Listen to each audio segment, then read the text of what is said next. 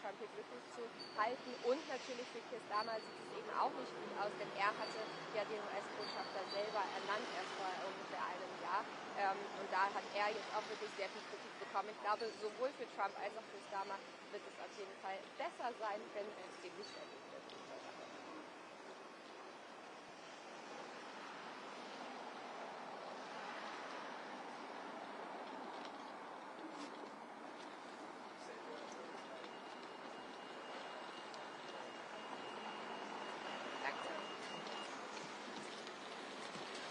Das war doch einfach. Das war doch einfach. Ich wusste aber ja nicht, was sie mich fragen. Du musst ja improvisieren. Ja, ich spreche nicht von dir. Manchmal schickt es die Fragen, manchmal schickt es keine. Kiss the breeze. Every time I go past here, I think it's the office. It's our trading estate. Ja. Ich bin so happy, dass ich jetzt hier den Spot habe, weil ich bin alleine. Ja. Wenn ich aufs Klo muss, Ja. würde ich noch kurz sagen, Ja, das ist so scheiße mit alleine. ja. Es bringt aber auch keinen Spaß, davon mal ganz abgesehen, dass es logistisch schwierig ist, aber es bringt ja auch keinen Spaß. Richtig. Ich gehe jetzt mal. Macht ihr überhaupt schon Checkers? Wir haben keine Akkreditierung bekommen. Und ist ehrlich gesagt auch besser, weil mit hinfahren und so und Das ist ein schöner Background. Ja, und Melania und Kate und so machen ja hier heute noch ihr Ding. Was machen die? Frogmore Gardens, erst gehen Camilla und Melania und gucken sich irgendein Puppenhaus an und dann gehen Kate und Melania zu den Pfadfindern. Was denkst du über das gelbe Dress, was sie gestern anhatte? Sie soll sich ja monatelang geplant haben, was sie anzieht bei diesem Besuch. Das gelbe Ding gar nicht, Das ja? sah nicht gut aus. Nee. War nicht ihre Farbe? Nee. Und dann der Gürtel dazu auch noch. Ja. Also meine Frau hat nur noch abgezetert.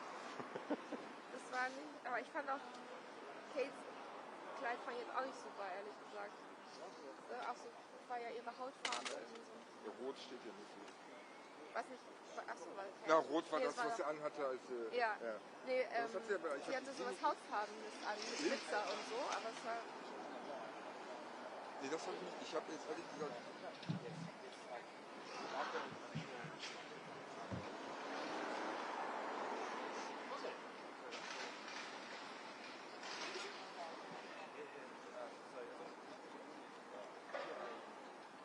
Ja, war okay, aber geht auch besser.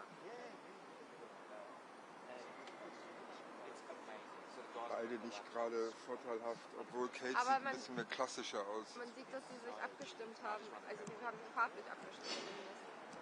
Ja. Weil davor waren sie auch alle in Blau am Tag. Ja, aber der Hut ging ja gar nicht. Ne? Der Kussschutz. Ja, stimmt. Aber vor wem, ja? Braucht man, wenn man das hat.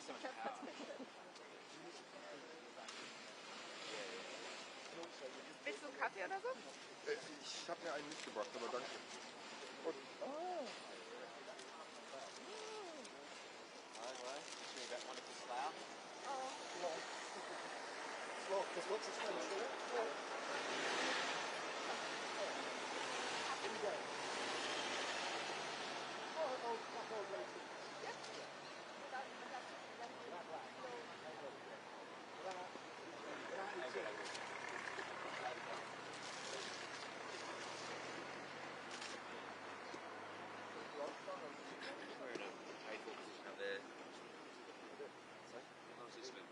Oh no, I've got not just dry eyes. Oh, okay. But walked into it last night. BBC Wales. Just chilling. Doing their hosting visit. And I'm like, what are you doing? And I'm like, we're talking about. Oh, girl. Any girl? Yeah, literally. You can see he's like shit. I kind of was hoping that it did clash, so I just put him out. But I'm actually not here for another hour. But well, we're not here for another hour.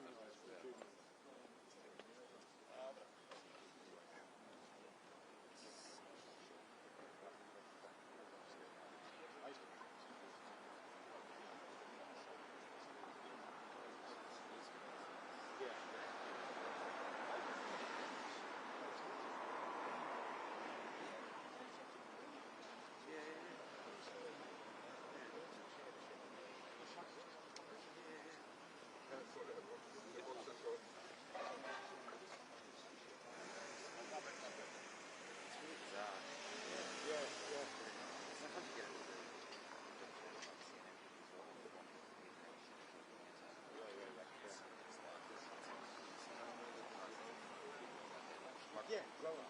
Get over yourself. It's not bad, is it? I was on that thing yesterday. And I shot the whole castle. Oh yeah, I saw that big fucking light.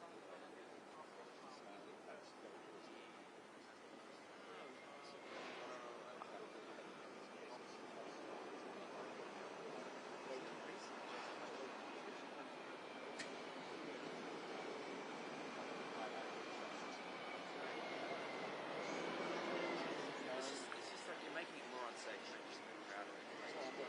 For no reason.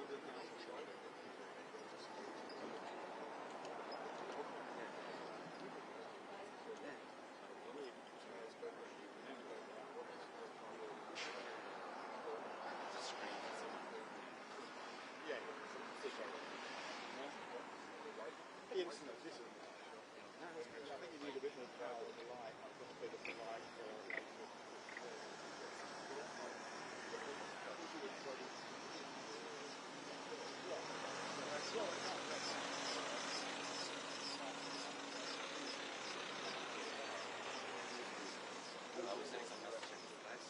Yeah, we're are you inside?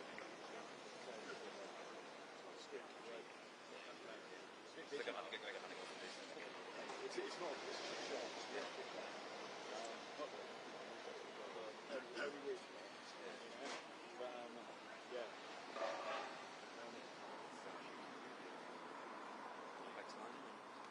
Mine's I think. I'm in Kent. I'm in some of the Oh, okay. Yes, exactly.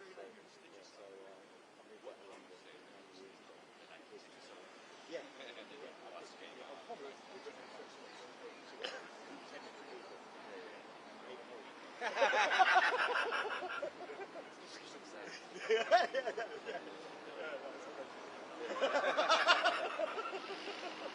So thank you anywhere else in the world.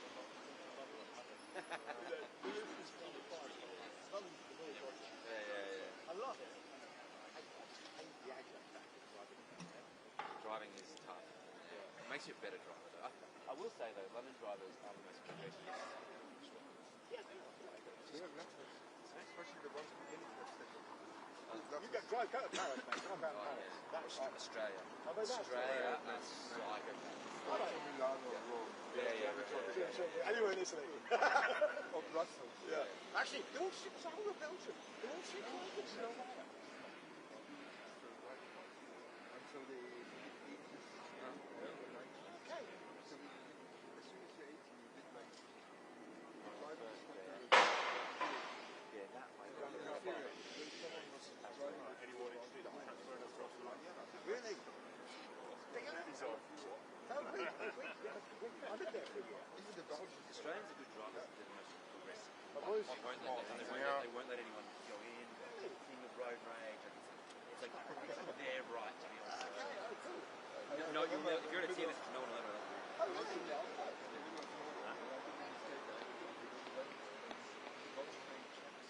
Yeah, we have literally people. No, they can't. So I think. Oh yeah, there's where the alley is. I don't think that was ours. Or it is, and they're not using that one. We bang in the way. Oh no, you're actually elevating my picture. It, good, right. Can you be a prop? Yeah, this is it. I didn't want to say it like that. Yeah, exactly. Yeah. As long as you don't wave to your mom, it's all good.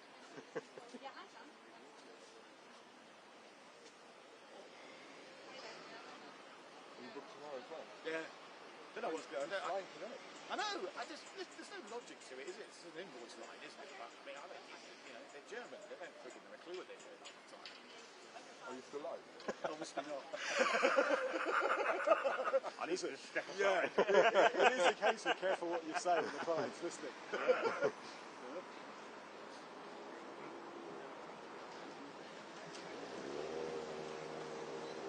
I've been called that before. The studio comes on and you're snagging up the presenter. Or you hear on the talkback that the feedback, they sort of say, I can hear you, they don't even know who it was. Oh, Victor. Oh, dear. It's him again. You think there's my career going spiraling out of control.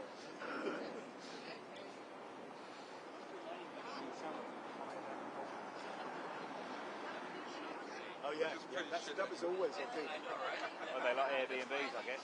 Well, the hotel used to always hire out the balcony hotel, right? as a basically the shooting venue, and that one up there as well. It's a big business. As soon as you mention the word broadcast, you're not from here, are you? No, no. Yeah, so as soon as you mention the word broadcast, they all basically. Are you Kent? Yeah. Oh, I'm from the Gros. Oh, nice. Yeah. They basically they charge stupid amounts. I bet. Yeah. There was a house there, a guy with a over his garage, in fact, and he had a shop. The other side of town, you can see the kind of not really well. He hired that out to a German war at the Queen's funeral, and he hired out about 5 years. That's about 10,000 euros a month. Yeah. This guy was quite a wealthy guy to start with. This was 10 years ago. Yeah. They did about 2. It was a joke. Let's get that one shot. So areas are here. The Vatican, obviously. Yeah. So balconies of the Vatican in the hotel are booked permanently. Yeah. By broadcast. Wow. Most of, CBS is out of money. Yeah. And they'll turn around and they'll do 8 million in there. Yeah. And they'll take the whole floor and the hotel will charge them an absurd amount of money. Go really use the toilet. Yeah. I very kind of water. Just all money. Yeah, that's it. Where are you based in Kent then? We're both at a cold officer near Alsford. Okay, yeah. We work everywhere. What do you? Across the whole county? Yeah. It's quite a central location to work out. Yeah, it is. Yeah. How Victor? Oh, cheers, sweetie. There we go. Beautiful. On it. Hello. This is Katerina. Nice to Nice meet to you. meet you. Hi. Where have you come from to be in this wonderful place? Oh, London. Oh, boring. This morning, Slough. Yeah. It's loud this morning. Yeah, You have no idea how lovely. We've come from Heathrow. Did you? Were we in a decent hotel? And we were in the Premier Inn in Slough. Not a decent hotel. Your network don't pay all the money then? They can do. They sometimes do. Yeah. No. Okay. Yeah. What money? We're paying for ourselves. So it's CBS. Yeah. CBS. You want to work for them? Netherlands. Yeah, evidently.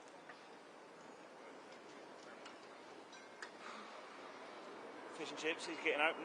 Christ, it's not even 9 o'clock A yet. little bit early for fish and chips. It is, isn't it? It's smell of it. Yeah, Isn't breakfast. it? They did that yesterday. Then at Hastings, as you know, Hastings seafronts, straight off the boat, or Dungeness. Fisherman's Wife's Hut. Yeah. Dungeness estate. Lovely. But I imagine that that's just loads of tourists going, oh my God, you can get fish and chips. Yeah, but not 20 quid a go, and it absolutely probably isn't right. It's all frozen. It's all Yeah. It's all crap, But then when you think how much the rent on that place will be, he's got to ramp the prices up. I imagine, he does a roaring trade. Oh, yeah, he makes money. Yeah. I mean, you see him, because of the road being closed, yesterday he was basically, they were walking in. Even if it's just for drinks. Yes. Well, where else are you going to go, sort of thing, Yeah. Huh? Everyone was busy, yeah. I mean, it's mostly us, isn't it? Basically, there's 8 million of us, and we need 14 cups of coffee before they can take their drugs later. You know what TV presenters are like? Such a hello. Let's hope his client isn't listening. Right, we're going to go this way. See you in a bit. Good luck. Nice one. I was busy eating my food. I didn't even notice that. It's taking a piss out of you presenters. I'm not a presenter. Oh, yes. Journalist presenters. Same thing. What? Okay, then. In Germany, there's a very clear distinction. Is there? There is. It's getting more and more blurred There's a here. presenter, like there's a newsreader, Yeah? basically just reading the news, Yeah. and there's a journalist. And the newsreader is not a journalist. What? Who owns the most? Reader. Yeah. Over here, it's become blurred.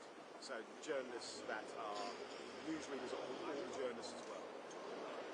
were journalists, but mostly journalists that have moved up the food chain, or some of them are forced into it. They definitely were. Most of them were journalists at some point. Okay, yeah. But it's like the main news show on AIP right now. Yeah.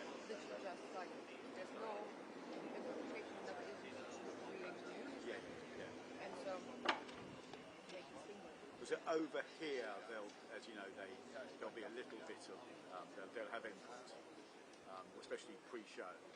They'll sort of say on the read-in, they'll sort of say that's not really what I'd say. I'm not politically. I don't want to go down that line. That sort of stuff. So they will write their readings themselves. It's all over the world, but we can't. Yeah, I mean nowadays news reading there's not the money in it. Very rare, very few jobs, very few of them earn the big money. Yeah. So some of the journos who are pretty boy journos will be forced into reading the news, or they'll do things or age forced to read. The quote, the number of black faces on there. Nowadays, it used to be as a regular lunchtime. After lunch, they calculate how many black faces there were on the street in the morning. 24 days, every day. It's bonkers. Isn't that in itself racist? I know they're trying to do it just to sort of get to analyse stats. Good to be aware, I guess. They are aware, but it just seems so forced, if you know what I mean. You know?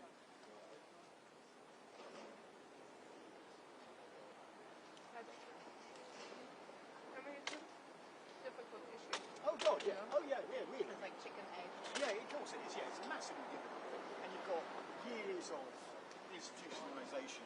This sort of like the same sorts of people doing what they've done, and suddenly you're trying to change things to make it more open to other people, and that's you've got to depend on who's got the swing.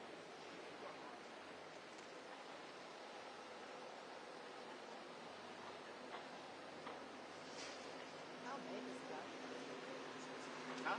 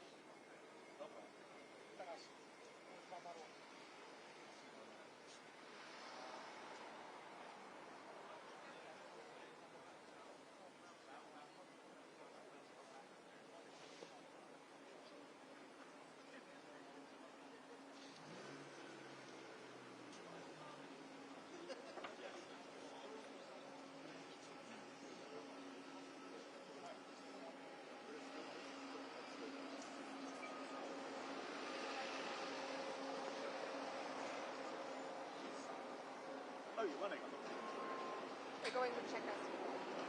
Who's going? They. Oh, okay. But Really? they're not accredited because they're not there. Pointless. Really?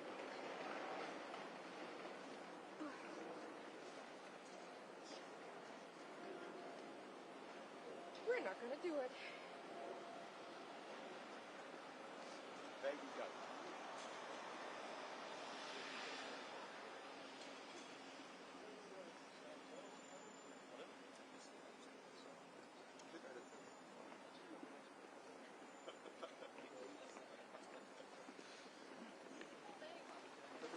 Yes.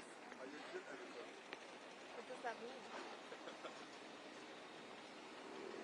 What does that mean? Yeah. If you shoot on the cars, you have clips. Yes. So when you edit, are you just going on the clips or are you merging them into one big? Eh?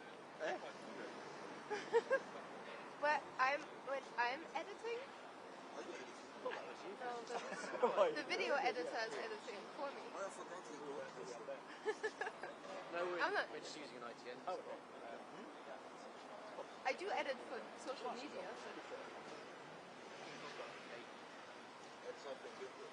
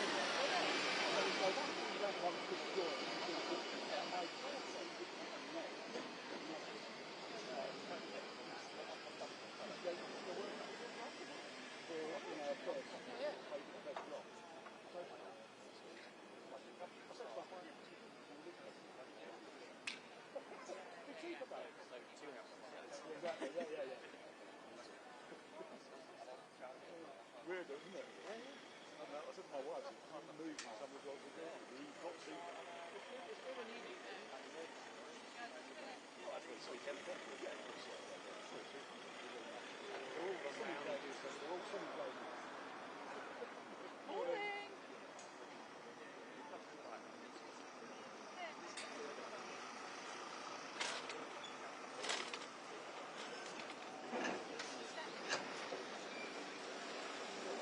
That was overdue.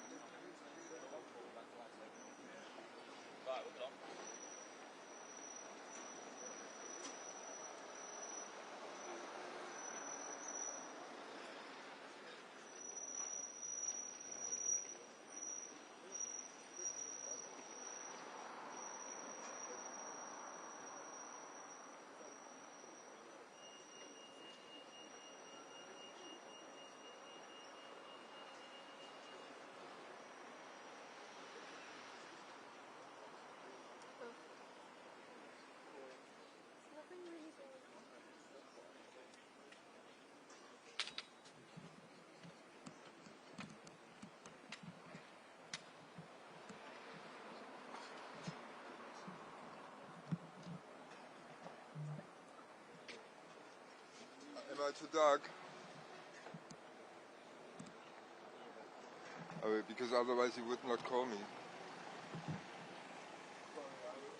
You've got to look in the viewfinder every now and again.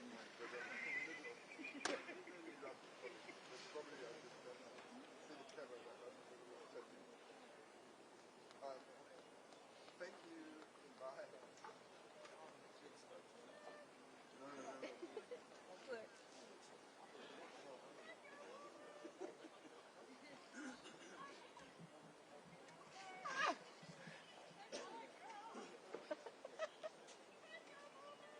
That's your mum, yeah?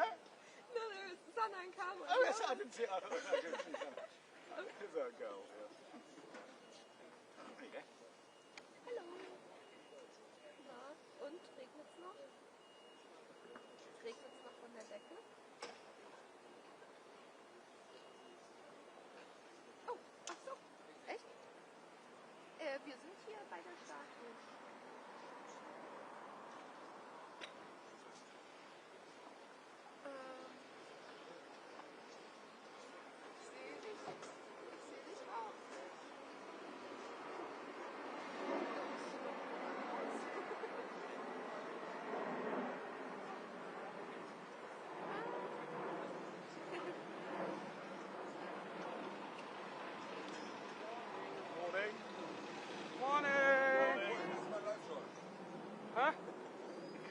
Underexposed, don't worry, don't honey. You couldn't see it.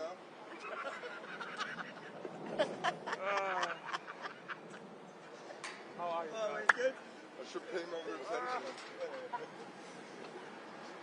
How are we? Good. Very good before you came. Yeah.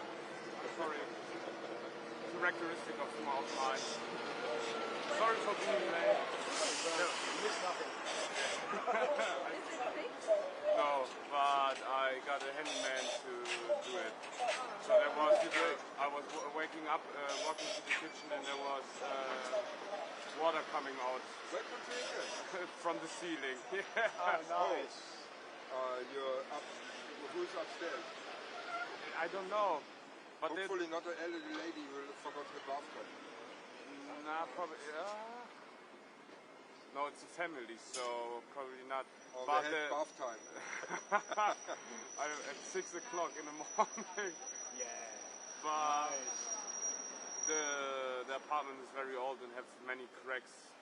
And there's everywhere like these cracks where water's coming out. Listen, I had once, I was looking for a flat, and talk about cracks. There was this window, there was literally, you could look through the window, you know, also der Rahmen, und der Rahmen war quasi verzogen und so eine, yeah. So we're supposed to look. Yeah. See, I got that, yeah. I'm with you, yeah. I was a bit slow, I think. You're slow. Me, I made a very funny joke. You made a joke. Wo wohnst du denn? In Highbury. Is that who? Highbury is right? Yeah. Probably not the place he's staying at, but Yeah, my roommate is on vacation. Roommate? You don't have a flat on your own? No, I have like a Harry Potter closet where I'm staying. Oh, really? Yeah. Got the box room, yeah? Yeah, like a box room with a bed. You're working for RTL, so you're not going to be watching that room. We've all been there, haven't we? I slept underneath that. And I've got our food. Oh, you went to the good one. Wow. Oh no, that's just the What? leftovers from yesterday. You think we went for the Swedish, went. you know, gourmet bakery, you know? Anybody wants a banana? Go ahead. I've had one already, actually. I just had a cheesy toasty. Very good. Du hast ein Loch in deinem Knie. Ja, ich hatte Motorradunfall. Mopedunfall. Und dabei ist es leider gerissen. Sieht man ja nicht. Genau. It's like... You can sit here if you want.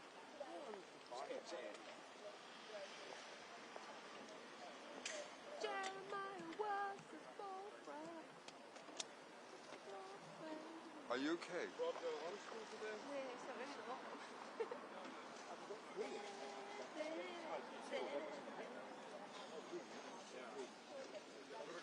Huh? 10 o'clock apparently.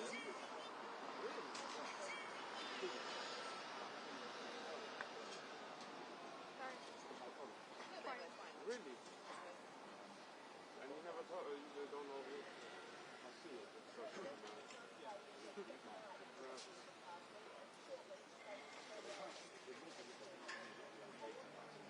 Wo ist Uli?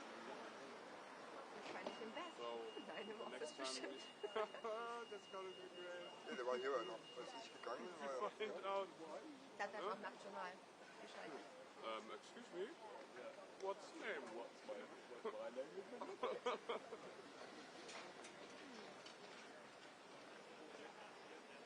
We can't do today. No. Already, then come on. Yeah.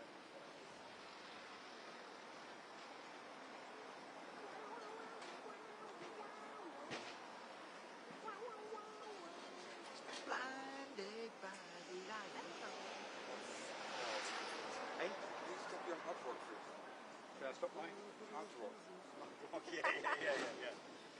When you're back, do machine. You know what the worst thing is? Maybe it's at the moment on Avicii. Did you ever hear that? Avicii? Yeah. Wake me up when it's all. He's dead, no? He's dead. He stopped himself, yeah. Avicii? Avicii. He's a Swedish DJ. It was. Okay. That's sad. Well, she gets into some kind of Vielen music and then she listens to it 20 times. Oh, same as Mel. Same as Mel. Yeah?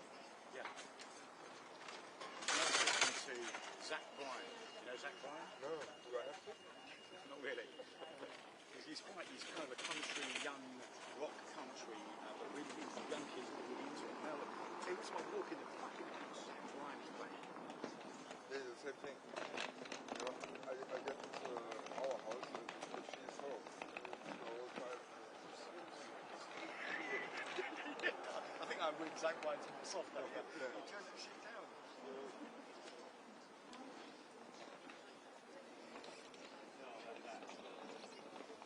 How much sleep do you got? I've got a good night's sleep. Yeah? We drank till about midnight. No, of course we didn't. We had a bottle of wine. Yeah?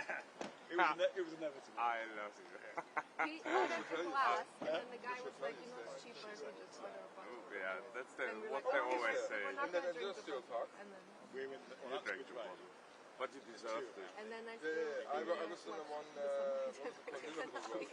No, we were on Oxford. So I slept And for then 5 you hours. also went on social media to read about that. I knew exactly what's going on in your mind. What's that? Last night? Yeah, she's watched The Summer I Turned Pretty, and then And then I Okay, posted about it on Instagram, and then I went to bed. Yeah. About what? The summer I turned pretty. this hype series, new series. It's Everybody's stupid. watching. It's really stupid. But I I'm had not to, down I had with to the watch kids it. anymore. You are. Yes, you are. We're all down with the kids, aren't we? Don't get generation is that. Yes, like Yeah, again. I live with two of them. Yeah. Oh, two? I'm not Yeah. Zach. You're millennial, even worse. I'm Zed. Are you? I'm Zed as well, yeah. I'm Zed, yeah. Yeah. Big it up, Zed.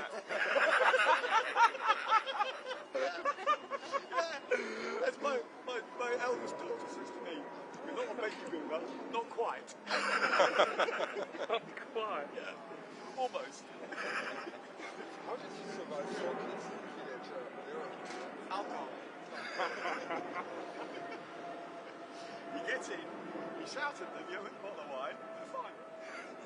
My daughter's 15, my boy is 13. They're driving. Yeah, they do, yeah. They did get better. I mean, I mine are better. Yeah. Mine are in their early 20s. They become normal again. My son got much better. No, I'm just kidding. No, they do get better. Yeah. It was like the tunnel, isn't it? Yeah. They actually, you go to the pub with them. You go to the pub with them.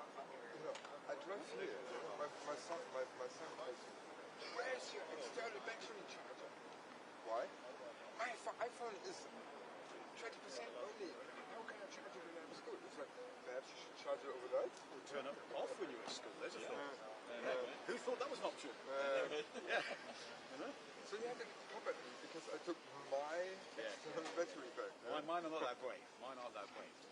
but they'll so they would sort of ring you at all, like, so you know, obviously you pay for everything, which is the norm. And mine are all adults now. So the youngest is 18, he's off to university, so the oldest is 25. So I say to them, like, if I ring you and you see Dad come up on your phone, I might ring you for a chat, and if you're busy, don't answer. But if I ring you, use whole words. They're like, especially the boys, it's like, use whole words, because I won't get it otherwise, you know. It's a verbal communication thing, you know, it's still a verb. Yeah, but you can tell when they are interested in a girl, because they have a shower. Boys. Oh, yeah. If there's no girl on the scene, he is not showering for 3 days, so unless you tell him. Yeah. Okay. My youngest, he's Nick, he's 18, he's just gone to university, and he's you know, gym bunny, fit, good looking, you know, and basically with your jeans. Yeah, I know. Yeah, I'll let you have that. He basically, you know, with girls, so he's always been kind of cool with the girls. Yeah. What did you mention? And that's more male, isn't it? Yeah. And no, it's me. All right. And anyway, so he when he was about sort of 14, he said to me, we were on the street. We've all been quite close, you know. Did you like a leather jacket? I said, yeah, there's a high chance. I said, why? He went, it's a girl. I said, yeah, okay.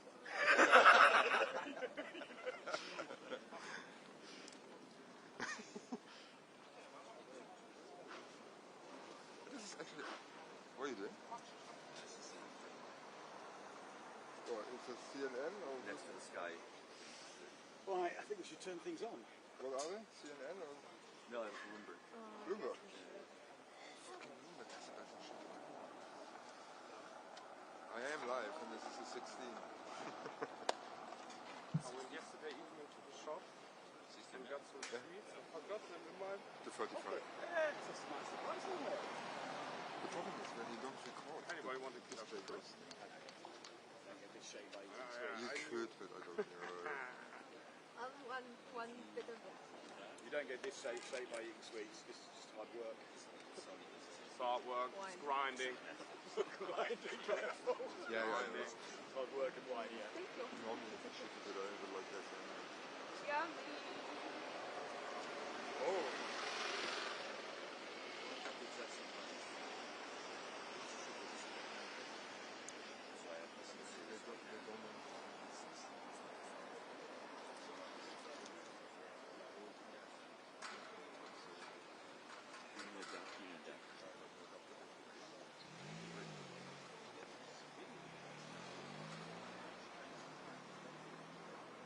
Have I done the live already? Yeah, it was great. It was your best ever.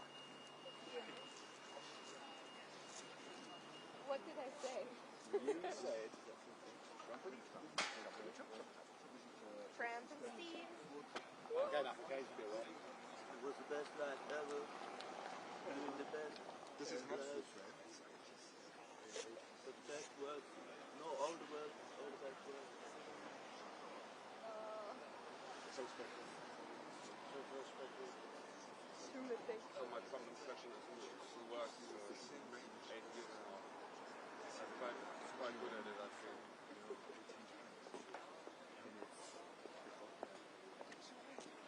It starts at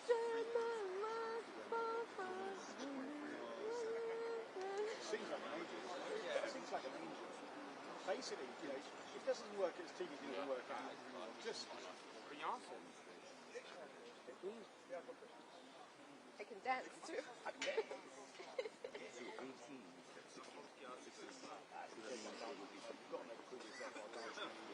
Huh? You've got to make a fool of yourself. Well, yeah. That's the whole point of it. I just jump as far as you should. Exactly.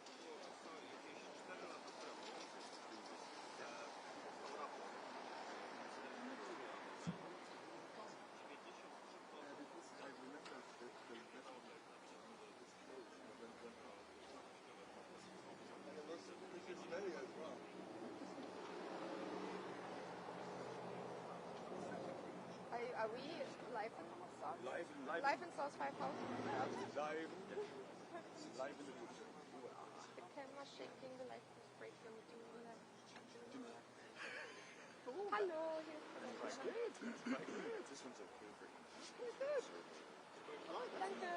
Carsten came up with it. That's quite good. Yeah, of course he did. Do this the whole time.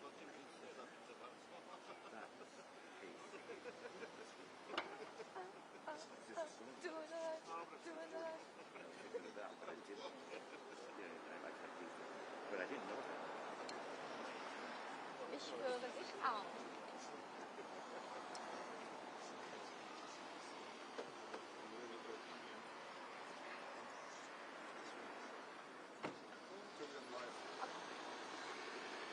Oh, go past. Don't worry about it. We've got ages. We can go past. But don't stand there. Okay, danke.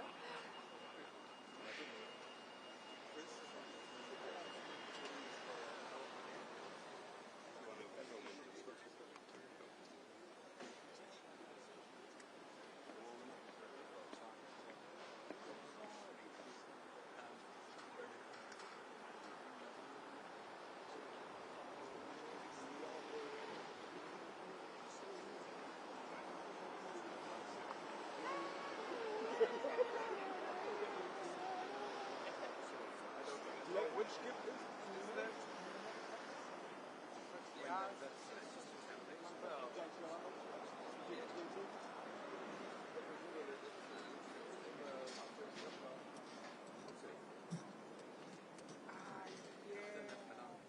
He is great. You're not going to drive past my house on the way to your house, right? It's not in the right direction, but That's what I feared. if you want me to, No, that's okay. you want me to? No, it's okay. Days being Makes no together, sense. you want to spend longer with me. Huh?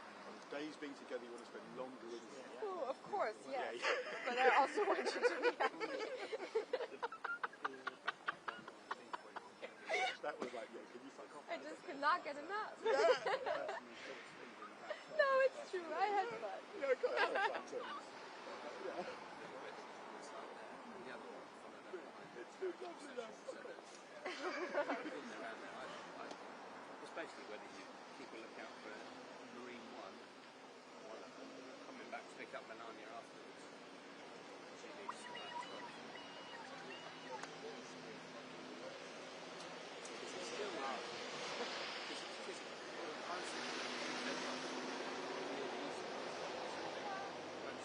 Them's the brakes. Them's the brakes.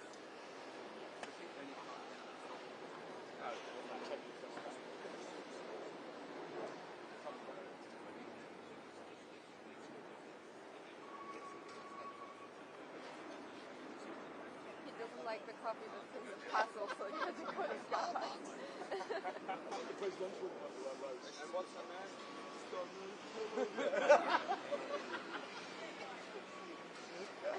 Still not running all of it.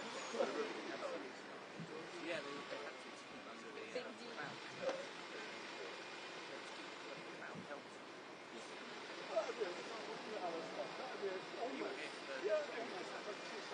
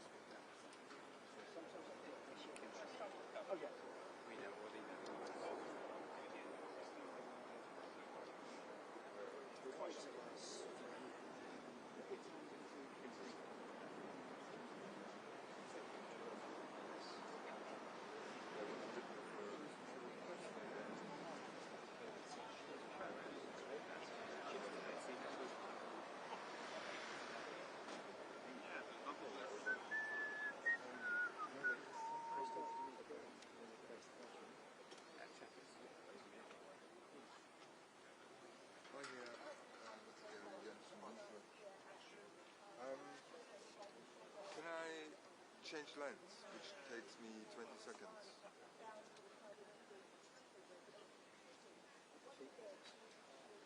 Sorry, I love the feet. yeah, it was cold. Yeah, great idea though. Okay.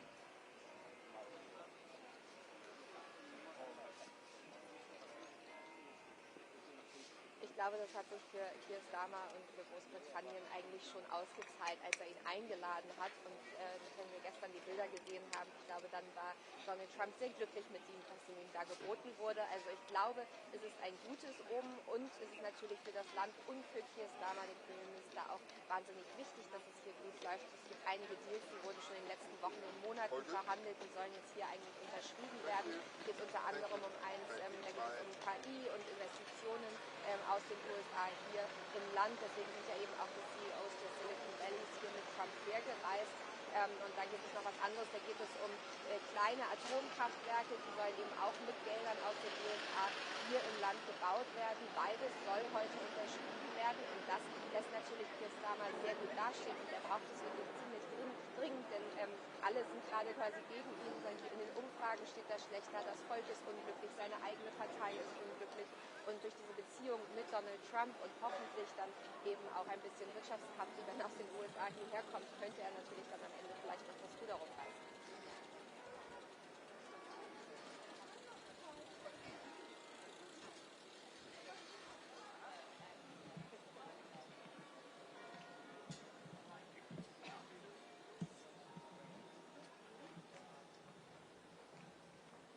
Ja, das Wort Epstein ist einfach so ein bisschen das Ganze hier überschattet, aber worüber natürlich niemand spricht, zumindest nicht hinter den Mauern von Schloss Windsor. Ich bin mir sicher, das ist eins der Themen, wo gesagt wurde, darüber sprechen wir hier auf gar keinen Fall. Wir haben ja am Dienstagabend hier gesehen, da wurde an das Schloss hier neben mir ein Foto projiziert, es war eine Protestaktion von Trump und Epstein zusammen. Daraufhin wurden 4 Menschen festgenommen und ich bin mir auch sicher, dass Starmer ungern über Epstein sprechen will, denn er hat ja den US-Botschafter selber ernannt und hat damals schon große Kritik bekommen. Da wusste man noch gar nicht, wie die Beziehungen eigentlich zu Epstein gewesen waren und jetzt steht er natürlich deswegen nochmal massiv unter Druck. Also das ist, glaube ich, ein Wort, das wollen beide hier heute auf gar keinen Fall hören.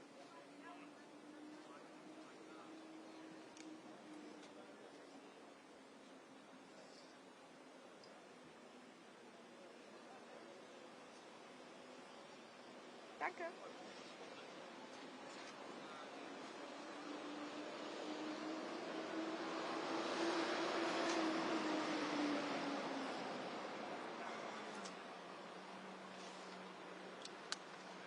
Alle halbe Stunde oder stündlich? Stündlich. Was geht da noch?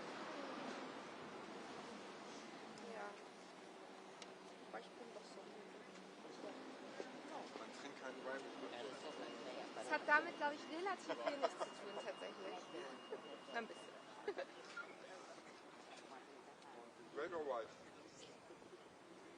White. Last night, red, wasn't it? Yeah. Red. Don't I hope remember. French or Italian? Exactly your South American. Okay. Oh, I thought that was French. It originally was. South American's a bit better now. Oh. French Malbec is slightly different. It's slightly more tannic. Yeah. They still make a lot of Malbec in France, but they normally use it as a additive to a different grape. Okay. We were at this summer in the Loire. Yeah. Yeah. But you like white? I like rosé. Do you? Okay. I should have gone to the Provence, but Yeah. we only had a week, so we Yeah. took the tunnel. Yeah. 6 hours fun. Yeah. Now, Fun fact. Huh? Fun fact. You can drink as much rosé from Provence as you want, and you will never get a hangover. Utter rubbish. No, I've tried. I prove you wrong. Yeah. Utter rubbish. That's just I've proven this concept I many, find many white times. gives you a worse hangover than white or rosé, because they're both the same thing, basically, than red. Red is like good for you and makes your body clean. Yeah, right. I remember I had too much red and made the toilet not clean.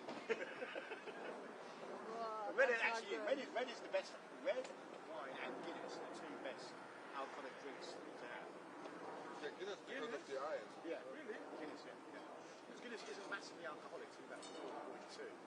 And the iron. Yeah, for Germany is then unheard of. I know, yeah. We don't do this for I know. What is this 4.2? 8.4? We're doing 10. Go on. No, thank you. 10 o'clock, 11 o'clock, 11:15, 12.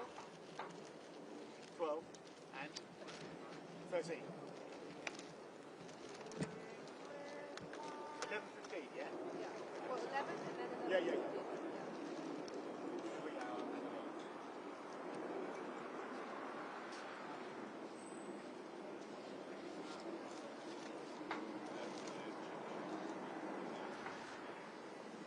Das ist so norddeutsch, was du da gerade machst. Ne? Fliesenerz, ja. Ich will nur noch so die, wie heißt die nochmal? Strandkorb? Strandkorb? Strandkorb, ja. Liebe einen Strandkorb. Mein Vater hat sich einen gekauft für sein, der Arme lebt ja an der Ostsee. Ja. Hat sich einen gekauft für seinen Balkon. Nice. Ja. Oh, richtig gut. Ja. Da kannst du halt auch noch im November drin sitzen, wenn die Sonne scheint, weil der Wind wird so abgeblockt, dass es trotzdem warm ist.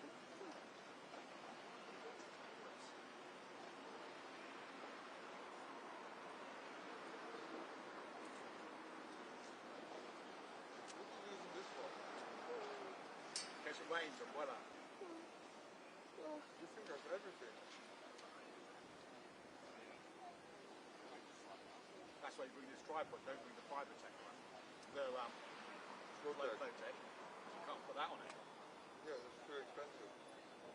You can't clamp it on with that snapping it. Yeah. A lot of houses get Flowtech. Yeah? Flowtech. And our head of panels. Well, they are very expensive, aren't they? I know. And we don't have the height. No, agreed. They're really good in terms of speed. Yeah. But the height isn't it? I think the height The is. weight, the speed, Yeah. but as long as you do height.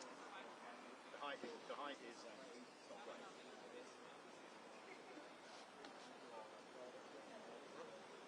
Showing off this Flowtech. They're nice, though. I've got one. I don't. Yeah, I normally take the Flowtech ordinary stuff. I take the Flowtech. But for this, that one, you need to.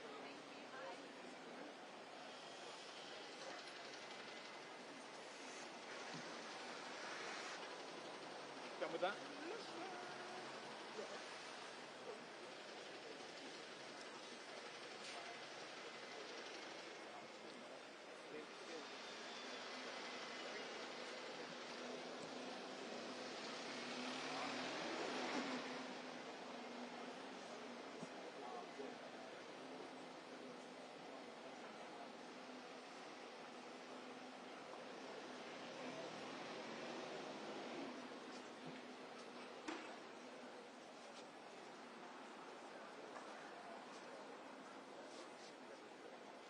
bist du in London?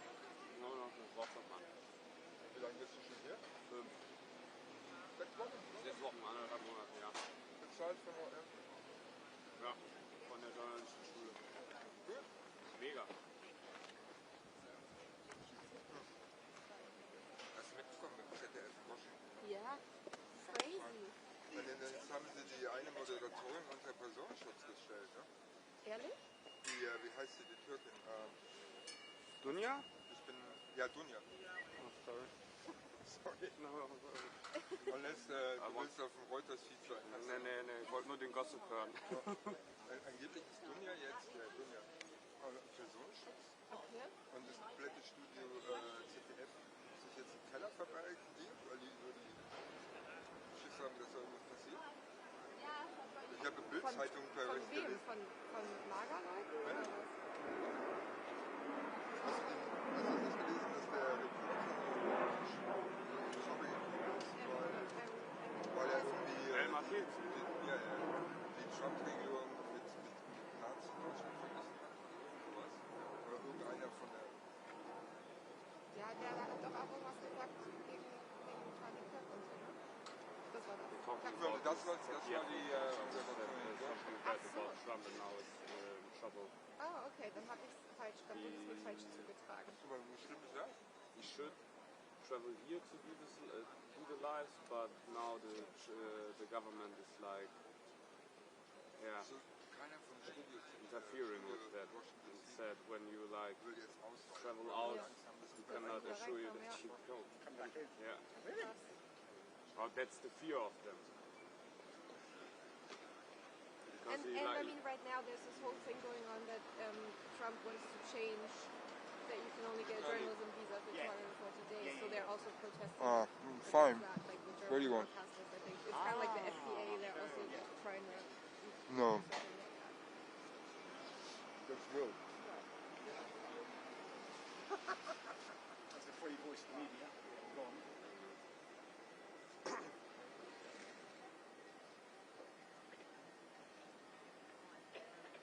Justice gone, media gone. Democracy over. Yeah. We're laughing about it. Okay. Be happy. Just for you. Happy. Okay, good. Bye.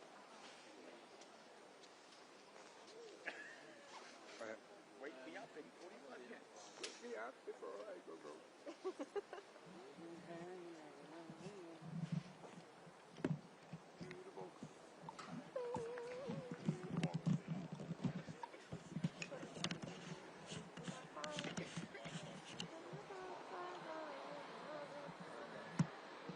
The song of my funeral.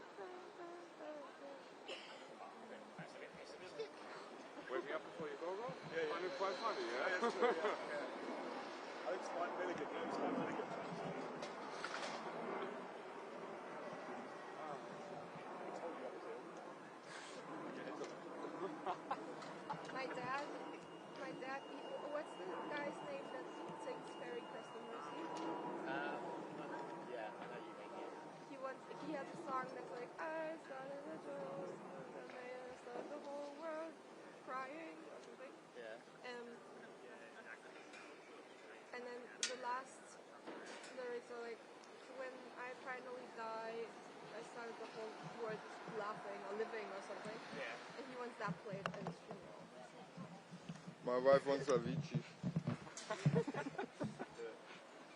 I want Frank Zappa. Frank Zappa. Frank Zappa. What's that? What's that? Remember Frank Zappa? Really? The guy who's sitting with the beard and long hair, who's sitting on the toilet? You don't know that? With the sensational mustache. Yeah. Sing it. And there's so many songs. Sing the one that you want to do. It's too late.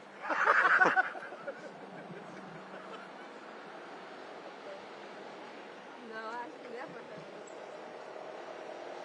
I can't sing the same one.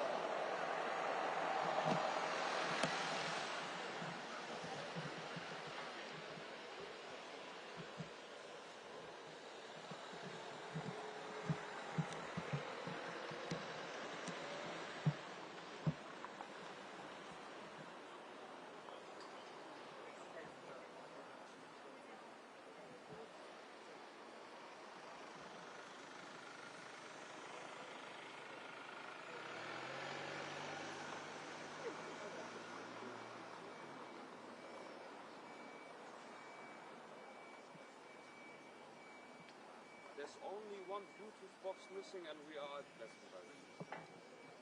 Just from our imagination. Oh, okay, yeah. Go and get a sheet further.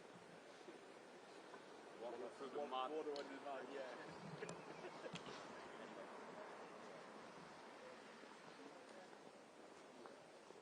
Where are you, festival guys? Working. Working. But not privately?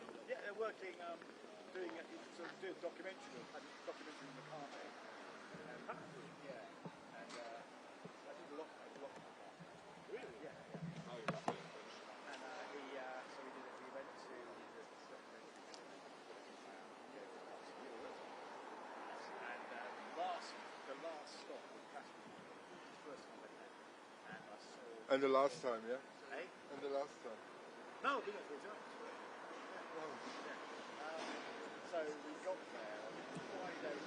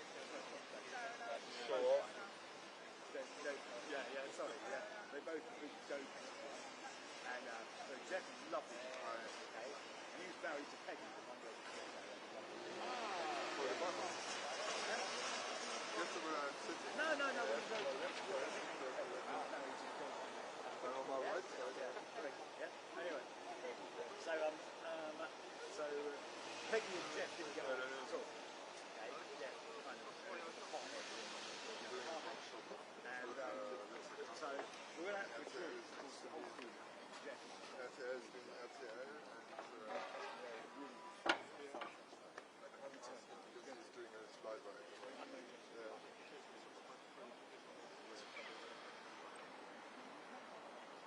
I will.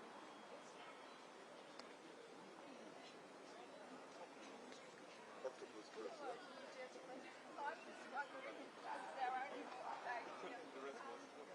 From who?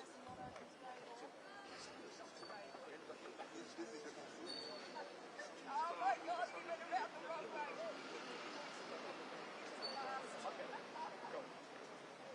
Oh, thank you anyway, guys. It's a long time, it's a long way from home.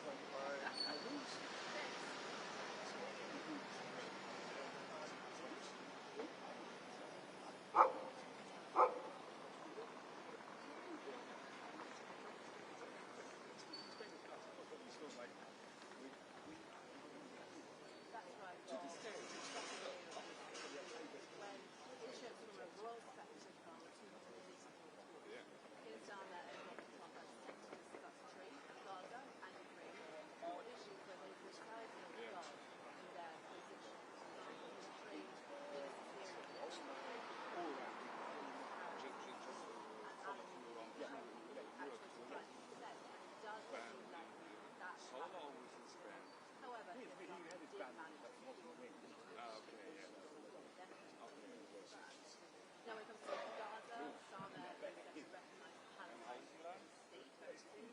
While Donald Trump is happy to give Israel carte blanche to the Middle East, international outcry.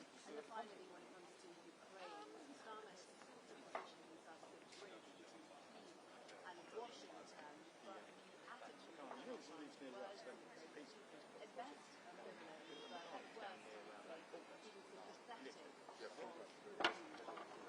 So that's fair. Doesn't mean it does stay. Now, also, after most probably the portion of the royal US with a party Prince Daniel joined by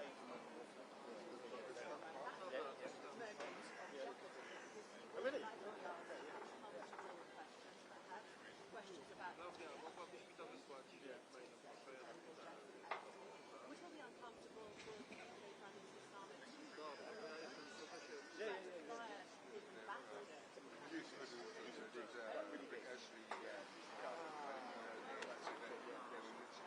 Everybody.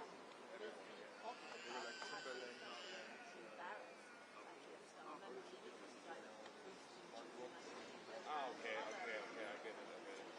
They were kind of the people in the 80s and 90s. Behind the big stuff.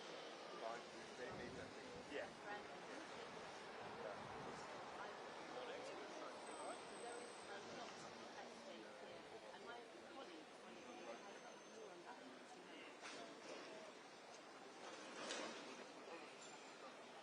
Yeah, weirdly. Yeah.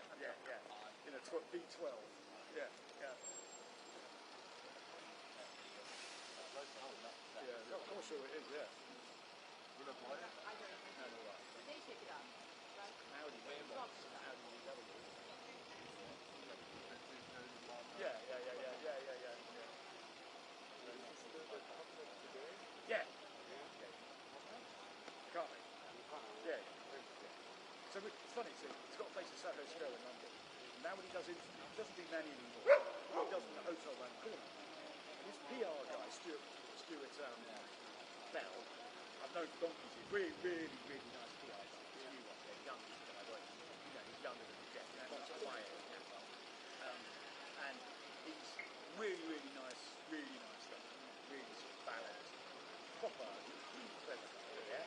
Runs his own business, looks after the car, looks after a few others, like the guy from Take That, what is it?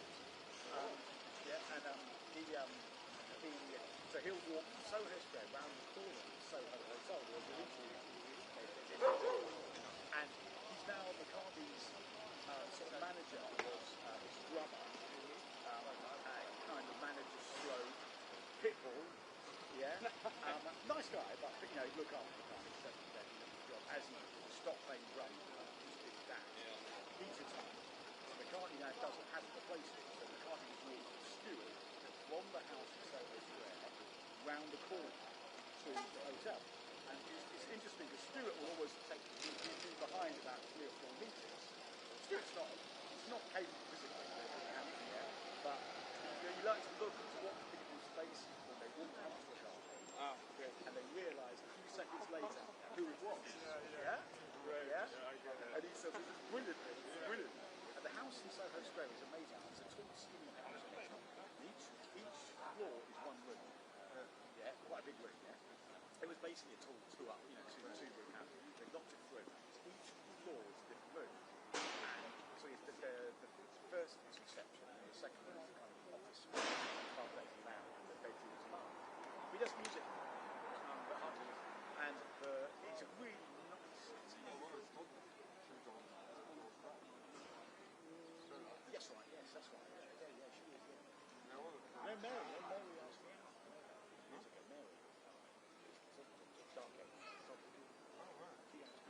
She asked you before you got. Yeah. Up to that.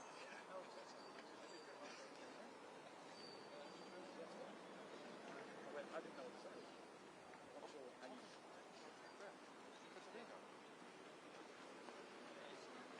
See that what Take That is doing now? Take That? Really? Want you back for good. Soho Hotel. See what I did there? Soho Hotel. I forgot that. Yeah, good. Up for Stutty Records.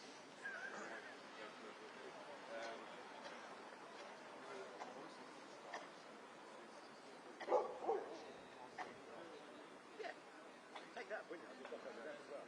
We So it's only the barrier of the PR guys. Yeah.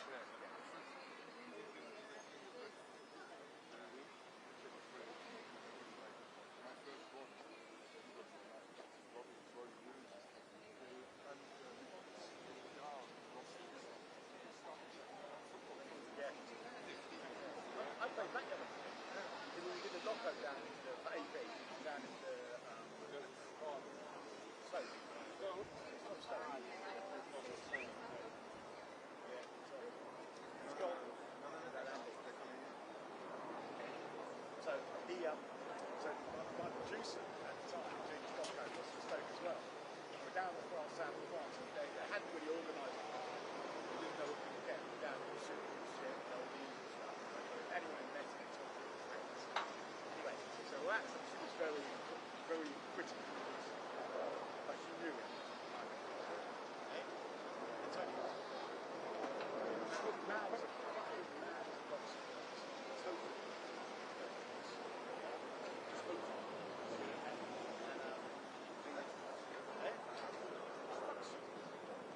She's off to Spain now.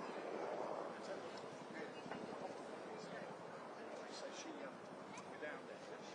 She's just basically up now. She's 2 weeks here.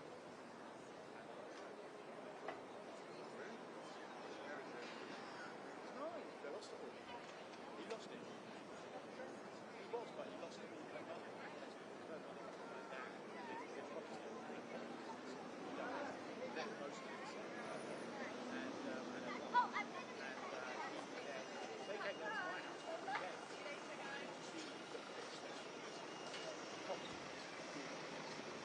Basically, massive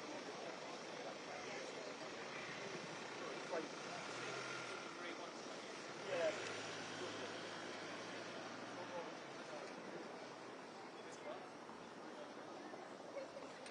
But we should see right now. It's nothing there. He's a nice guy. Sad, lonely.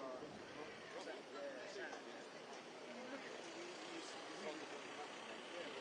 Yeah, and then like some of my stuff is really but he let down and we're at the steps.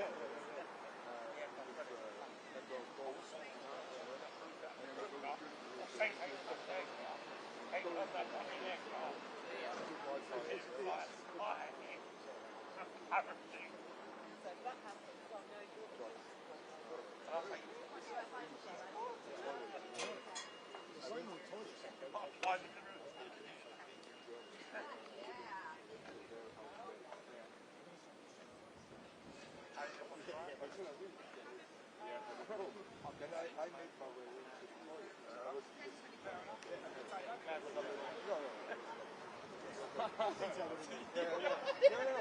That's the reason I had to make it the fucking queue. So I go in, and I lift the thing.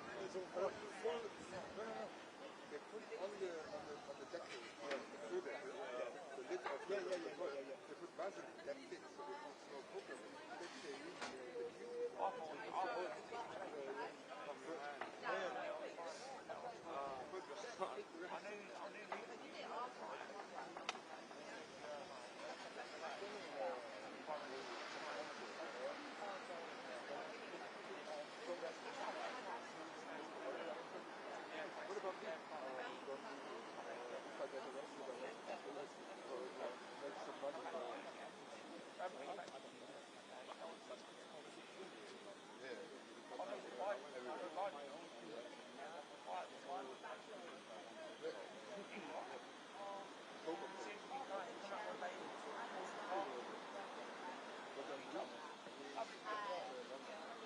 Oh yeah, something.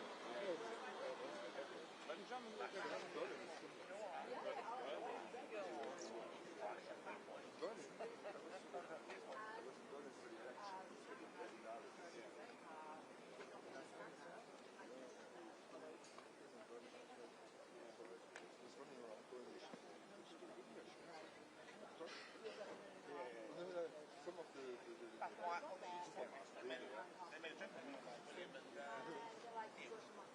of the old museum because it's so international. Yeah. I've had the same experience. And if you go to shops, you need to order in English because they want to get your price.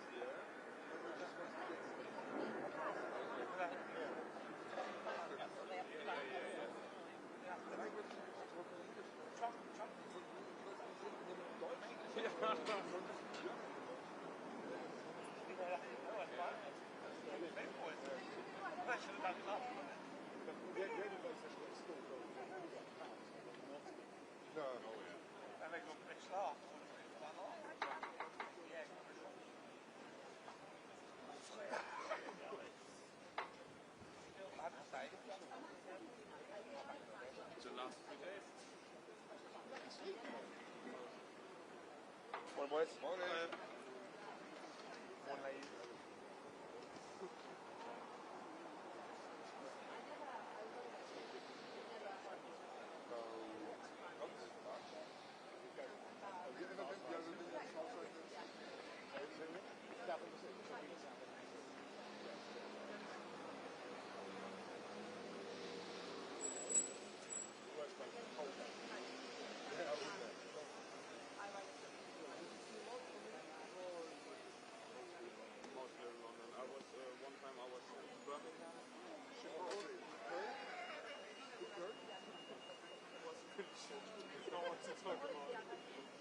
Was for on the Osborne? No. We were hoping, the Brits were hoping historically that in the Second World War the Germans would form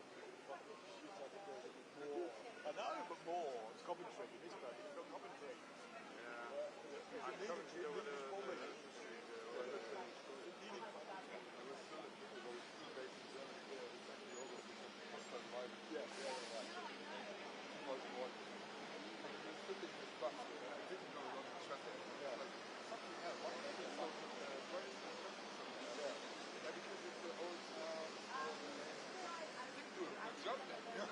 And the whole bus went silent. And then we started all bursting out laughing.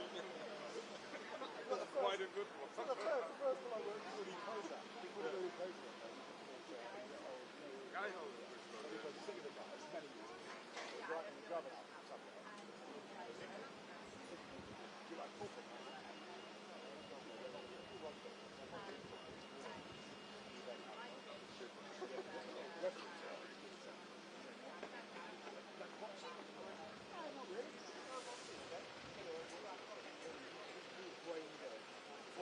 What can I talk about?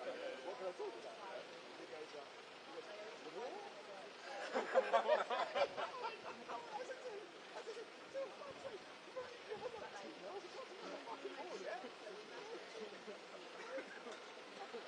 Like the list in his head is going football, boxing, okay, then war.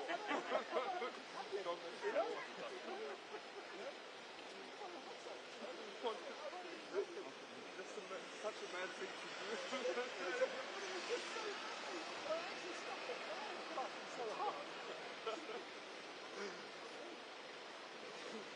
Heading to a party, like with the boyfriend of your girlfriend's mate.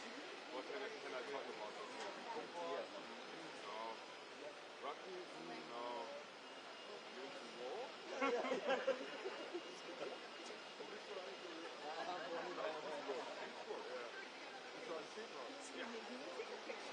So quite good day moment for me.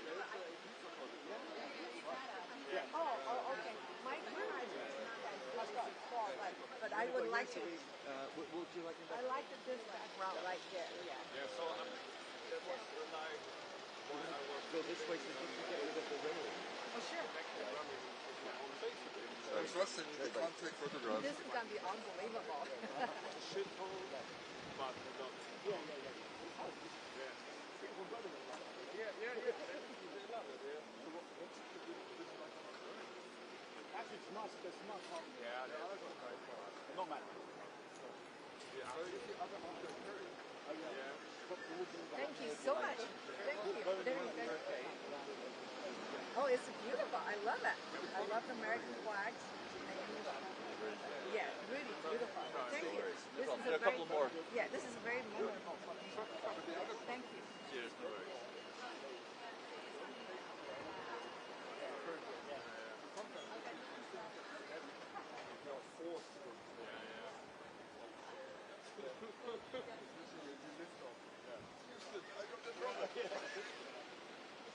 Yeah, we were doing a story about some US woman who tried to kill the man in Berlin. Oh yes. But she, yeah. Yeah. And when I was in the system, I was based in Berlin. Yeah. We did a story for HBD. Some they put their baby into a fucking freezer. Yeah. So HBD. Perfect actually the story, yeah. No, we went to this council tower. It's always a council tower. Up the stairs, down the stairs. We go up.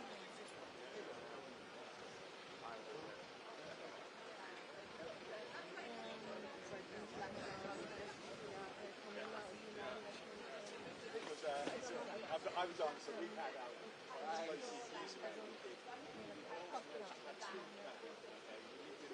He lived in Manchester, old boy, absolute alcoholic.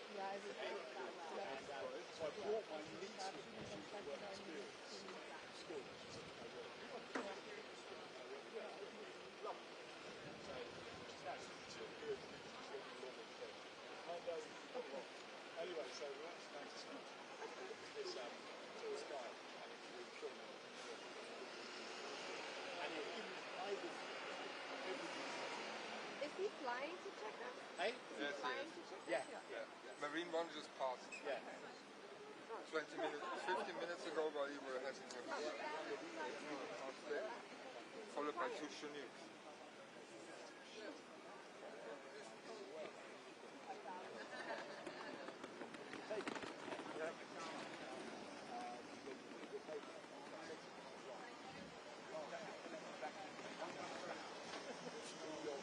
All these little red brick houses.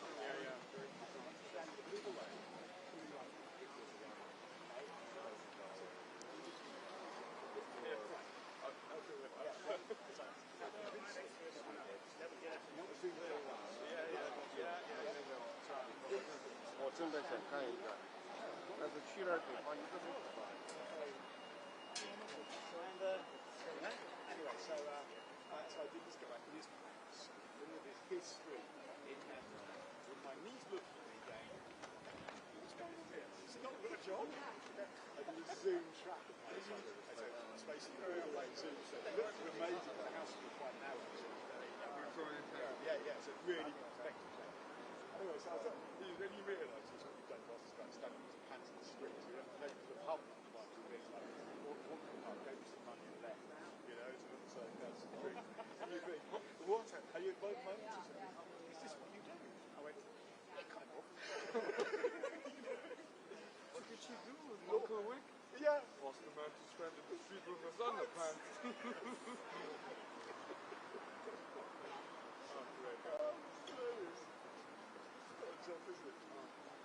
Then my eldest, my daughter came with me. She was in Rome. She met Madonna. She met the monkeys. Yeah, in 1 week. And she interviewed, because the journalist didn't turn up, she interviewed who's the Spanish actress? No, lady who's big in the PETA, the anti-fur people. Penelope Cruz. No, Penelope Cruz. I said to her, I said to Simon, I said, right, you ask the question, I'll tell you the question. She interviewed her. That's a great picture. But one of the photographers took a picture of it and sent it to me. Yeah, Abigail. Yeah, so she was in work. Yeah, work experience with it for a long time ago. Yeah, so until next Easter. Then she goes, then she gets paid. She goes to Australia? No, she's got 2 more years of basically getting paid shit money over here. And then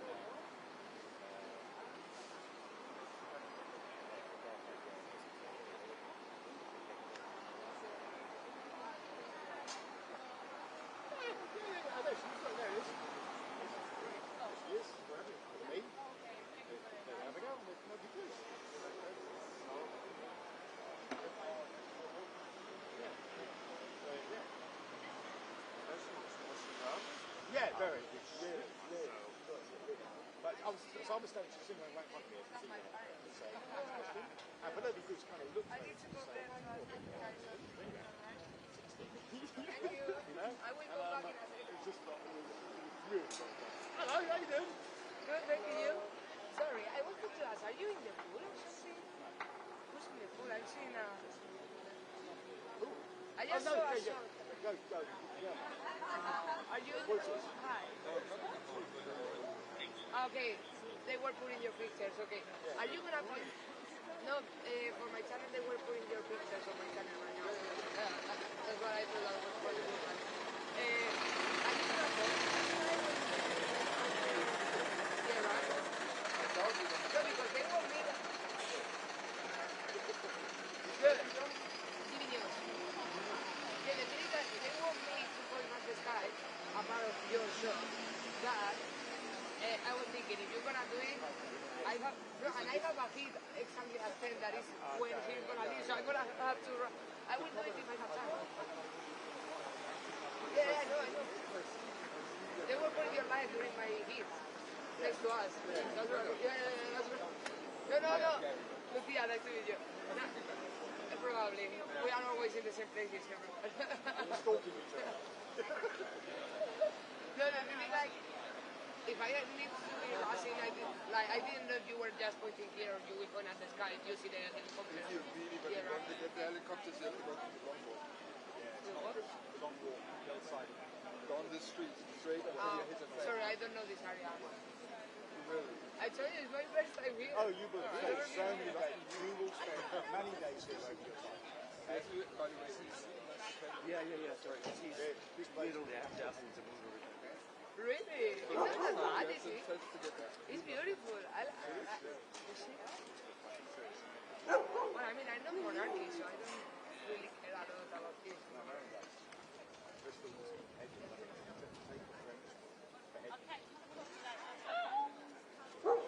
We can televise it. Okay. Pay per view. We can do that. Start with that. Morning, Victor. How are you? Not bad, how are you? Oh. Yeah, same here. Everybody's so happy. We're sick of it. Okay, I will figure out. Go for To be fair, if I have time, I will do it. If I don't, I'm not gonna rush. I've been working for the past 3 days, like 20-something hours. Yeah. We're so chilled, we don't. Thank you so much, guys. See you later. Yeah, right, yeah.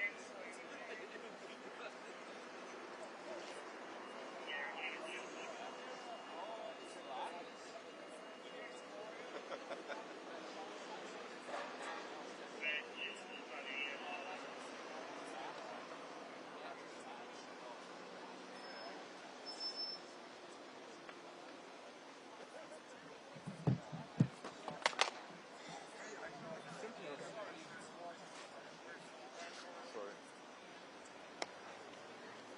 At least I'm not hitting you. Yeah, Yet. thank you. I'm working on it. Don't worry, I'm not.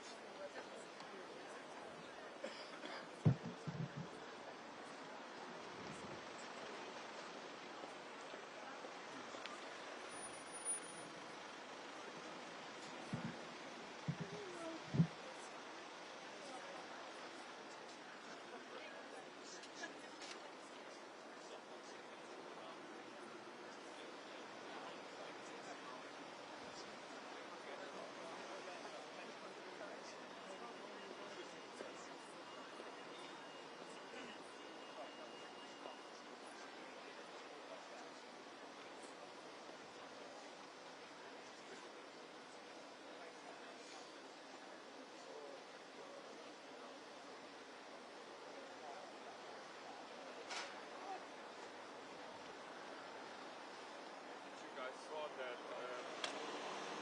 they put down the Jimmy Kimmel show. Yeah. What? That they put down the Jimmy Kimmel show Yeah. Why?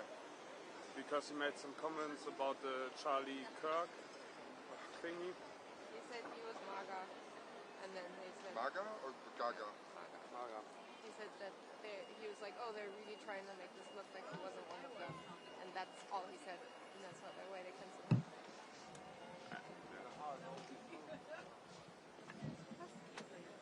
It's the end of the world As we know it. It's the end.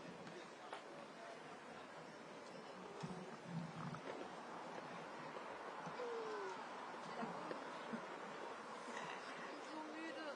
Ich glaube dir das. Wie lange musst du heute? Müssen wir heute? Wann? Wissen wir noch nicht? Okay.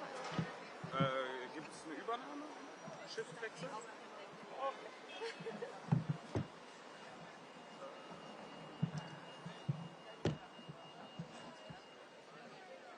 So this guy over there, I was already here Tuesday evening when Trump was arriving, and I was talking to him. He was talking to the manager, and I was interviewing him and asking him why he was here. And he was like, "Yo, I'm not a Trump supporter. I'm just only welcoming Trump and your good hospitality and he's walking around with the MAGA." If we go live, they said to go live a little early so you might ask me things. Really? Ask you things? Yeah, I know. What the hell is that all about? I know. It's so rude. Mean of them.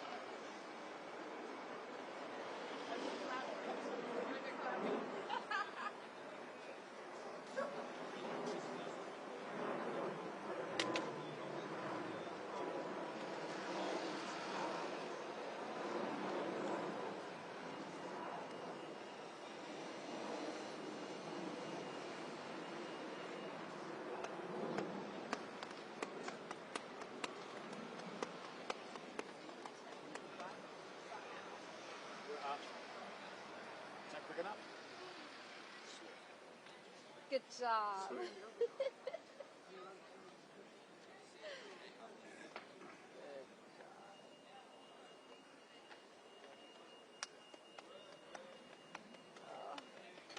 It's getting worse. It's the cumulative.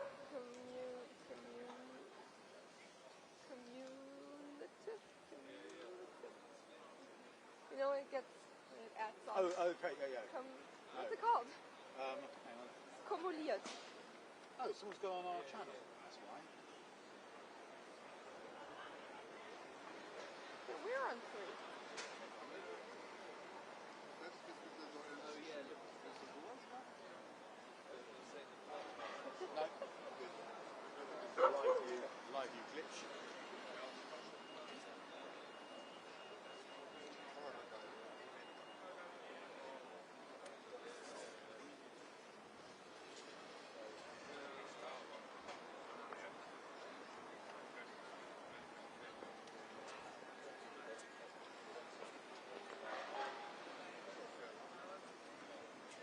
Servus, it's me again.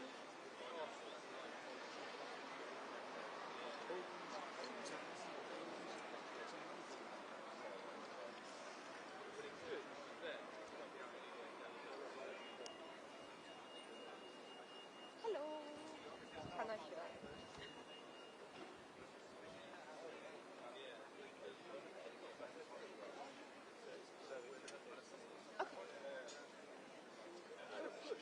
Go for it.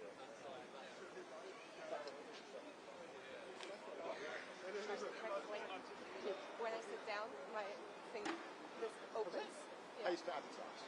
Huh? How used to advertise?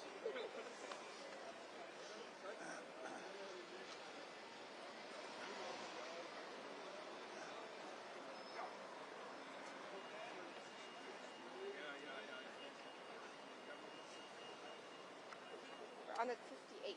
Okay. Yo, biggie. And then I think we're on until he lifts up in the air. Okay. Really yes.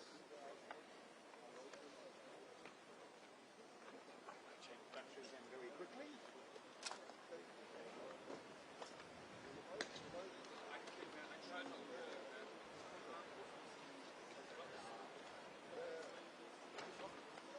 Okay, so give you another 25 minutes.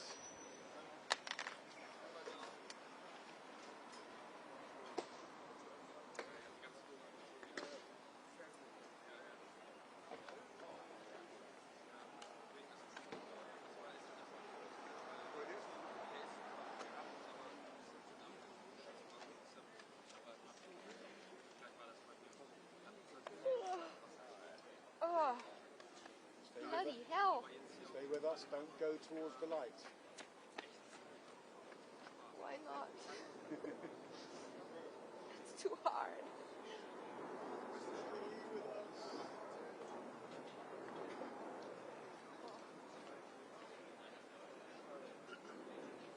My brain is just not really active. I feel like only a tiny little piece of it is working. That would be the lack of sleep.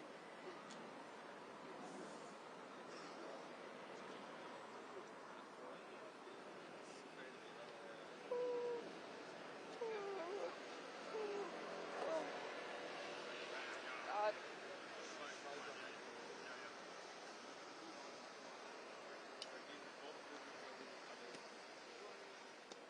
Look at that cute dog. Look at that.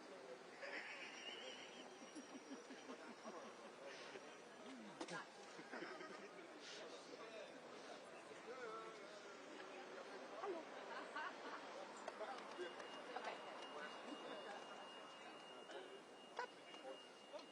2 minutes. Lukas, kannst du mir noch was Sky News anmachen? Nee. Ja, kann man doch auch gleich wieder machen, Mann.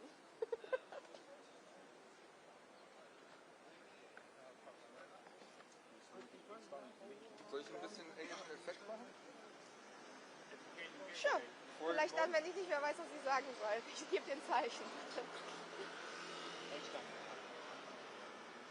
Oh, I'm sorry. I'm not that stupid. I wanted to do a little bit of the November fog.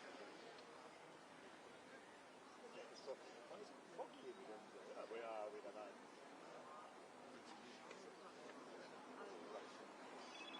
And then it's November. Yeah. All of a sudden. Yeah. At AC1E. Vic, is there anywhere where we could put this? I'll put it there. Hello. You see that? A little. I'll hold it. Remember the time when you guys Okay. didn't have a line, you could put the phone in. Yeah, it's true, yeah. Hang on, we can do this, Sie sagen jetzt, vielleicht gehen Sie doch nicht auf die Live-Bilder. Also, mal schauen. Aber so ist okay. Ah, okay. Hang on, I'm going to do something. 20 seconds. That's fine. Do your first slide, then you can come back to it. Perfect. You see that? Yeah. Very good.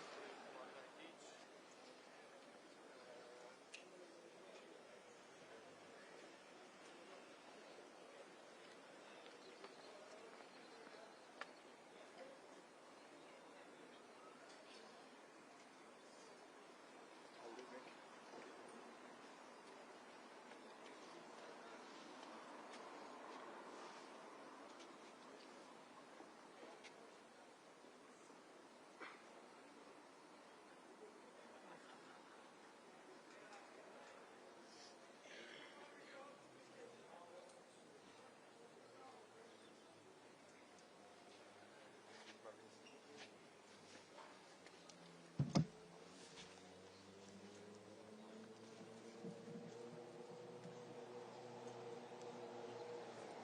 Ich glaube, es war schon ein gutes Moment, als Keir Starmer Donald Trump die Einladung im Februar im Weißen Haus übergeben hatte, hatte er sich ja sehr drüber gefreut und wir haben es gestern eigentlich auch an Donald Trumps Gesicht gesehen. Das war ja wirklich sehr, sehr viel Prunk und sehr, sehr viel Gold und die Kutsche und wie sie lang gefahren sind, dann die militärischen Ehren und haben natürlich auch viele Superlative draus gemacht.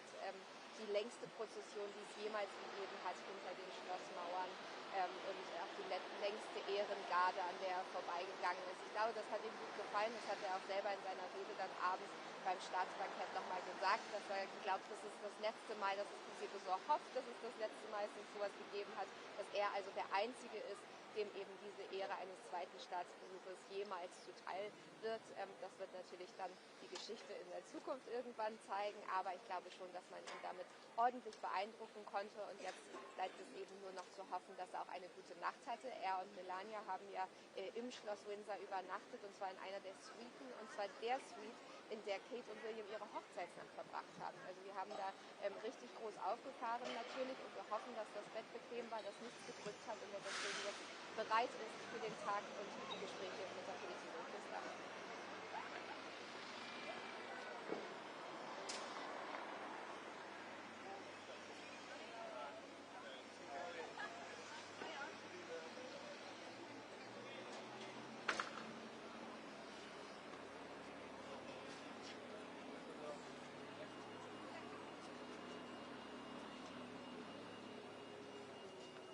Also das wurde, glaube ich, ganz akribisch geplant. Deswegen findet eben dieses Treffen jetzt mit Starmer ja auch nicht in der Downing Street statt, sondern auf seinem Landsitz, Chequers heißt er. Das heißt, da fliegt er jetzt gleich mit dem Helikopter hin. Er wird offiziell verabschiedet von Charles und Camilla hier am Windsor Castle und dann steigt er eben in die Marine One, steigt dann auf und fliegt. Das dauert ungefähr eine Stunde Richtung Chequers und wird dort eben dann von Keir Starmer empfangen. Normalerweise passiert sowas ja eben immer in der Downing Street, da wird dann auch der rote Teppich rausgeholt und dann empfängt man ihn eben vor dieser berühmten schwarzen Tür, aber dort stehen eben auch dann draußen, zumindest vor den Toren, oft die Menschen und protestieren. Deswegen könnte ich mir gut vorstellen, dass sie genau aus dem Grund eben gesagt haben, wir verlegen das auf den Landsitz, da kommt man wirklich gar nicht an. Das heißt, es sei denn, er sieht vielleicht aus der Luft irgendwelche Demonstrierenden, wird er mit denen auf jeden Fall nicht in Kontakt kommen.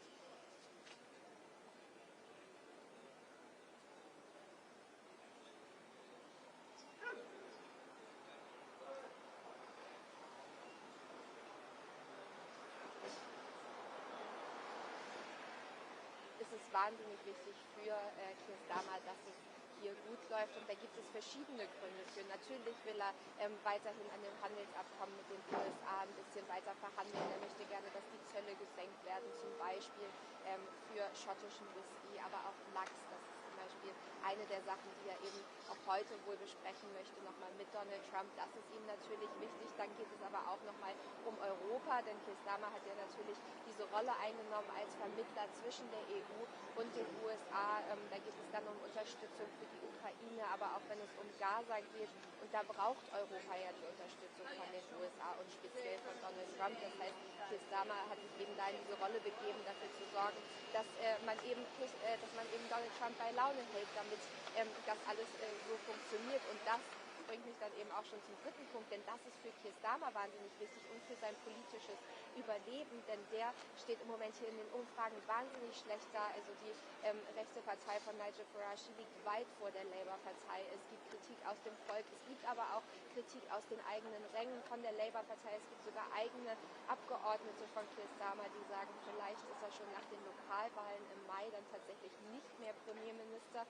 Also der braucht wirklich etwas, was ihn nochmal nach vorne pusht. Und das Einzige, was eben bisher gut für ihn funktioniert hat, ist eben diese Rolle des Vermittlers einzunehmen. Das heißt, für ihn persönlich auch ist es wichtig. Und dann geht es natürlich auch ums Land, denn die Abkommen, die man da trifft, die sollen hier etwas voranbringen, die sollen Jobs schaffen, zum Beispiel eins, was mit künstlicher Intelligenz zu tun hat, weswegen eben auch die CEOs aus dem Silicon Valley ja hier mit hergereist sind mit Trump.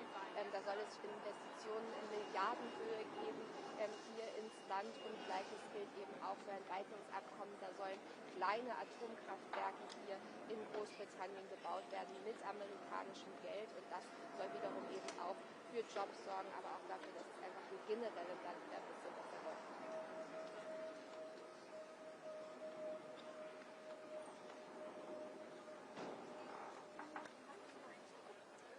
Ich glaube, der dürfte nicht so glücklich sein, nicht unbedingt darüber, dass Trump hier ist. Die beiden sind ja befreundet. Im November zum Beispiel bei der Wahlparty war Nigel Farage ja auch in Mar-a-Lago direkt bei Trump eingeladen und hat dort mit ihm gefeiert. Aber gestern Abend war er nicht eingeladen zum Staatsbankett und das, obwohl einige der Führenden der Oppositionsparteien tatsächlich auch eingeladen wurden. Die Liberaldemokraten zum Beispiel haben gesagt, wir boykottieren das, wir kommen nicht.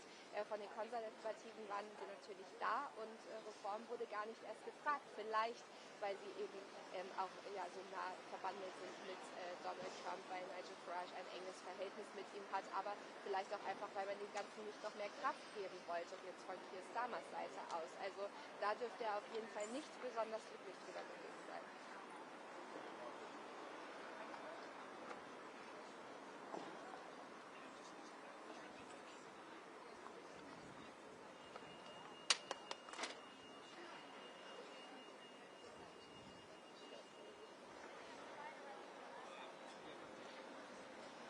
Ich glaube, wenn sie können, dann werden beide, Keir Starmer und auch Donald Trump, dieses Thema absolut vermeiden. Wir hatten hier am Dienstagabend eine Protestaktion in Windsor, da wurde hier an den Turm neben mir einmal ein Bild projiziert, ganz, ganz groß abends von Trump und Epstein nebeneinander und daraufhin wurden 4 Menschen hier festgenommen.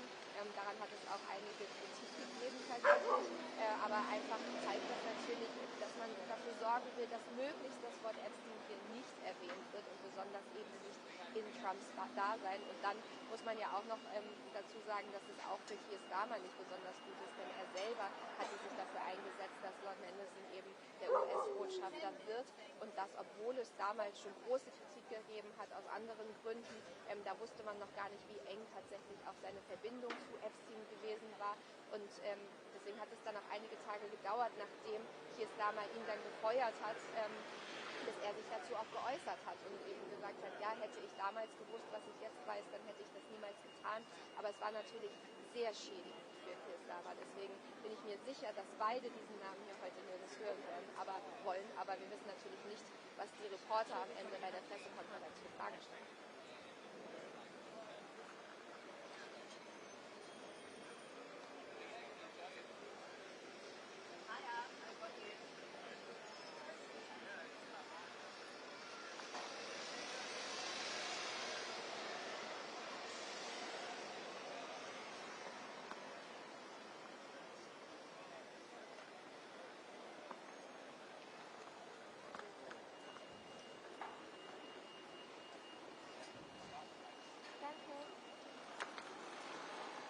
Has he left?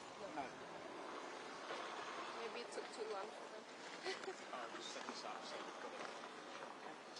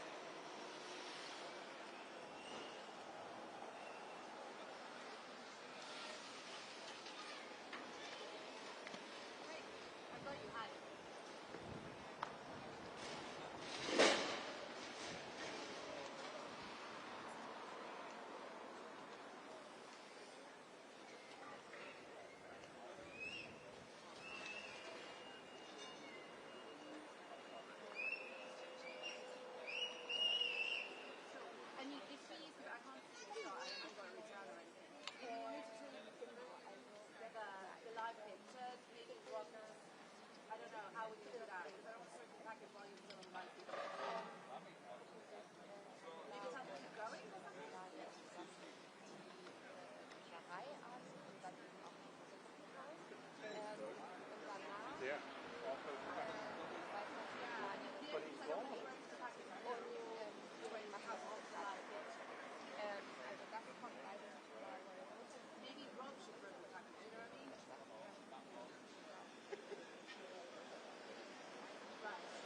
Schlossmauern, aber die Bilder sollst du auch nicht. What is your upload speed? 32. So cheap, right? It's not affect the honeymoon suite. I think there was some extra thing around. Okay, you got to set up. Don't shake the drive. Very cheap, yeah, people say, you know? Feel alive.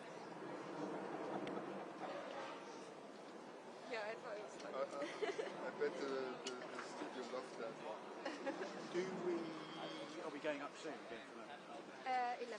Oh, 11. Yeah. No, not right now. Could be gone by then, wouldn't it? But yes, but I think they're going to do his arrival in Chequers Trump. Yes. But We've got a map now. When is that supposed to be in Chequers? an hour, like in an hour, like 11. So 11. Yeah, 11:15.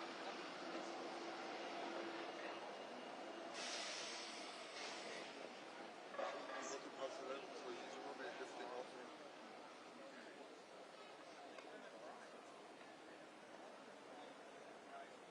half an hour.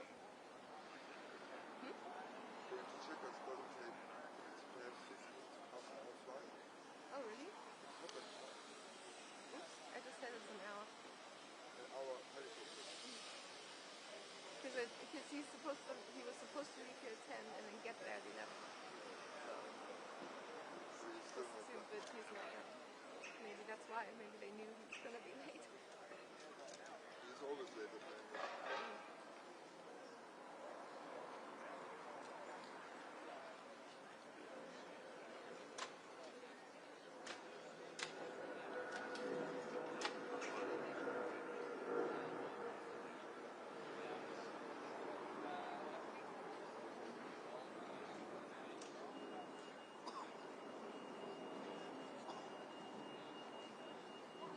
They found the issue with the water from the ceiling. It was the radiator in the upstairs apartment that was leaking.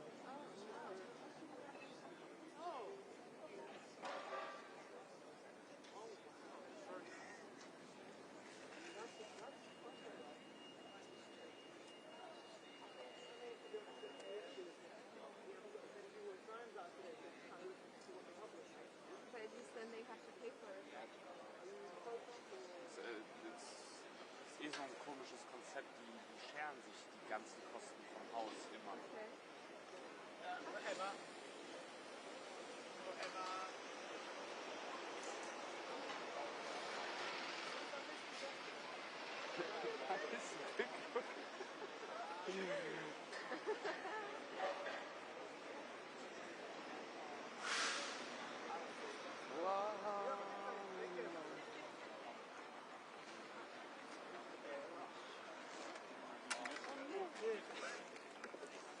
To be fair,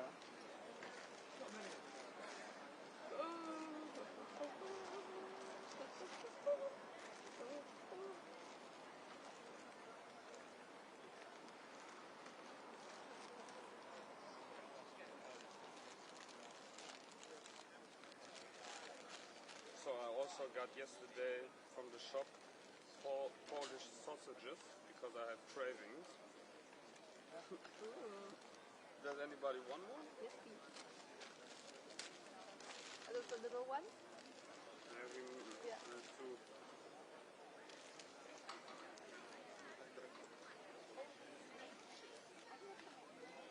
Oh, you're Do you South think this is African real now. meat? Chicken with pork and turkey. Yeah, and 20,000 MFDs. Don't ruin it. Geschmacksverstärker. My mom put it always in my Brotdose Ja. at school. Ja. Das waren die guten Tage. Aber keine Zwiebeln-Metz-Brötchen? Nee. Bist du sicher, dass du aus dem Ruhrpott bist, ja? Ja, aber ich habe ja polnische Wurzeln, weißt du? Ja, aber das hat der halbe Ruhrpott. Das stimmt. Ja. Du vergisst, dass ich das denke. Ich hab 6 Jahre lang war das mein Beat. Ja? Ich habe Nordrhein-Westfalen für Reuters gemacht. Ah. Ja. Wann? Zu welcher Zeit? 2001 bis 2009. Also sogar länger. 2000, okay. 8 Jahre. War ja so schlimm, dass ich am Ende den Kölner Karneval nicht mehr machen. Weil jede Frühstück mich kannte, Reuters, Schnäpschen. Und dann mein Producer musste mich dann nach Hause fahren, als ich so gesagt habe. Weil du kannst ja nicht Nein sagen. Ne? Nein. Karneval, ey. Ja, ist gut, ne? Ich freue mich auch schon wieder drauf. Der 11.11. wird Alter Markt, ne? ja. Wie lange bist du dann jetzt schon hier? Seit 2009. Okay. Kam das dann? Ich wollte schon immer mit Reuters irgendwie anders hin. Und weil der Außenbüro im Bonn-Kölner Raum. Ja, Hast du dann auch irgendwann durchgeführt? ja, hat sich halt alles wiederholt. Du hast ja diese Karneval-Dinger und irgendwie war ich dann gelangweilt und habe mich dann hier beworben. Wurde erst gesagt, nee, wir haben einen sehr strengen Kandidaten, den wir nehmen wollen. Und dann ist der irgendwie, haben sie sein Visa verhunzt und dann haben sie mich angerufen. Dann bin ich hierher und Geschichte. Und dann sind deine Kinder auch hier geboren? Die sind hier geboren. Auch mit deiner Frau dann, oder? Nee, meine Frau habe ich hier kennengelernt. Ah! We're going to Supermercado heute. McDonald's. Supermarkt. Welchen denn? Waitrose? M&S. No, I can't. Ich kann ja nicht von RTL gebribed werden. Yeah, right.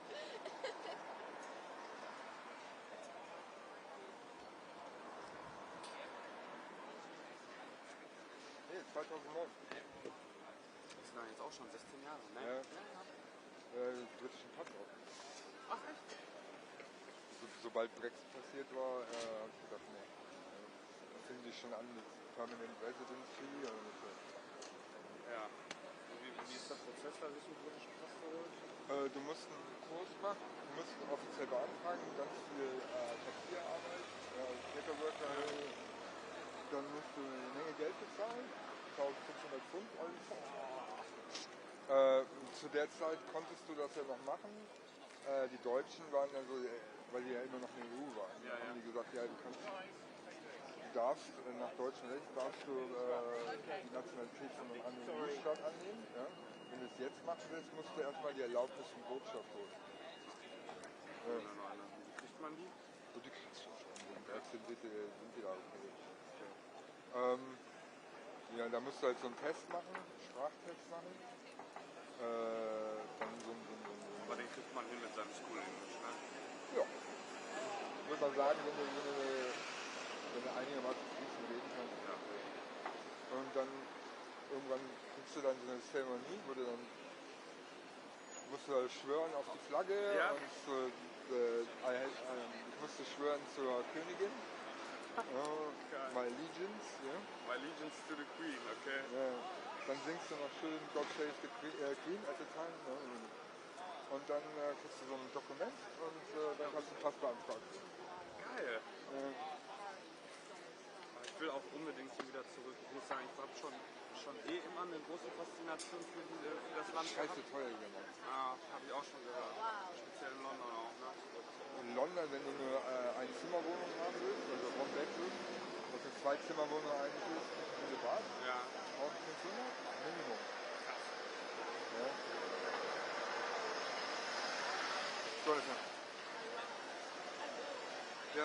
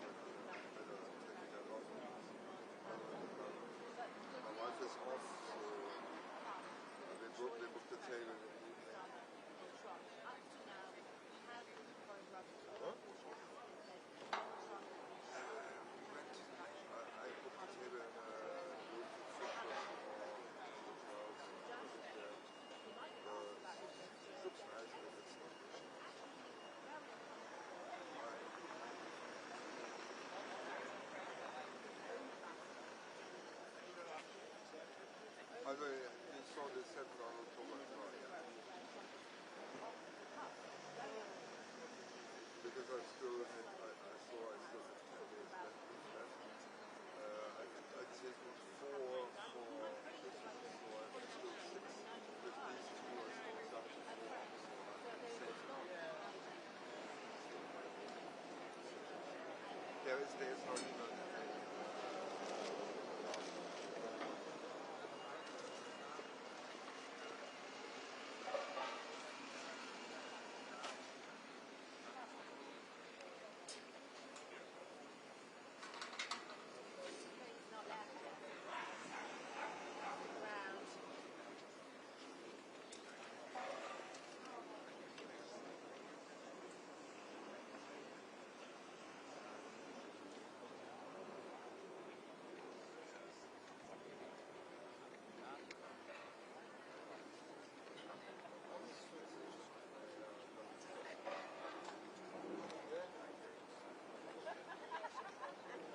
Let's get Chequers.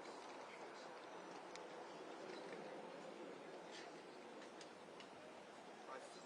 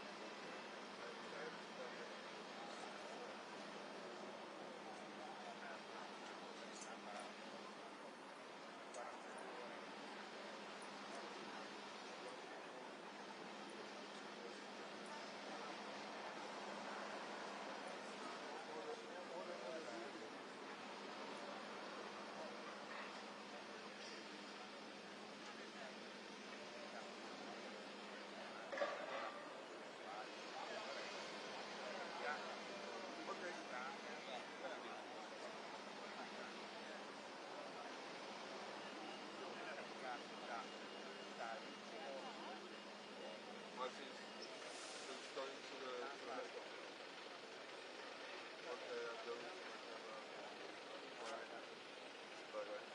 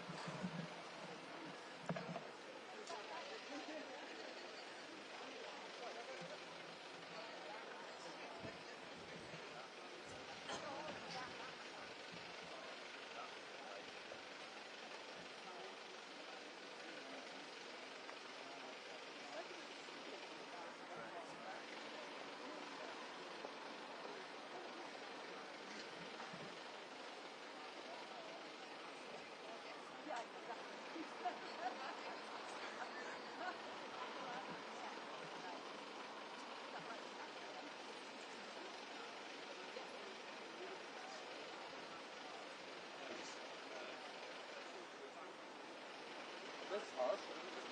I'm sorry, did you work with this person? Yeah, I would actually. Not after this, I will. But you know what he tries to do? I don't.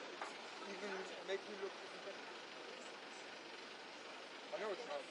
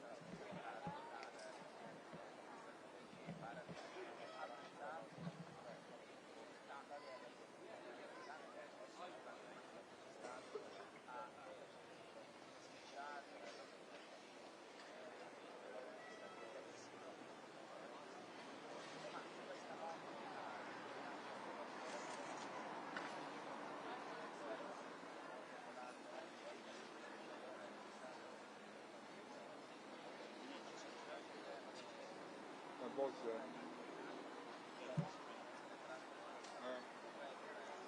Aber we merged together, we were discussing.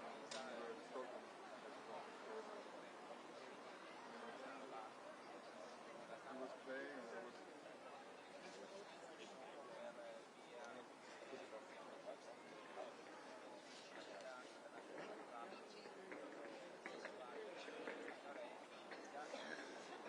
The best one was this caddy.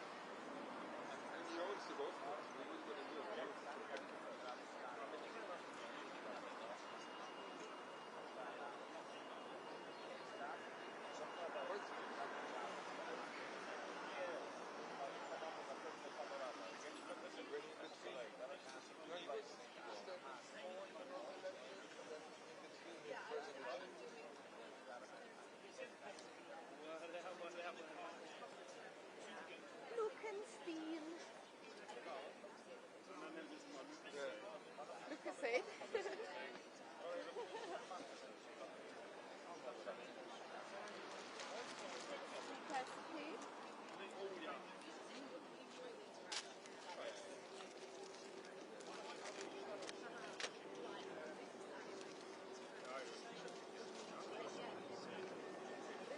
Ich habe auch Nüsse und Käse.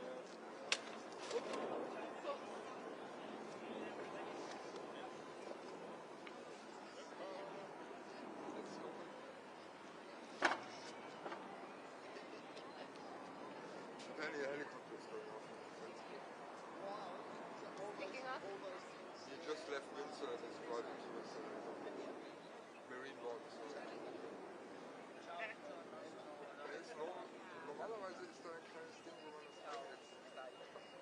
Vielleicht geht nicht so richtig. Der Käse will nicht zugehen.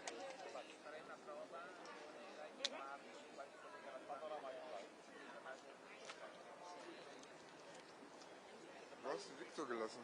Weiß ich auch nicht, hab den irgendwie verloren.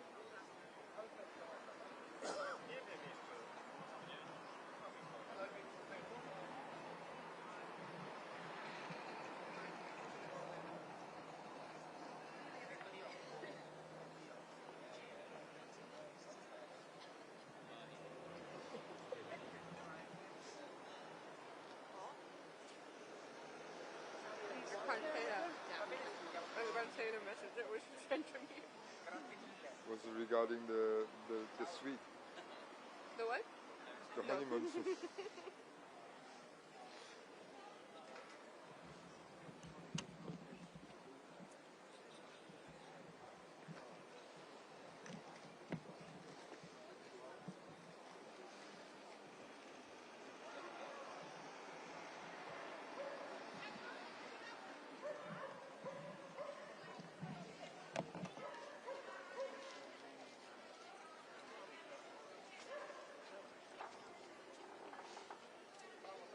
Fertig mit einem Ausbilder? 2026.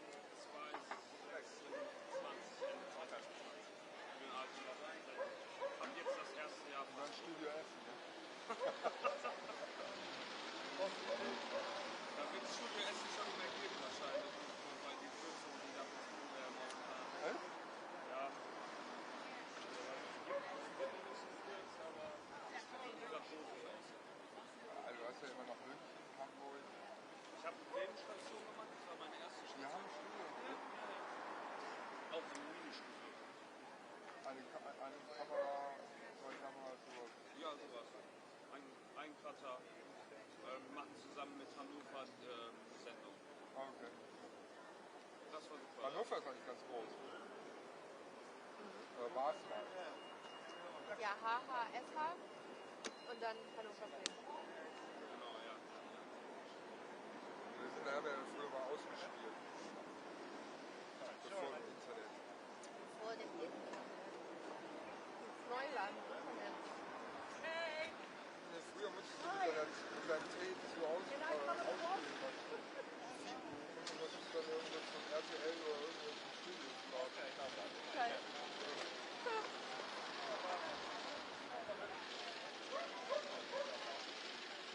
Das erste Mal, dass ich FDP gemacht habe, war 2004, 2005.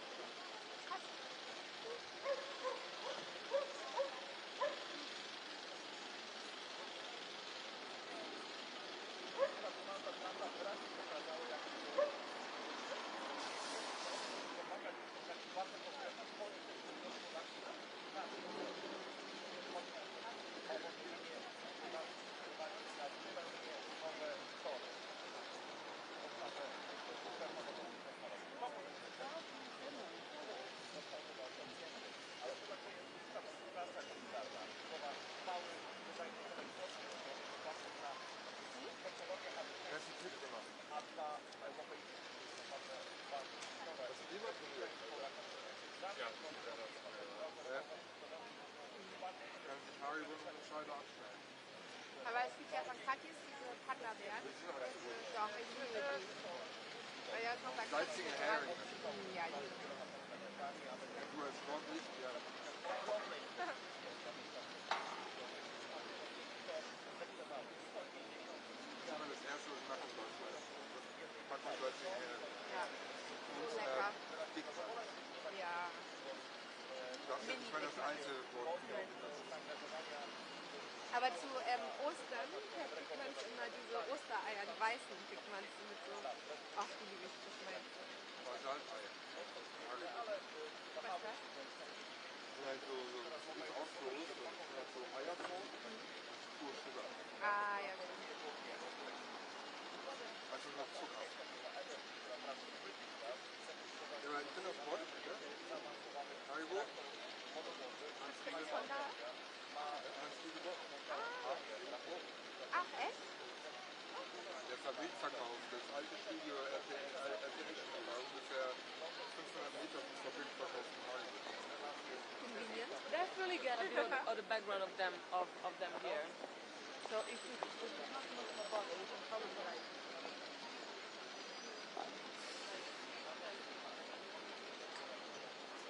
And then you can like.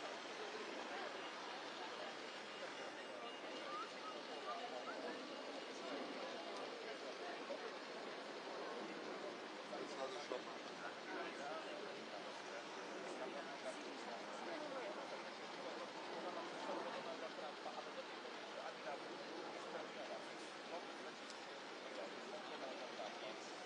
It's going to be there somewhere, so I'm not quite sure that it comes over the top.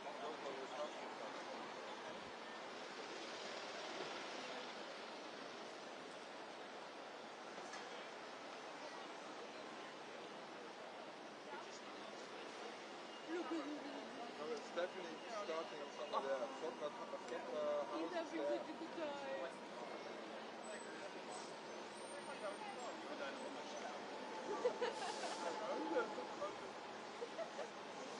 Sorry, I wasn't sure if you had gone back or not. I didn't expect you to wait.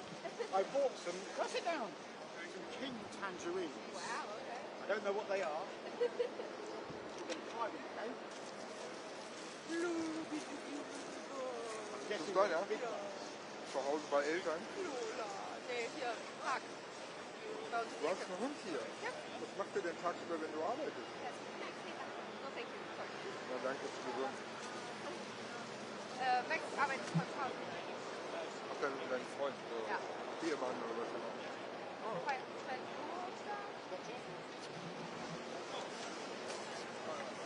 Yeah, that's a police helicopter. There it is. It's going to come round there. It's left, yeah.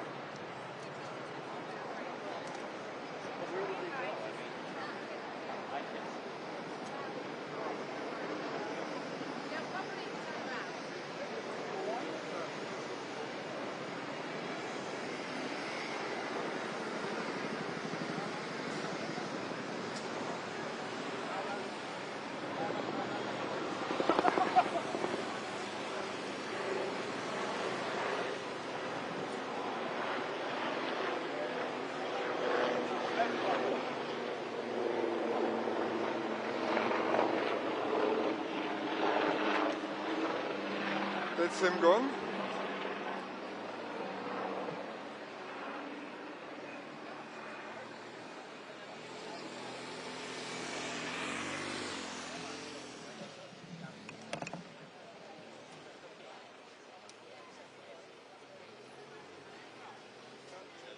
Yeah, he's gone.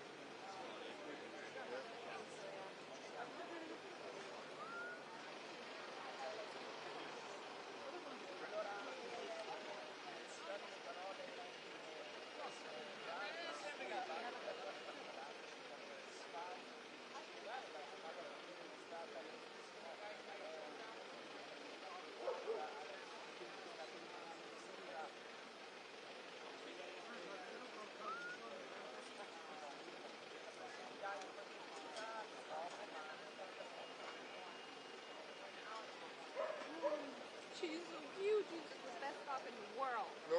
Hey, Clemmy, you're online to Clemmy, are you? No, that's not true. You're online to Clemmy. Look at her with the lip balm. Look at her.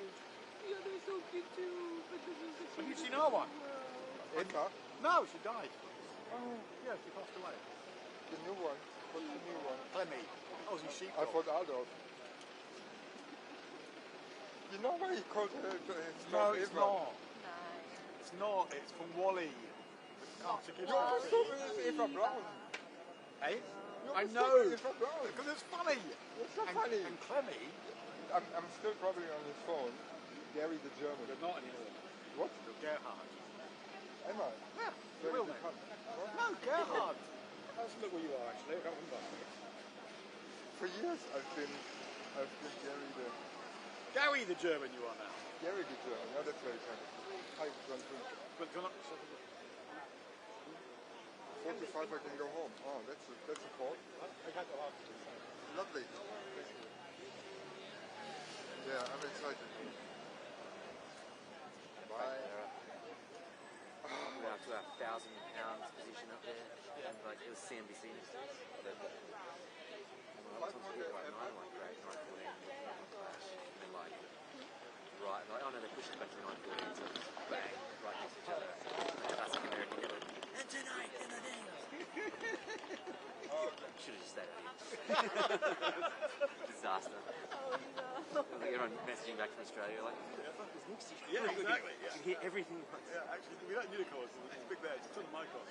That's just, What? Were you complaining about them yesterday? Oh. no, He would never. never. No, we just, because I had a choice of going up to the agency spot we paid for or staying down here. But there was someone next to us, Yeah. and their cross was originally like 9 o'clock, and then we were like half past, and they moved it a bit. Ooh, thank you. I don't know This is the difference between... Oh, okay, thank you. This is the Do you want difference, see? cheese? We have cheese. Oh, this is amazing, no? A little picnic. Oh, lovely. Oh, thank you. I didn't get offered Do cheese. you want your cheese? Here, have a cheese. You can have. This is all ours. I'll cheddar.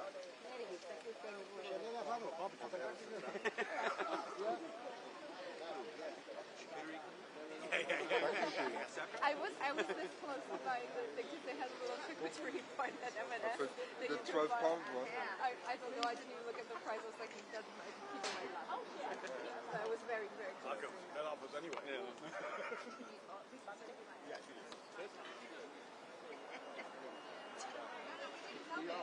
Sorry for our team. They're like, hey, you can get the Chequers accreditation, but just go to a piece of camera out there somewhere. Go stand by a really fast road and do a piece of camera by a hedge. Yeah, so I'm like, we've got a really important appointment at the pub in the afternoon. Yeah. Sorry. Yeah, I'd love to help. Yeah. But thank you. Alas. Other I commitments. hope it's okay. I'm looking at myself. I try, to be honest, nah. Yeah, that's what I'm doing. Don't be They're left very there. good. Baby Bells have got no cheese in Cheese them, is have like they? my main Baby Bells have no cheese in them. No, just- baby bells and lactose. They're just kind of like, they're kind of like left over when they don't know what to do with them. I just like the satisfaction of undoing it. Yeah. Yeah. Not as small. He makes things out. It's wax.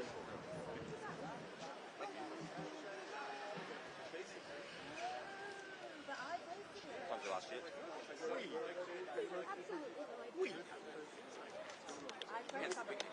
Yeah. We're just going to be here until we know. Yeah. They say go, and then we go. And then they call again, they're like, oh, never mind, change our minds, we have to go back. Do you have another team anyway? Like, We don't even know that. We don't even... We have another team. Technically, there's another team. We just Don't sure know. they're coming. We don't know anything. And if we ask, it won't help. you're comfortable, it's not raining. It could be worse. They could come back for first sake. Yeah.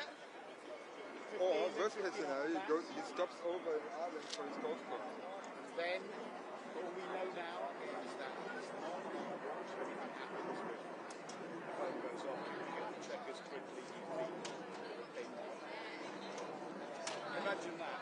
At Chequers, that would be up There is no parking in Chequers. I know. You can't get near it. But you can park them to invite you apart, but they just never do. No. There's this public football next Next to to the park. it. Weirdest thing, isn't it? Yeah. Weirdest thing. That's what we were for when Boris Johnson went after his hospital during the pandemic. I mean, just the fact that they've got this secure weekend house, bloody right of way footpath through it. Only here, you know? Yeah, but what they do is there's this path on left and right are red lines. If you step over the red line, you have security with no. But the security or police comes quite quickly. Yeah. My son was camping, you know, in Sevenoaks. What on the public footpath? You know, Chevening in Sevenoaks. Yeah. Fallen off this weekend retreat, yeah? Yeah. So, Rather nice. rather nice place, yeah. So my son and his mates were up there, had never heard of Chevening. We lived not far from there. He went camping overnight on the garden of Chevening, didn't have a clue. Weirdly, in the middle of the night, I get a phone call to Dad, can you come get me? I was wondering if we're going to have a live. There's a lot of armed police around us, and there's a leave the area now order one. And I went, oh, okay, where are you? He goes, I'm somewhere in Sevenoaks. He went, how'd you know?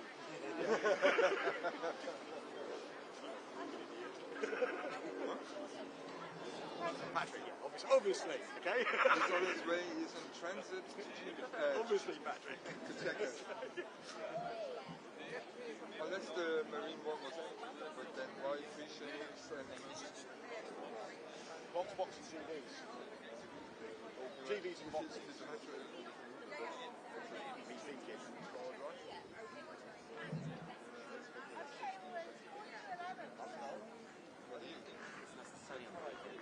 Do you want to set Suma?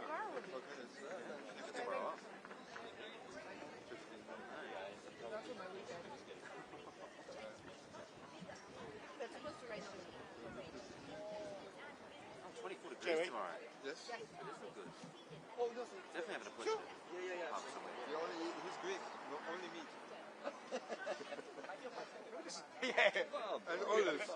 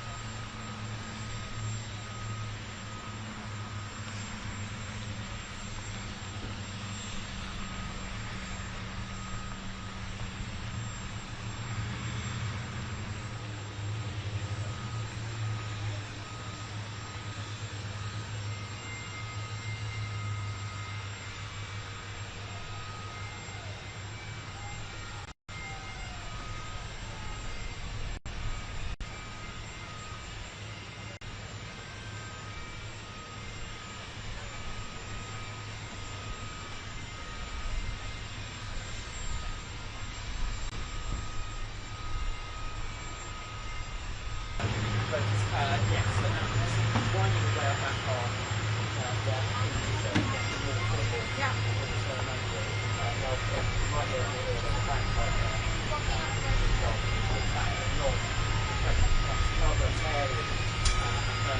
so literally in the last few seconds, a whole convoy of incredibly big black vehicles, including the beast, saw the US President looking out the window at all the assembled press. There are dozens and dozens and dozens of it here. He gave us all a wave, and then they drove through the gate into the grounds of Chequers.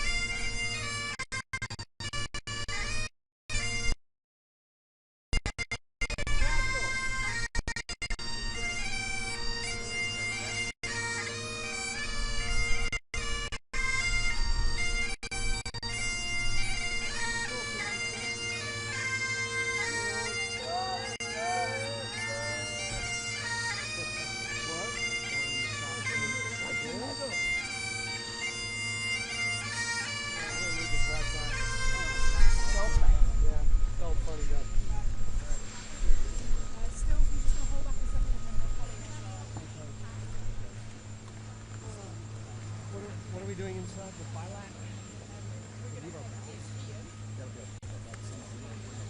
Can we leave our bags here?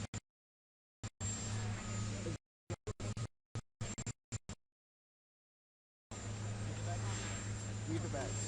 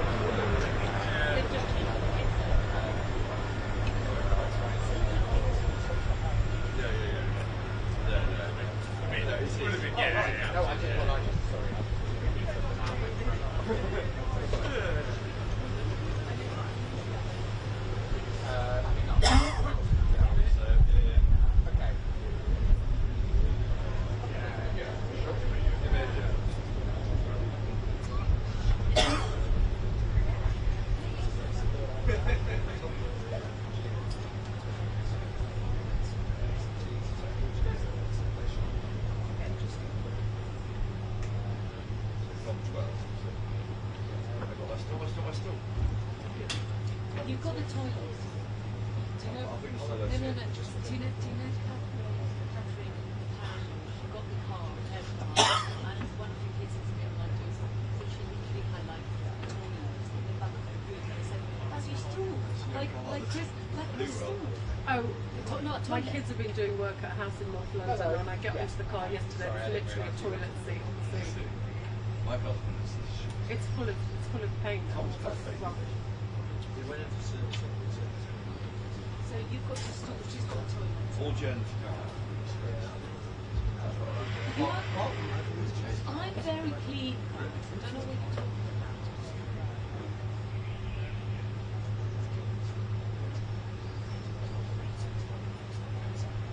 Yes, the bagpipers have been here, the big cars, now the meeting and a lunch with US investors too.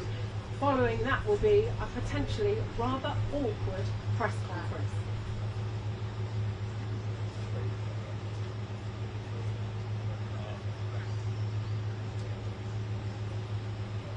I literally didn't know that took me entirely by surprise. I didn't hear anything really until I suddenly realised about 5 seconds before that they were about to speak to me and I hadn't thought what I was going to say.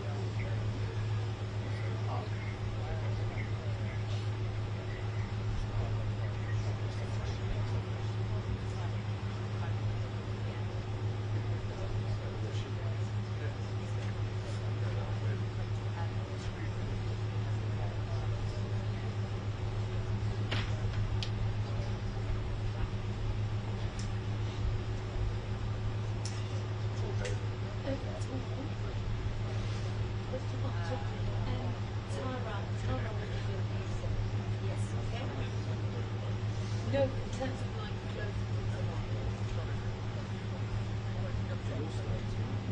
no.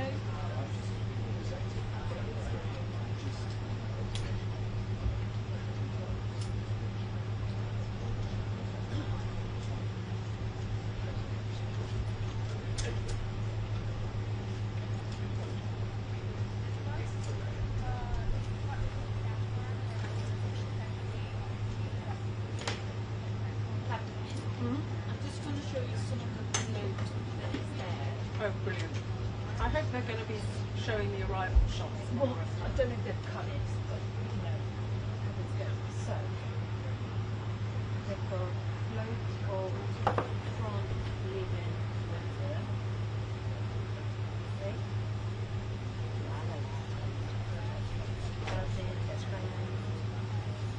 Yours. I think this is from there.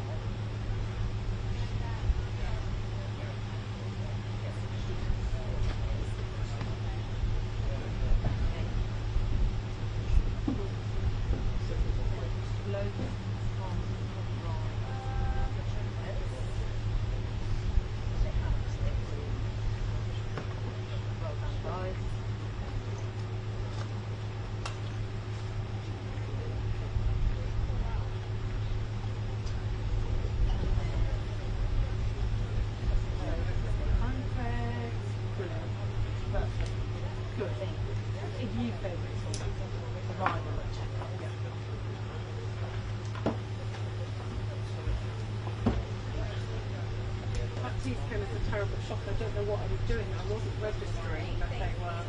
Lawrence and Brian, great to be with all of you.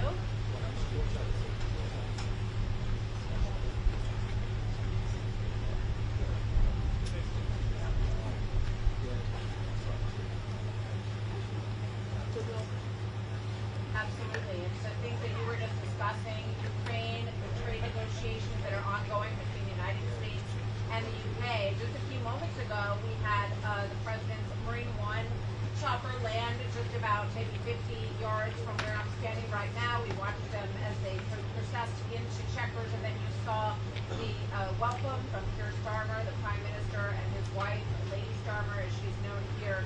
This was just a few feet behind where we're standing right now. But I think you've touched on some of the most important issues. Our two countries are on the same page when it comes to Ukraine, but there are limits and different perceptions about what that means. And I think that you heard President Trump about what he wanted to see. He wants a bigger commitment to nuclear energy. He would like to see, I thought one of the most interesting Truth Social posts of the last few days was that everyone was asking, why are you putting a 50% tariff on India because they're buying Russian oil and not China? That question to our president. So he sort of turned that around and said, why don't all the countries in the EU and NATO put 50 to 100% tariffs on China? Go ahead, you go first, and then we'll match what you're doing to China, which is the largest buyer of cheap Russian oil, and that is the major funding machine for this war. You will do that, and then you'll see like our side. So I think you're going to hear a lot of this today from the Prime Minister here. Because I reckon after this live through all the soft power mechanisms at their disposal. You know that President Trump wants to show yesterday for family of course, the ultimate example of that. They came to Chequers Trump, head down the street, and having the bagpipers there, and those from President Trump's Scottish heritage, and maybe Scottish influence. They are trying to accentuate as much as they possibly are.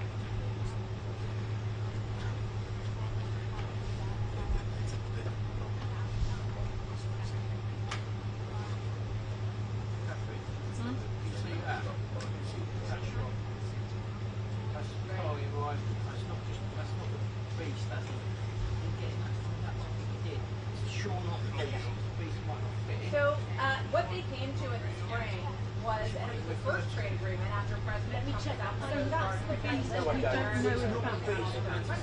What they came up with in the spring was the first framework for trade. And there are components of that that are in place. But it's not a codified written down agreement. There are still areas of the tariff on steel and aluminum go to zero. But as Jackie said a few minutes ago, what we're learning is that idea has been shelved. Do you think that's the one he got out of? That what we're seeing is President Trump's action that we've seen in other places. Let's do deals, let's build nuclear power, let's get you to invest in a lot of American equipment and technology, and go on both sides. He doesn't show any signs that it yet. They're just about to start talking of taking that down to zero. So what we heard was the next level of negotiation for Prime Minister Starmer is, okay, can you promise that it will lock in those 5% on steel and never go higher? He doesn't want that steel issue held over his head for other parts of the negotiation. And that needs to be written down as he's about to start talking. Okay. So this is just a box off of the Yeah, exactly. This is more of the Range Rover, the Chevrolet. Important thing that they can do from their positions in government is to try to, as far as possible, influence the US President on all manner of issues. I think you should have saluted. I lost my journalist. I literally lost it. The first time ever that I've been actually in the starstruck position. I never. Not as far as I'm aware today specifically, although that's it. Obviously, I mean, I'm just thinking of the moment when Zelensky blew up in the Oval Office, and the next day, Starmer welcomed Zelensky. So there are pretty strong nuances, I would say. That's not an oxymoron in terms of the way that they view the Ukraine situation. And what we've heard out of President Trump in the past few days was, this is going to have to alright, I can hear it. It's just there's so much background noise. days after this meeting. But I think that what you're seeing is continued security guarantee from the United States. That's the latest word is $75 million in mineral trade. Other elements that the United States has indicated that they're open to. The president said in August, perhaps we would help out in the air, over the area, whether it's Ukraine or Poland. And you guys referenced this earlier. The RAF jets have been signed off on by Starmer to help protect Poland. So these are really big issues. What does that mean in terms of our presence in the air? How much are we going to help? And I think the bottom line is, what does he think Putin is up to here? Is this, as some have said, sort of a last gasp as he flies drones into Poland and also some incursion in Romania? Or is he just firing up for a bigger push? So I think that's definitely the meat of what they're going to talk about today.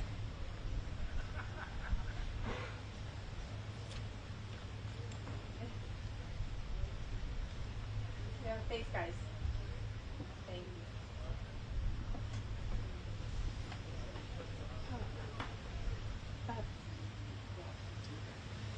Yeah, it's a really good question.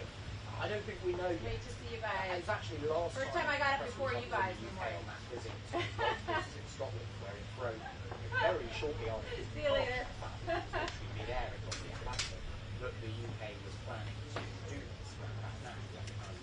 Thank you guys. Yes, I saw Bev running up. She got off one of the helicopters. She ran past us a few minutes ahead of the president. So, as you will have seen in the last 20 minutes or so, the US president landed his helicopter here at Chequers, one of 4 helicopters that came in convoy just down there. He got out, got into a huge, a very grand car that then drove up here. All the press lined up along the side here. He waved at us, looked very happy indeed to be here, and then went through that gate behind me. Oh, you can see Bev coming out now. That's the president's car. Hi, Bev! And then we had bagpipers. He was greeted by the Prime Minister and Lady Starmer. There were marching soldiers. Of course, the Prime Minister can't really compete with the royal family in terms of pomp and pageantry, but still, they are pulling out all the stops here. And the hope is, of course, that having given Donald Trump such an incredible day at Windsor, he said that it was one of the highest honours of his life. The hope is, of course, that he will be even more kindly disposed towards Britain than he already is, because there are serious discussions happening here this afternoon. So first of all, he's going to be showing, the Prime Minister will show the President the Winston Churchill archives here. Later there will be a display by the Red Devils, that's the parachute regiment display team. Then the President and the Prime Minister will have a bilateral meeting, and then there will be a business reception hosted by the Chancellor with the Prime Minister, the President and various US investors. Of course, that £150 billion investment from various US companies that the government are trumpeting today. Absolutely delighted about that. But of course, those tariffs, 25% on steel and aluminium, remain. Okay, they are half what other countries are paying, but originally we'd expected them to be gone completely or gone by now. It sounds like that's not happening at the moment, though Donald Trump did say the other day, I'm into helping them, so let us see. But I think the danger point for the Prime Minister is coming with a press conference this afternoon, which could have some very awkward questions, perhaps on free speech, perhaps on the Chequers Islands, and almost certainly, I think, on Jeffrey Epstein, the convicted paedophile, who, of course, the relationship that our US ambassador, Peter Mandelson, had saw him being sacked last week. We currently don't have a US ambassador in post, but suggestions today that the Trump administration would be very happy to see Karen Pierce be brought back. She was the US ambassador. She would have been happy to continue, but Starmer and the government decided to go with Peter Mandelson, a decision which belatedly now... Well, those comments are very interesting, as you say. I guess the question over whether Nick Clegg is drawing on his experience as an opponent of the Labour government there, or as former President of Global Affairs, or whether it was a meta or both. But that's very interesting, and as you say, a notable critique. Look, the government's view is that AI is going to be a growing chunk of the UK economy, as it is the world economy, over the coming years, and the government wants to get aboard that train, essentially, and they're very happy with the comments from Jensen Klein, that the UK is cementing its role as an AI superpower. But look, I guess the question of whether the UK is going to be a player in this space, or essentially an AI rule taker, I think is a question that we don't know the answer to yet, but it will shape British politics and the British economy for a very long time to come. You should see the skies. I've got 4.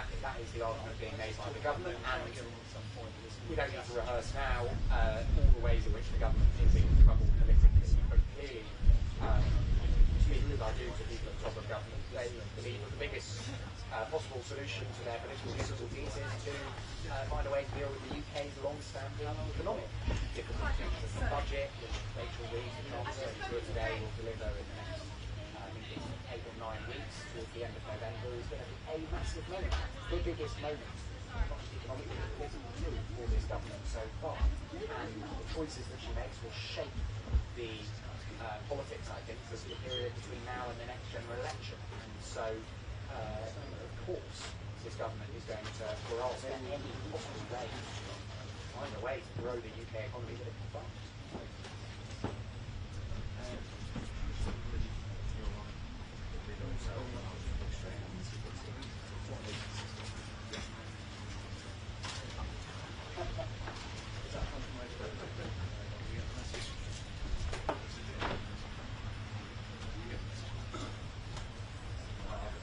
I was busy talking to you, that's why he's in this election.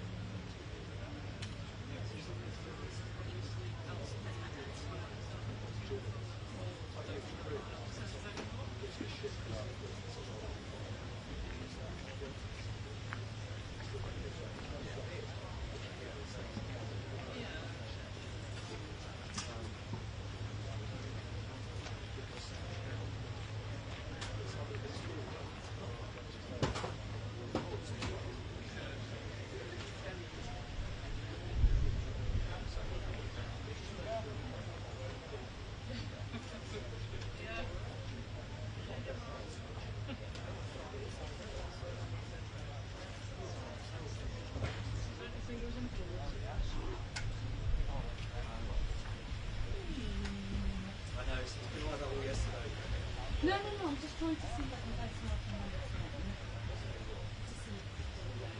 To see if we like.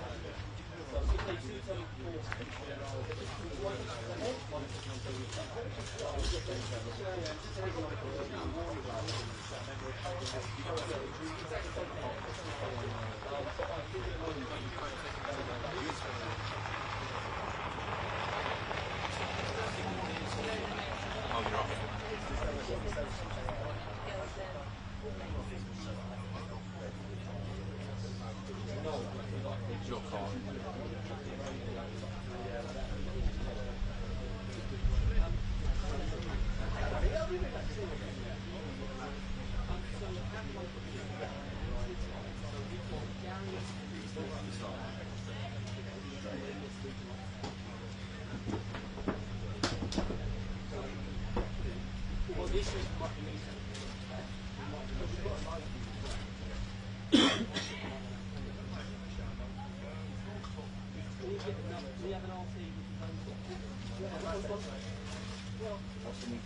like that happens. People say you won't get this happened.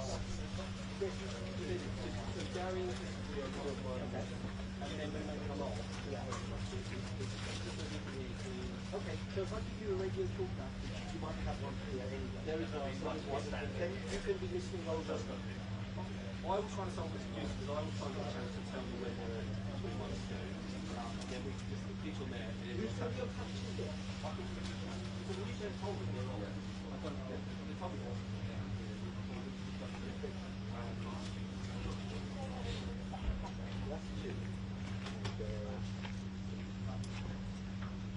So,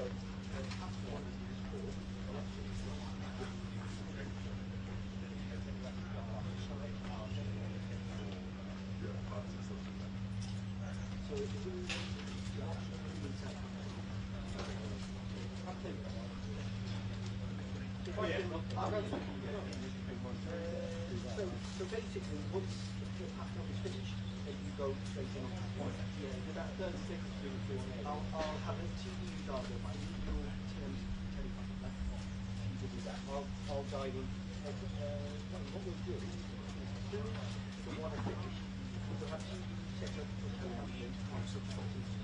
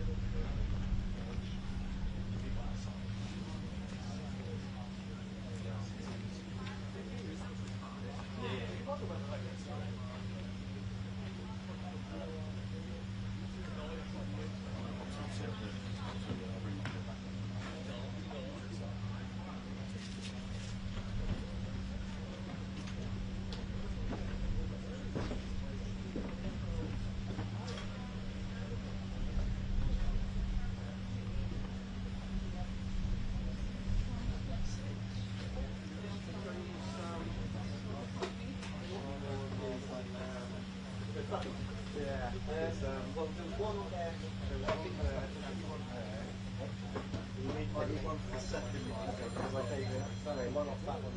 So if you put the black one on there, then one grey on there. Grey. But the grey one's back in the truck. Take these grey one in that. No, but one for the one. Yeah, you just need another fluffy or we've got.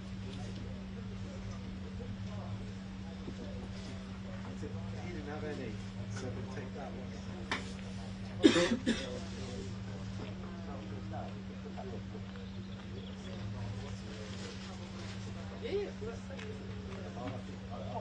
Wireless network. Yes. No, it's the this is a host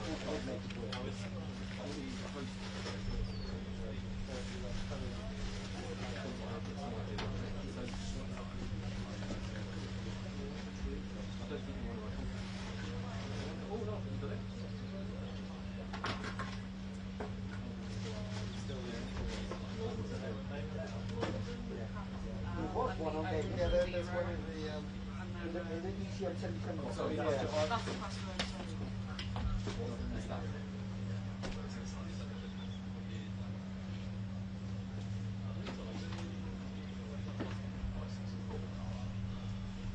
Media, broadcast system, in my views.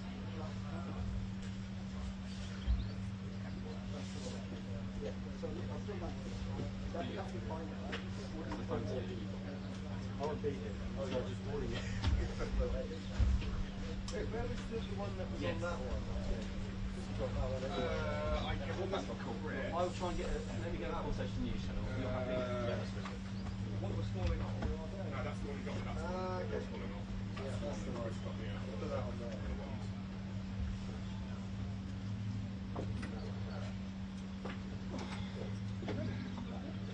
Yeah, not bad.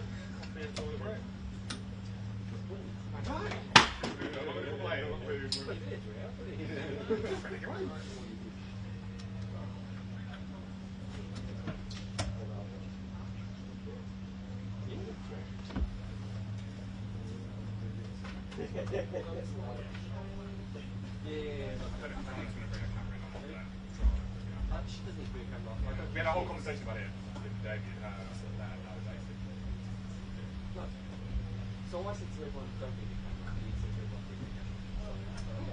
I made the decision not to, because otherwise I would have left my house at 4 o'clock this morning to drive to Far West and to get it and drive here. If something goes bad, yeah, that's exactly what I thought I'd do. The problem with the battery.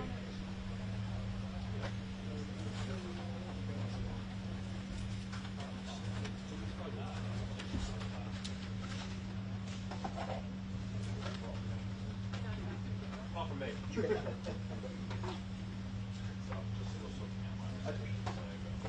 Give it to Warren. Warren.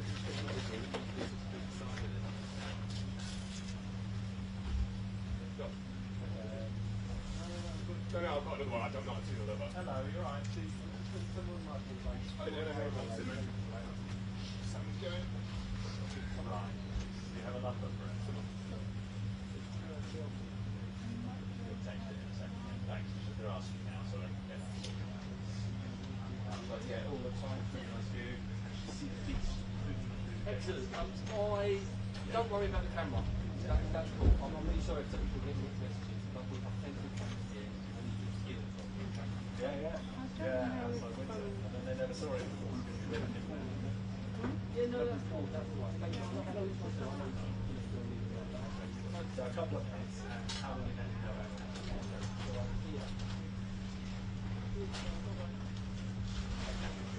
So there's a fairly tight turnaround where you carry it on with the space.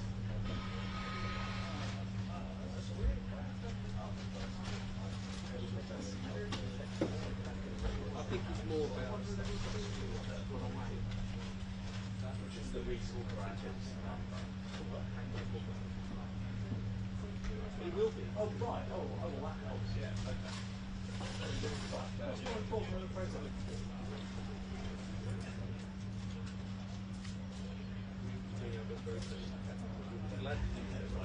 I guess that's a hit call to get a shout. Cheers, mate. You just go get one.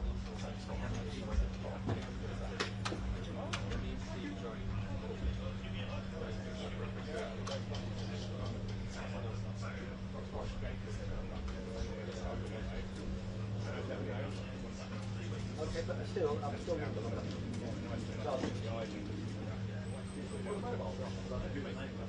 yeah.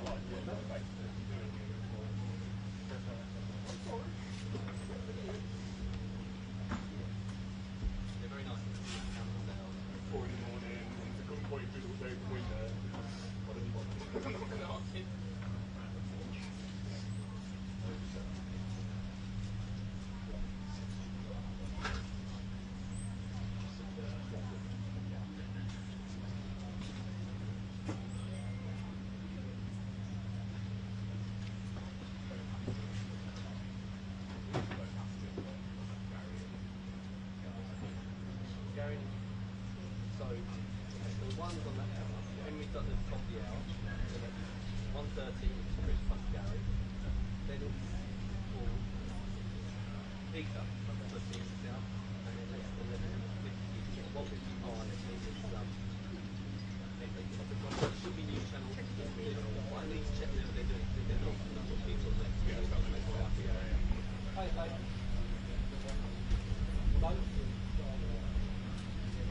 Well, not possibly that.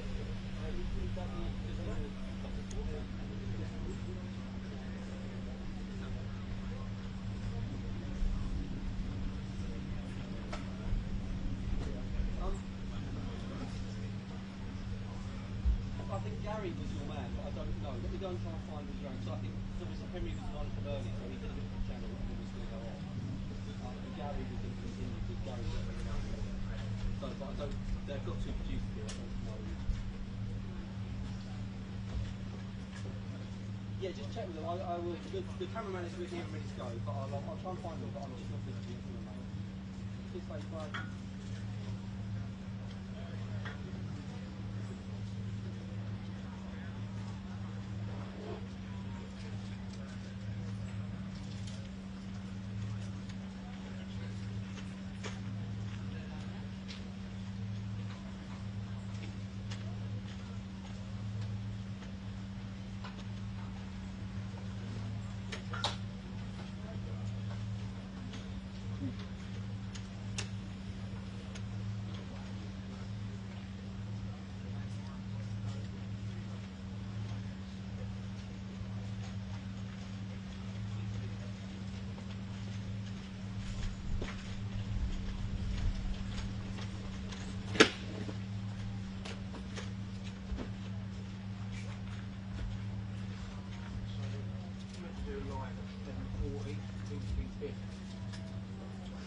I think they might drop it. Well, they might come to me. I don't know. I mean, I haven't really got anything to add to that because we don't know anymore.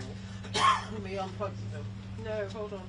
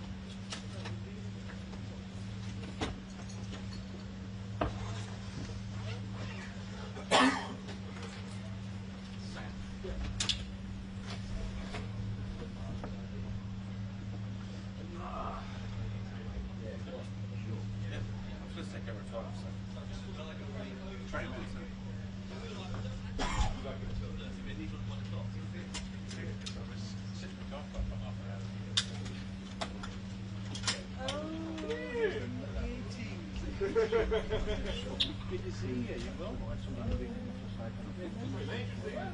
John, you alright?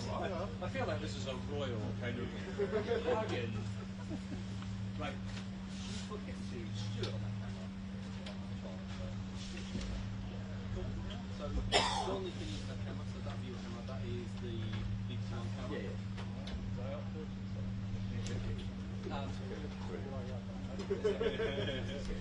So, I said you haven't got it to 1 o'clock, and then at 1 o'clock it's crazy distance on two. So you'll have just stay on that camera. Yes, that's it. And people will stand in front of it and you can perfect. Henry yeah.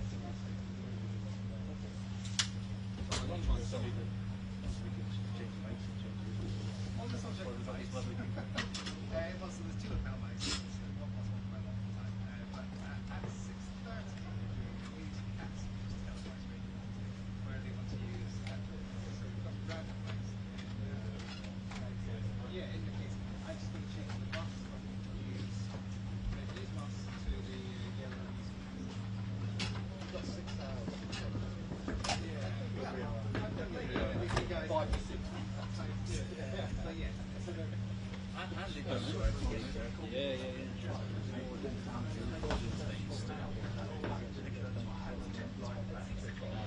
It's just about the yeah. And they've asked me to be separate characters. I told them exactly what's going on. So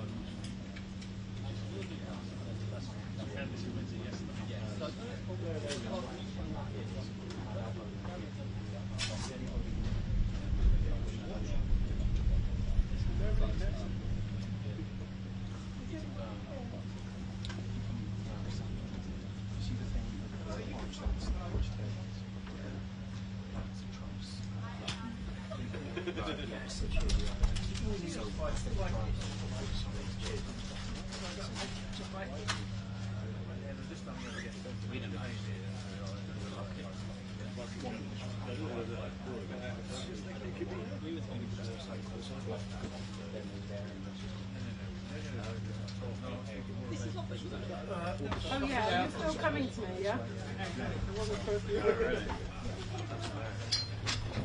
Okay, yeah, that's fine, thank you.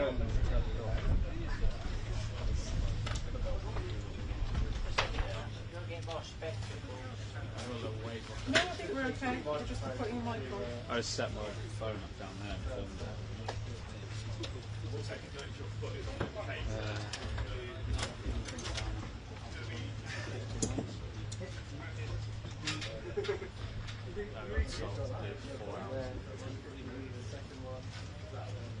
This is the primary one. Yeah.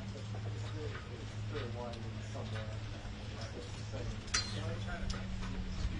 Is this all getting back to the yeah.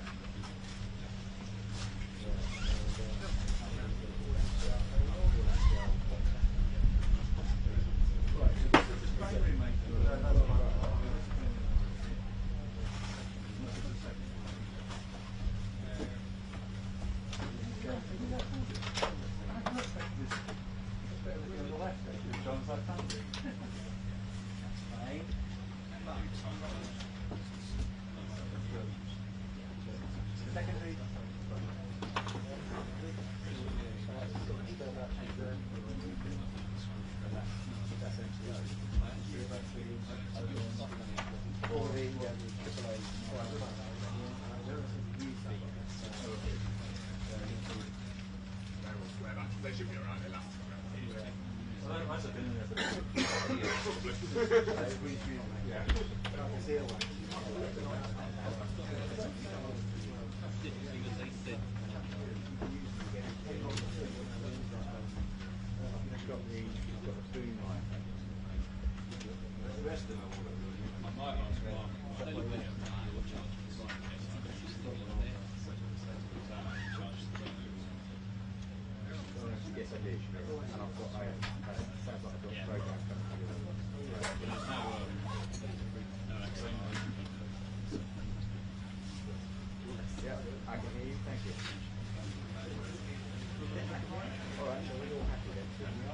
Hello, hi.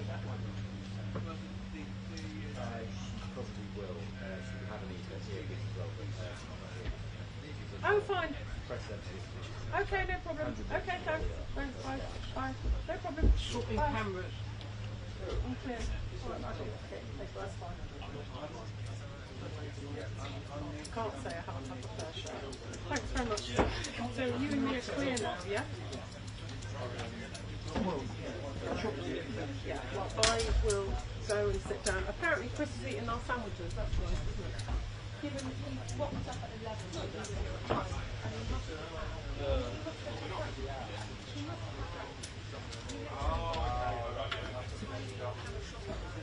Maybe if that was the bottom email, I'm remembering it now. Page 7 email, yeah.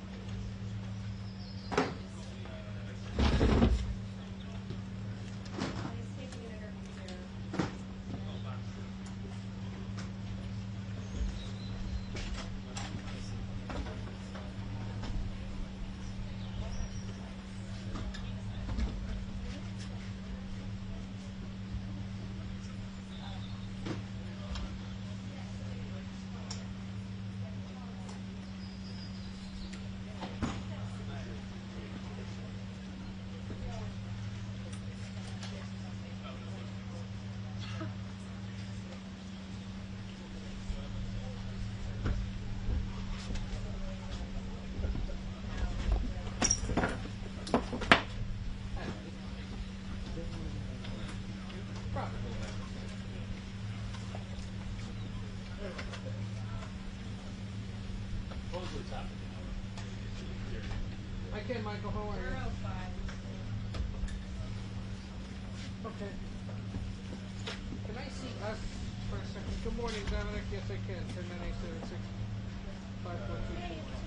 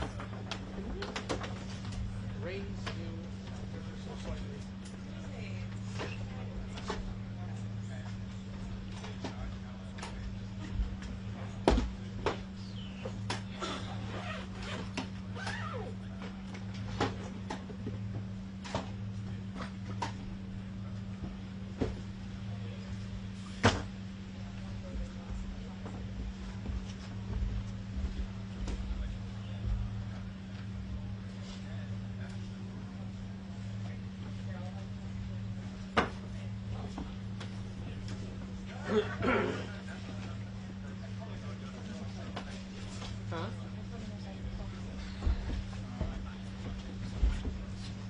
It's not rested on that room. 10987654.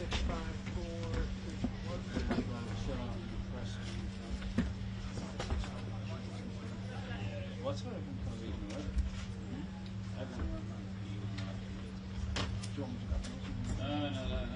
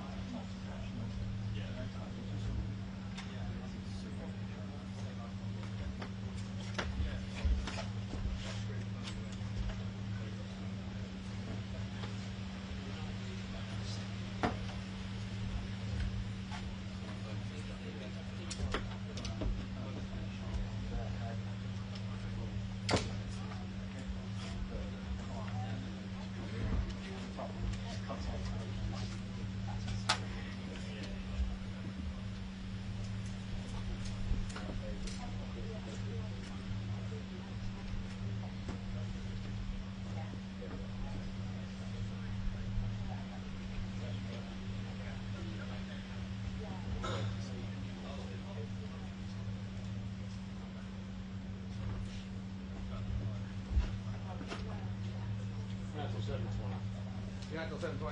Oh, okay. Steve, what's the challenge?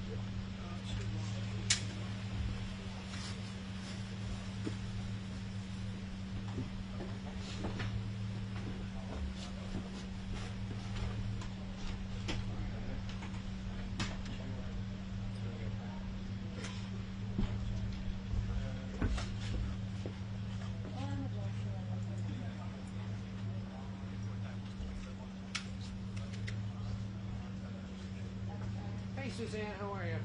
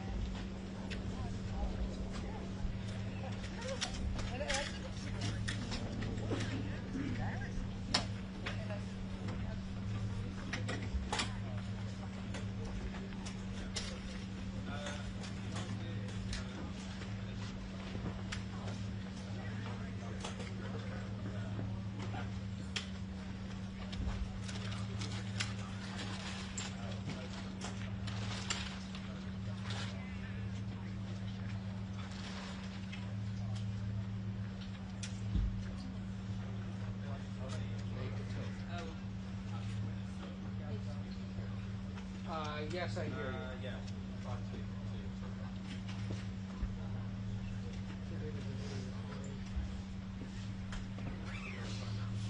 More of the details of those key issues because it's welcome to the UK with all the Parliament had come.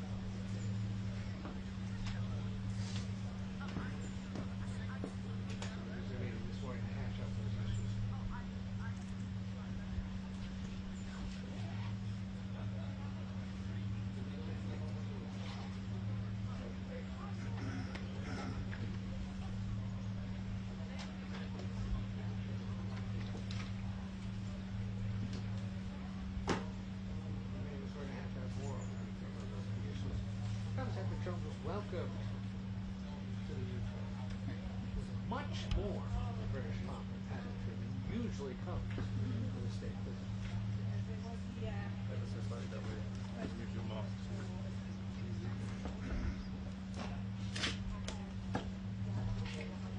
Nice of you to clean the floor for me.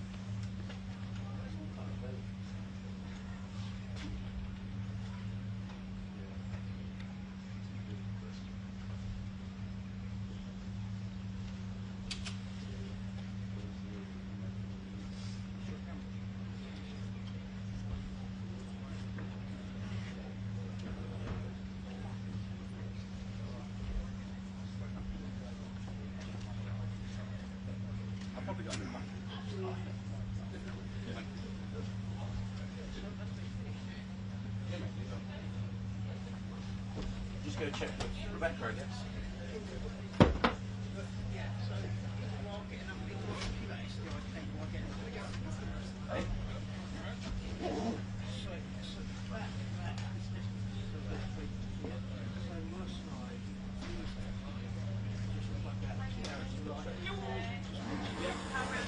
Yeah, go around the back, yeah.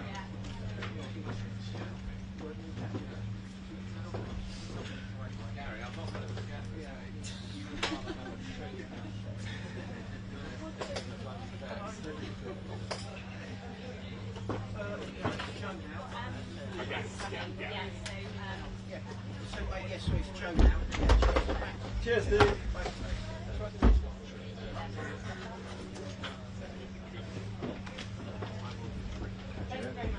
Hey mate, alright, got you? What time is it now? Good. Oh, that's not fine.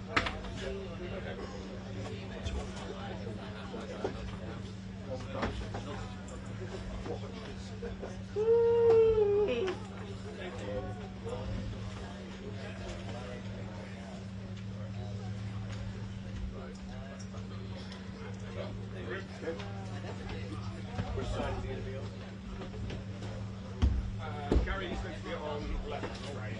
Let's take 2 steps. Yeah. So do you want me to drive to the end of it? Is this an interview? Or Yeah. Is it just I think so. All good, all good. We're cheesy, aren't we? I'm probably going to push in on Rob anyway straight away. It won't be you. Oh, it's not Rob. Oh, it's yeah, sorry. I can see Rob. I thought you were just there, mate. How you doing? All right? Amazing spot. Hello, hi. What's that? Oh, my table. That's for you, that chair. You seen it? Hello. They were a live headline later. I just do it like this. Perfect. A minute from now. Now. Yeah. Hello. Nice to meet you. Hi. Bear with me 1 second.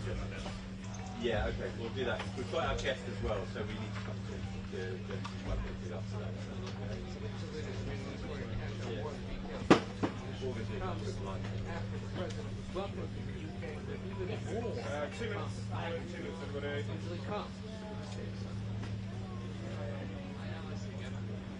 Tariffs and trade are expected to be at the top of the agenda. Chequers will also like Ukraine, Gaza. Thanks, mate. Thank you.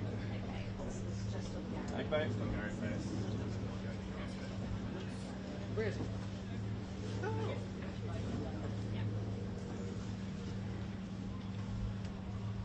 One hour and 10. Good eye.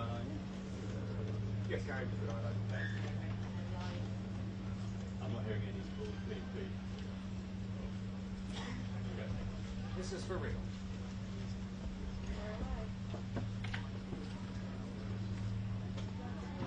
I'm Gary O'Donoghue at Chequers, where the President and the Prime Minister are ensconced in their talks over business and politics.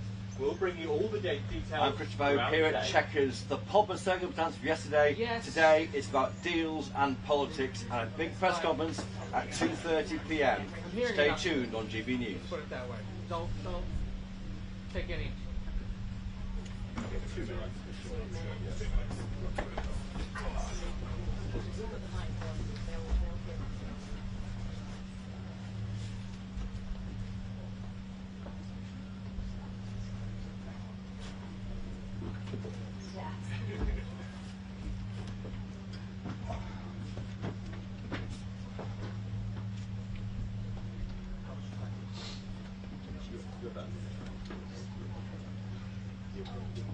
How's it look, Jack? I see.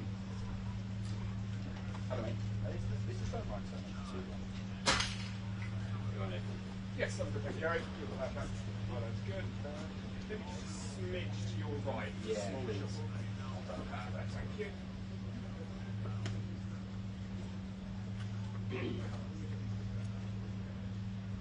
Nice one. Cheers, buddy. Right. Let's see how we do. Sarah, you may need to hard cue me. That's all. Yeah, I will. Jensen, I haven't had breakfast. Maybe not. No. We've got some sweaty tuna sandwiches. Thanks. Maybe get it if you want. Thank you very much. Oh, they might have it nice and cut up, you know, in there. So you lost sound? Oh, came back.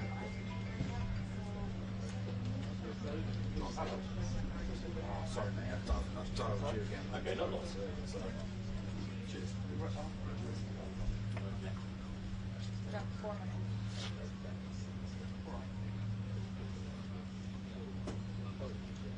Okay, just square your shoulders more towards the actual hand, thank you.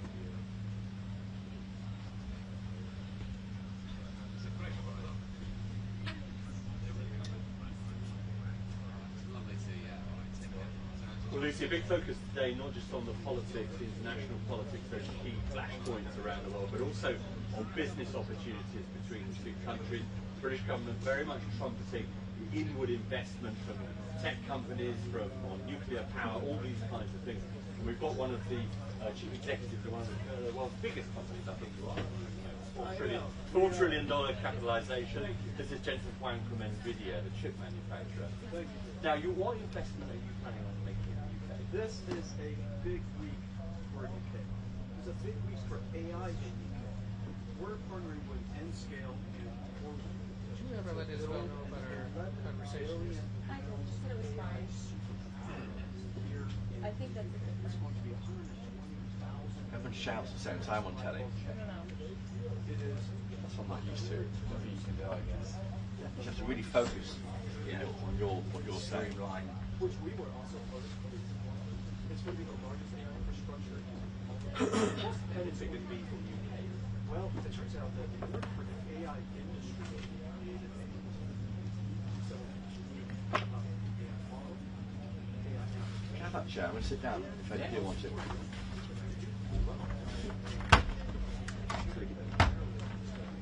So Make a note, okay?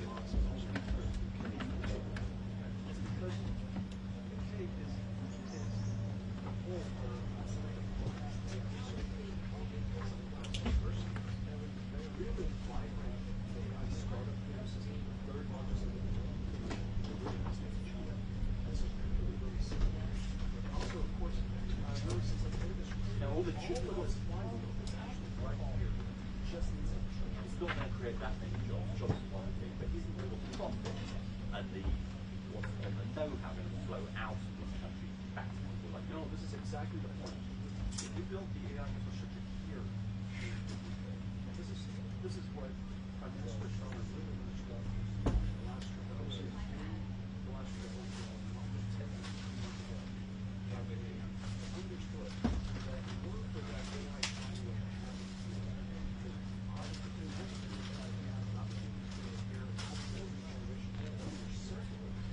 you need to have the infrastructure. And so building the infrastructure here, create startups are going to create jobs. In order to build these guys back to jobs, they create a lot of jobs. This is jobs are skilled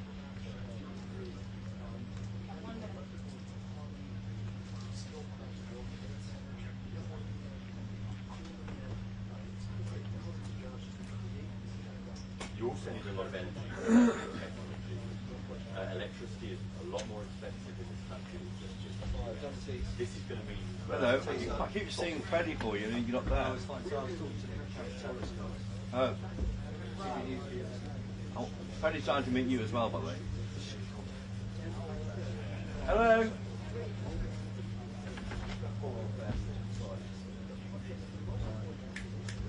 I'm not sure. It's not doing so well, Richard. Yeah.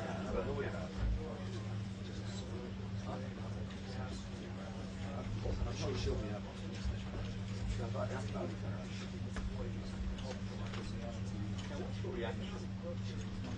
What's your reaction? Very good morning to you. We're outside the country estate of the British Prime Minister with some manager hashing out those key details. And it all comes after the President was welcomed in the UK with even more British pomp and this usually comes to the state visit.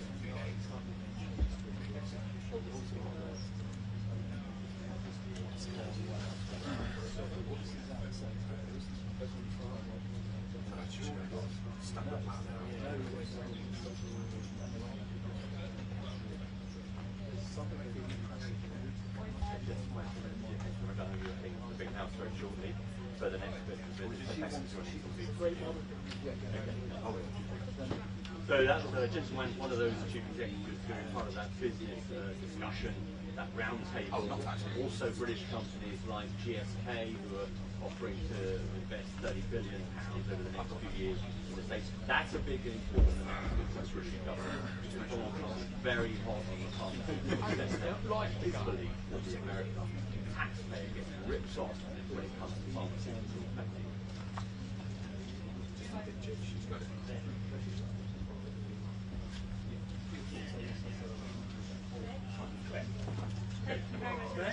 Nice to meet you. Thanks, Tariffs and trade are expected to top the agenda today, but we're also likely to hear conversations on issues like the wars in Gaza and Ukraine, mostly economic strife. 2 minutes. From the dialect? Yeah, what have you got? Actually, got over here.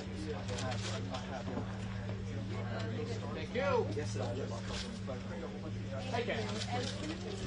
This morning without being mocked, you know. Yes, as far as I know. I mean, I haven't spoken to them. And they've, you know, I have been helpful with any press releases. But if it's popping like this, then we need to hang up and dial again. Do you want to tell Michael, are you still? Do you want to hear the directions? Michael in London, are you there? Yeah, we're getting like pops in the connection. They're winning. Basically, hang up and try again. That's a lot of tariff. Reestablish conflict.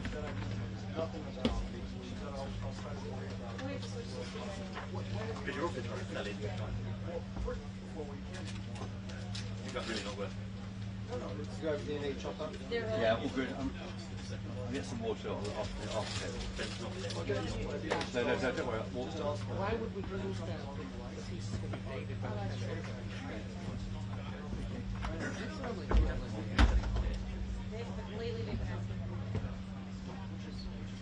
I'll start work on that 5-minute word piece for online. There's a different one. In between the hits. No, I'll just get my get myself into the story, but I need to write. You're not on bubble, are you?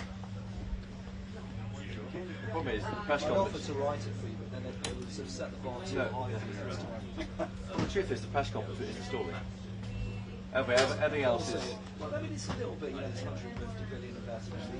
That's at the bottom. Yes, okay, but it's still bubbling. Top 2/3. Yeah, the press conference, yes. We also want That's the press conference. But that's still also high. It's still about money, isn't it? I know there's the extra. Yeah, I could take a picture, couldn't you, of me here for my Twitter. Just one. Behind the camera. I'll do a Twitter. Tune in for the latest. Did you say that? No. What?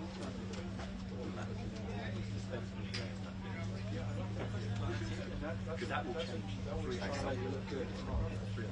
Wear my big tie today. This is my big. Trying to call me the president. You know there are journalists here. We can get in, expert, have a chat on what to expect. Ben Riley Smith over there. He knows Trump very well. Ben Riley Smith. Yeah. He wrote a good piece, a magazine piece. Telegraph guy, he's quite cool. Huh? So I'm doing the one. Yeah. 1/3. Actually, they're close to 1:30. With me and Chris. Well, let's get your mics and everything.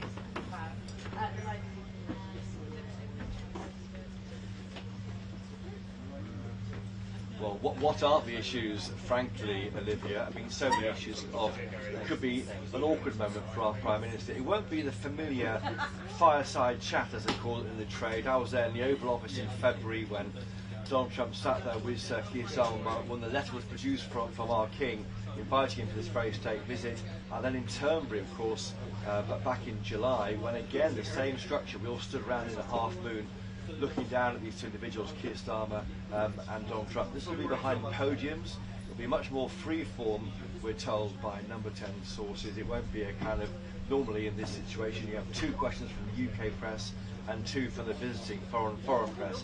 That won't happen. So really, frankly, anything can happen, and that's why all sorts of questions will be asked, notably, I think, about the steel tariffs in this country. Will they go to 0 from 25% for exports from the UK to US? Of course, in the EU it's 50%. We're doing better than them, and of course we've been told that's a Brexit dividend. But why not get that to naught to help our steel industry? Palestine, Gaza recognition. Last night, the Lucy Powell, who's challenging to be deputy leader of the party, said to be an event to commemorate that happening. Well, it hasn't happened yet, and the rumour is it may happen this weekend. What will they think of that? The PM said he'd do it before the meeting of the UN General Assembly next week. The issue of one in, one out. That in fact, we sent an individual to France, the first time a migrant arriving here illegally. That's a boost for number 10. But what will happen next? We'll get one back, will we? And will it go anywhere? What's the answer? Maybe the European Convention on Human Rights. Other questions too. Jeffrey Epstein, that looms large. Do you miss Peter Manson as ambassador to Donald Trump, maybe? Sadiq Khan, London Mayor, he of course has said that President Trump has been fanning the flames of divisive right-wing politics around the world. What does Donald Trump think of that? Well, I think we can guess on that one. And also maybe a question about the pair of them. I asked both Keir Starmer and Donald Trump in the Oval Office in February a simple question, which is an interesting one. What do you have in common You're a left-wing politician, you're a right-wing one. Why do you think you get on so well? That could be a good one to ask. No, we're trying something else.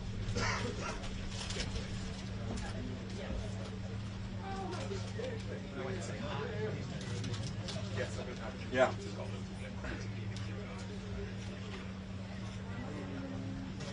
Fair enough.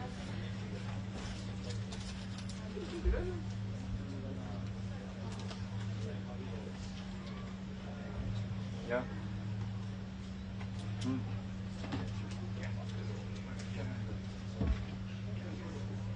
Yeah, Liverpool then Brighton is always the end. No, I've got to listen to this year. I'm switching to nice. Yeah. It works. Yeah, and the crucial thing here, of course, is who's in charge. Now, both in Turnberry in the summer and in February in the Oval Office, the person in charge is the President of the United States, even though Turnberry is UK soil. This is Keir Starmer's country house as Prime Minister of our country. He's in charge, so he can really coordinate and make sure that he keeps ticking along. If it gets embarrassing, maybe he might overrule some questioning. I don't know. Let's wait and see. I should say that right now, or very shortly, the Prime Minister and President are meeting with business leaders. Of course, overnight we've heard of a £150 billion tech deal signed. There's a business reception ahead of the press conference. So they'll be keen to talk about what they've been up to, trade, frankly, and we'll be trying to work out where the grit in the oyster is, where is the stone in the shoe of the special relationship. But you're both journalists, I've known for a long time. What would you ask him?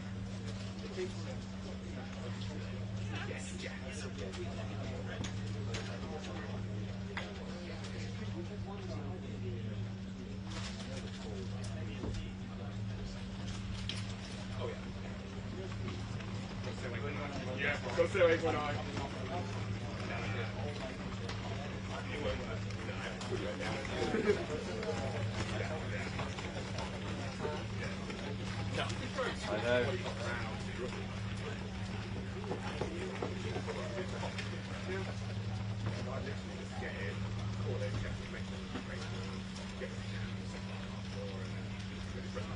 And yeah, well, particularly we're in the home of where Magna Carta was signed a few miles away, and don't forget the Jimmy Kimmel cancellation overnight for those remarks about the killing of Charlie Kirk and the MAGA, the right reaction to that. That will be a question, I'm sure, that the US press pack will be keen to push, and will raise maybe Lucy Connolly, maybe Graham Linehan's arrest by 5 armed policemen, an Irishman tweeting from America, not even the UK, but being arrested on arrival. Olivia, any questions?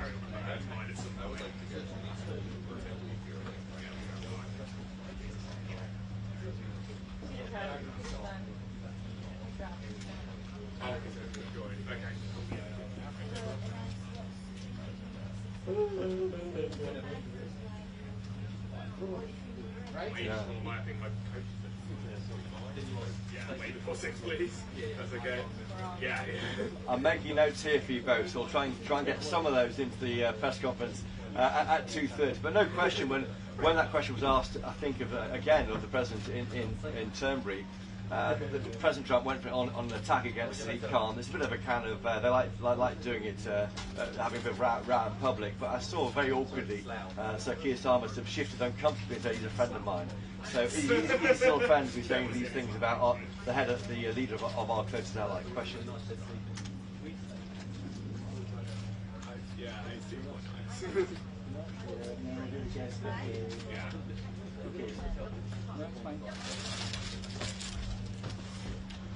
Is that okay? That's encouraging me to keep going, making good points. Yeah, you're nodding. Oh, yeah, I think that actually helps me.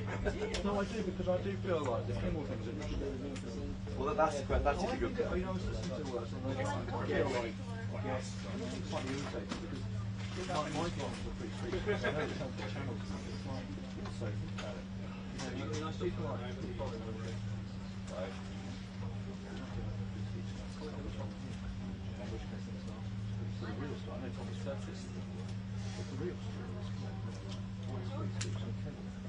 right. I think it's the guy simply he's dead, hasn't been buried yet, and the family mourning. I mean, there's Yeah, but still. I agree. I agree it's distasteful. Yes, that's the point. That's the point. They're obviously looking for a reason to stop paying 16 million because there always is a reason. If the ratings are really good, it's with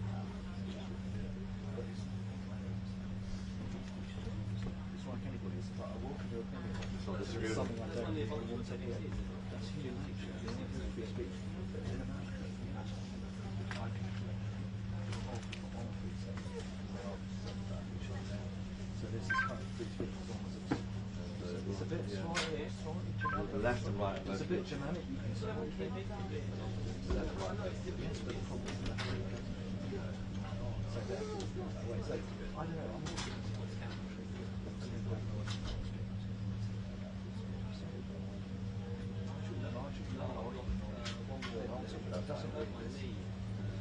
well, when's our next one? One, and then in theory, yes. So I think about the table, I suppose. I said we'll be available. I'm on main. You've seen 101 out when I was having some of the calls last week, man. Mark is doing it. It's been reported, but I'm waiting for the can do that in Mark now. It's up and gone now. Checkers Trump. You might kind of thinking about maybe not allowing right, I'll head back to the right. It's going to I'm right back end of this thing. Well, I'll do that. You can drive back to London. I'll tell you about it. It'll be strategic. Got me somewhere. Yeah, I think. What's the way? Which way do we actually end up? We'll go there. One or whatever. We'll end up North London somewhere. Where's your dinner?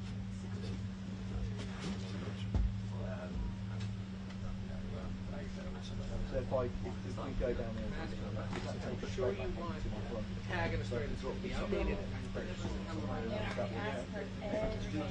yeah, that's fine. Thank you. Somewhere 100%. Yeah, thank you. What time is it? Right, so it is fine. Do you ask the Ben Murray Smith? I don't know it, so it's up to you. If you're happy to do that. 40,000 words about this Trump, is it? That we can tell him. Have you had these chatting again?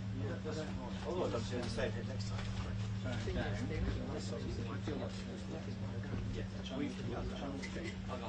I'm saying. It's not saying if you want to, it's up to you. In the sense of, yeah. You know, the problem is if they give you a short hit. Do you ask them if they want to do it? Should I ask them? You ask them. Right? I don't know. Let's see if you want to.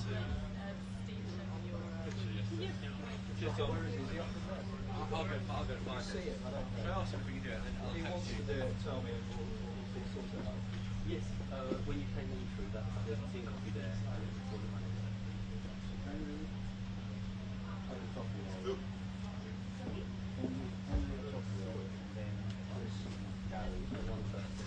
So 10 minutes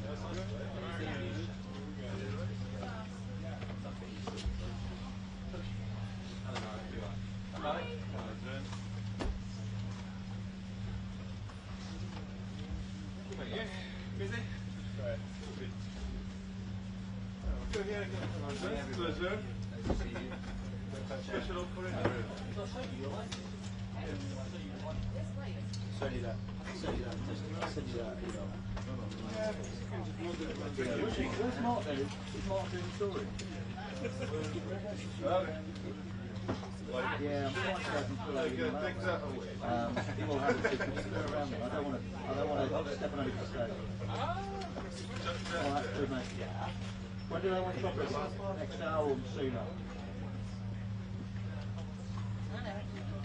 Yeah, he's done that one. We might. They'll be crashing something to their moon show based on what he said. Yes, with the pressure. I don't know when they come together. Kaplan's offering to potentially stay, which I think to cover that, but maybe not. I was going to say we might grab one of the other journos to be a guest. Chris is quite keen for the next hour. I don't know what we'll see. Well, yeah, the Telegraph's got written a lot of stuff about Trump. I don't know. He's interested in that. There's only journos in it. Maybe I'll say. Possibly. I'll let you guys know if that's an option. All right. Okay. Good. Bye. Bye. Bye.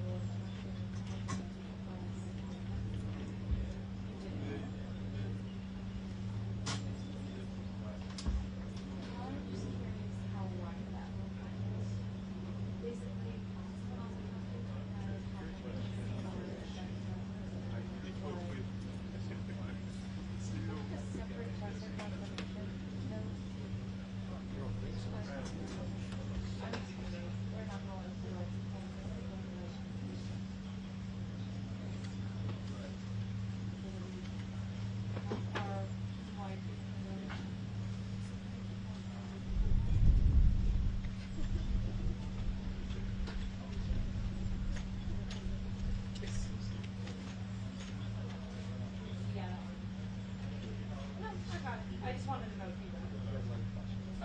it's low voltage, it's been on all morning.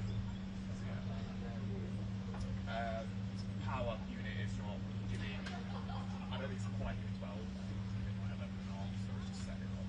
Chris knows about it, it's got batteries on it.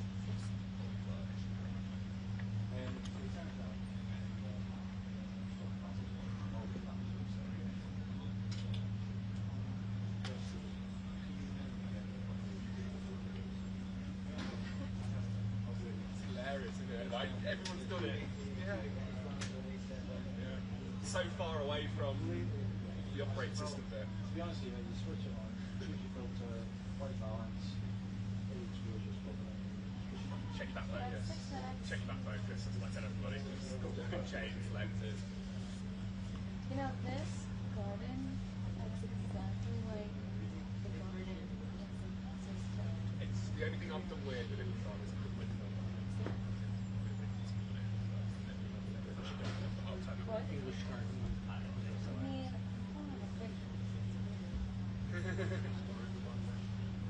you put it in your ear, it feels a bit hollow and not quite warm, that's why.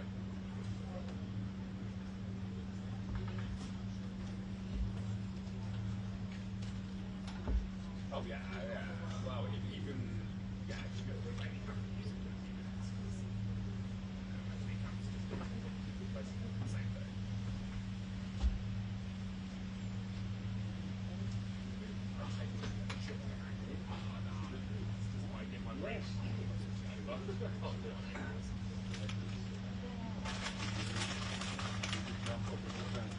Really annoying we can't get there, but we quite nice to have a look at some of the friends.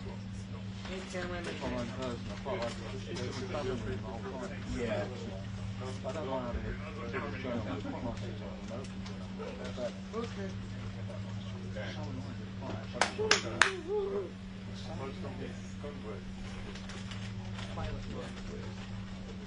They literally do bullying by the trapped to bed in the toilet. No, he won't go, no, I'm literally like a school trip. It's not a school trip. No, back on the bus. Yeah. It's exactly right. So what do they do now? What they do now? Well, they're probably going for the business, there's a kind of businessy meetings going on. It's not quite maybe. I don't know, I don't know if they're going to stand and look. I don't know, I'm not really sure. They get keep them nice. Right now, we'll go. No, you over there. Come on, go on the roof. Get left behind.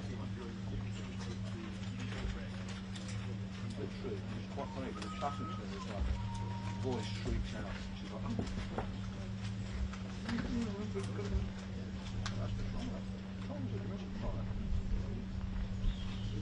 Good morning, Ainsley.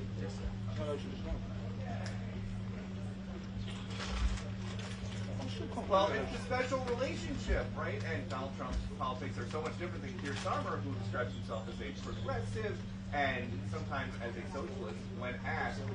But these are two guys who have come together to try to figure out how to end the war in Ukraine. And, you know, we saw this big royal welcome that these royal families gave President Trump over the last couple of days.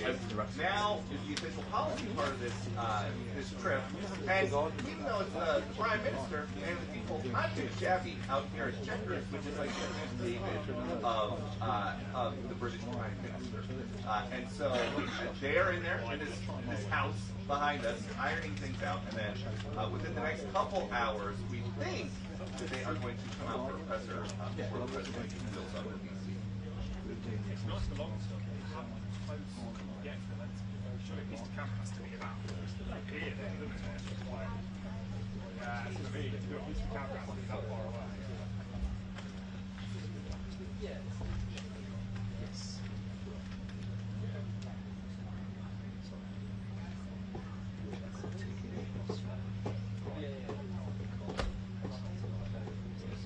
Yo, you know what?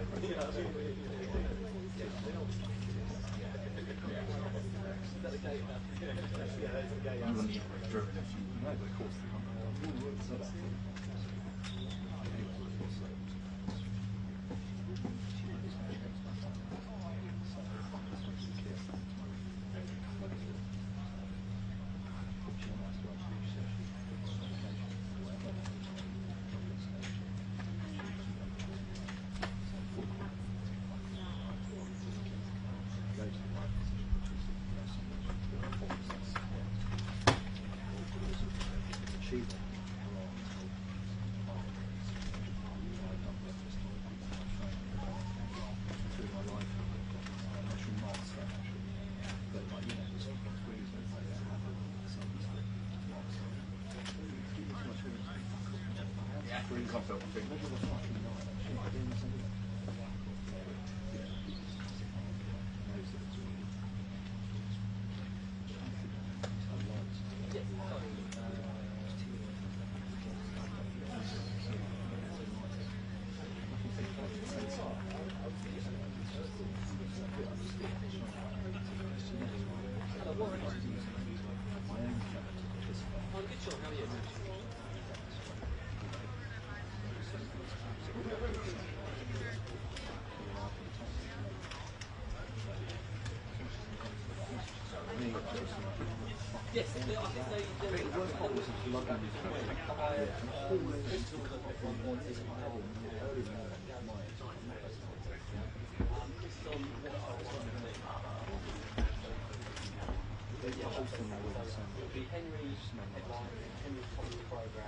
There was quite a lot of gathering to do, so it wasn't one where you just had to stand back.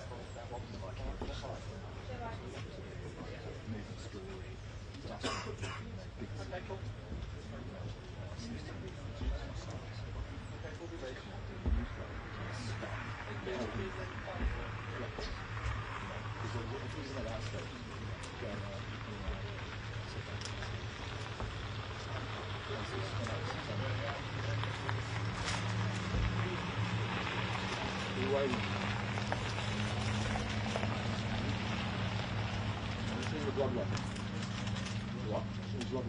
No, they're not, Errol. In many ways, they are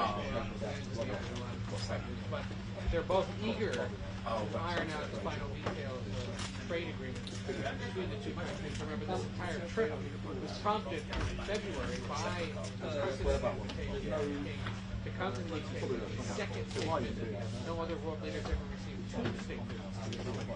But it was designed to ensure that the trade deal would get cut, and it was the first one announced by the White House in the Trump terrorists. And we are expecting to hear a little more today about ongoing announcements from various tech firms across the United States who are planning to now invest tens of billions of dollars in British artificial intelligence, quantum computing, nuclear energy technology. Yes, a lot of firsts formally on Fox throughout the years. This Sunday might be the first time I've ever hosted anything for an hour by myself. And so it could go great. Maybe not, we'll see. But you know, even though we have such great access to this president and his team, like every time I go into the Oval Office, I have 2 pages of printed questions. But there's always like 1 or 2 things that, because of follow-ups or because of other people asking things, that you don't get to. This show is an opportunity to explore and expand on things that are really important and that people that we get emails from and that we see it at the deli think are important, but there just is not always time within our daily routine. Especially because Jackie and I are usually on these shows, we only have like 2 minutes, and then the rest of the news has to get covered. This hour at 11 o'clock on Sunday is going to be a highlight reel of what it was, and a look at what we do think we're going to have a very, very good guest. We'll hopefully get a chance to hear I'll do that when I see it. With the British Prime Minister. This is the country estate of whoever served as British Prime Minister. In essence, their Camp David. And he's been here before. He was here during the first stages. Other presidents have been here as well. But after that, then he heads back to the United States this afternoon for a full slate of things for the weekend, including attending the funeral of Charlie Kirk Sunday night.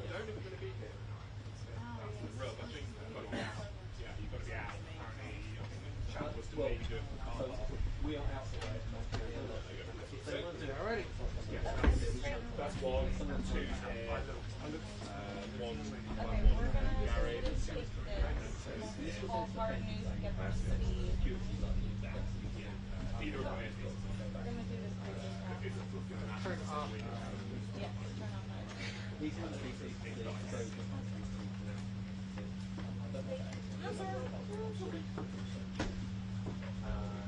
Yeah, ignore the flashing light.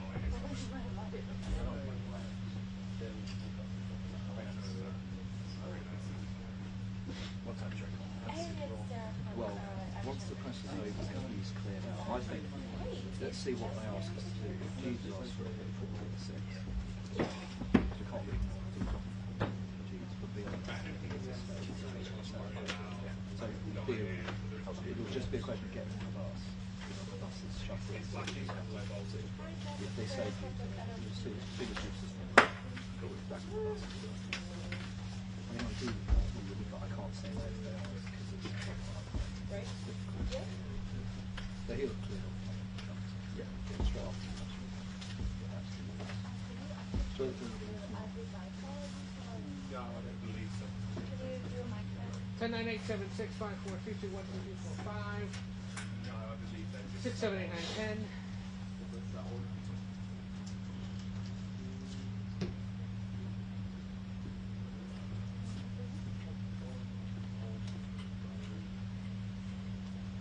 Yes, yes.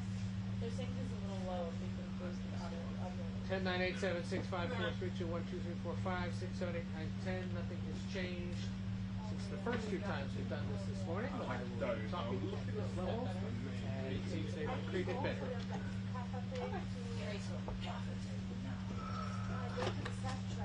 I'll go find some shit. No, don't worry, honestly. Sure. Okay. No, listen. For your top stair for 6, top 3. This is for the 9 a.m. Yes. Oh, we do that one. I was not redoing for the They're rest. aware. Don't take your foot off that. Oh. No, this is not the West Coast. No, this is not a West. This is not yet the West Coast update. First, we will do the 9 o'clock. Then we will do the West Coast. We can do West Coast updates. Do you want to do those first and you have your before you switch to Rob? Yes.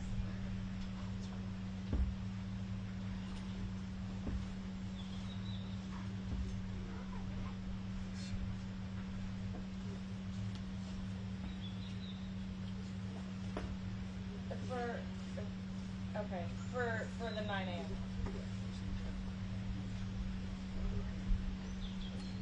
Okay. Okay, great. You can just, anytime you want for the 9 a.m., just go and say back to you on the back end.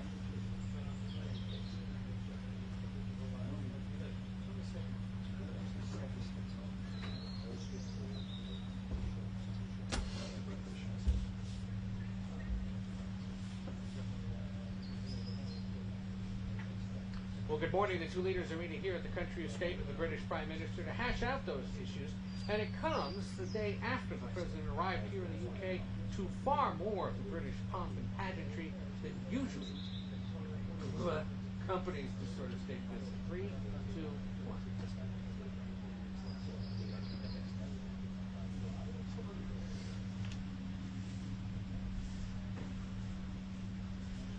Well, good morning. The two leaders are meeting here at the country estate of the British Prime Minister to hash out those key issues, and it comes after the President was welcomed here to the UK with far more of the British pomp and pageantry than usually accompanies a state visit.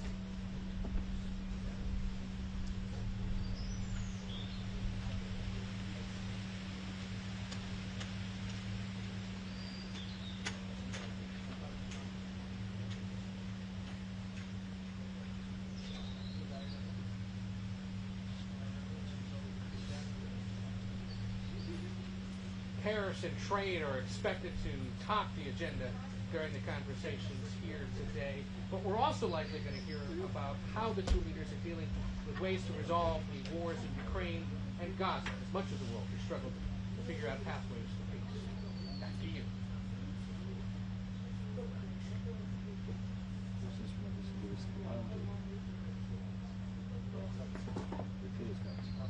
The 9. The housemaid last night who was Rebecca. OT?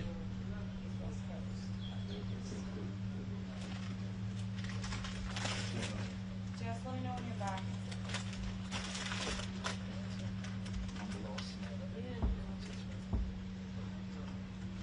Oasis next. Huh? Emergency Oasis next. You are? They do 3 more days? Where are you going? I didn't try to do that on Sunday because I saw them years ago. My girlfriend. So I saw that medal years ago. I would really like to see them. I just didn't. I couldn't be motivated to get that ticket and watch it again. I mean, I could have stepped up to it. Somebody said you would have to. Yeah, it's not my problem. No, we'll just, yeah, well, we'll just, we can do it now. It's 60.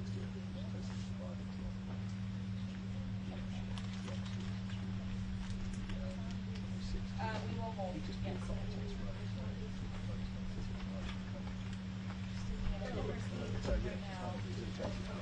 that they should be scheduling telling us when he's in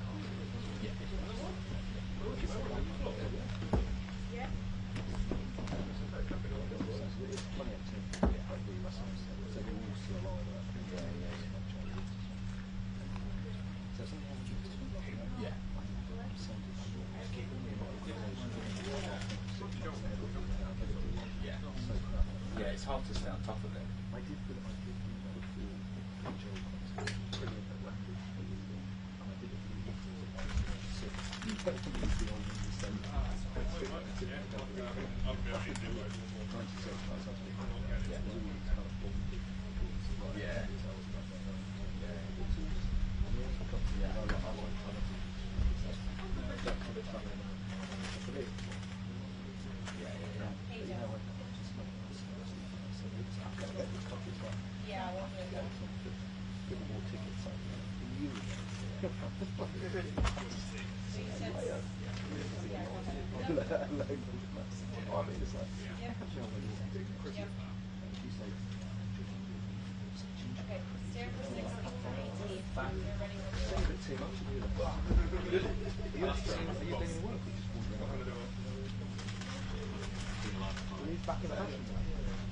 Well, good morning. The two leaders met here at the country estate of the British Prime Minister and the House of Representatives. And it all came after the President was welcomed to the United Kingdom with far more British pomp and pageantry than usually accompanies the state visit.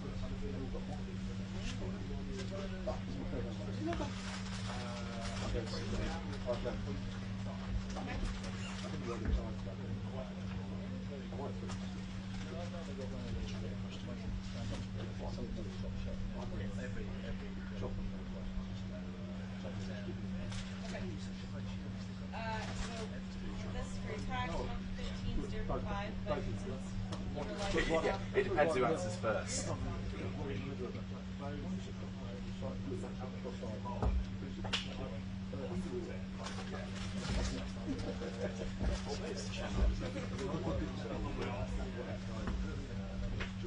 The President and First Lady are scheduled to be back in Washington tonight after the 2 days of pageantry and diplomacy.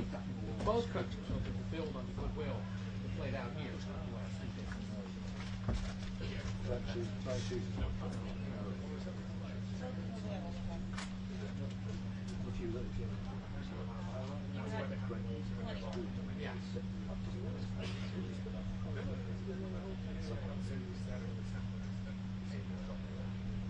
President and First Lady are leaving this afternoon, scheduled to be back in Washington tonight after 2 days of pageantry and diplomacy, which both countries hope to build on for the months ahead.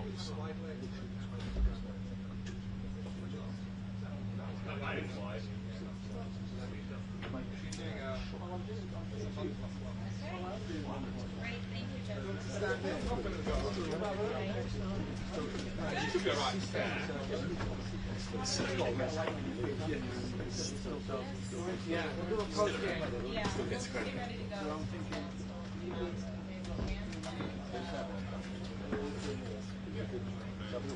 So I'm thinking first the centre will be there, and then Gary. Sometimes they'll kind of talk and have a chat and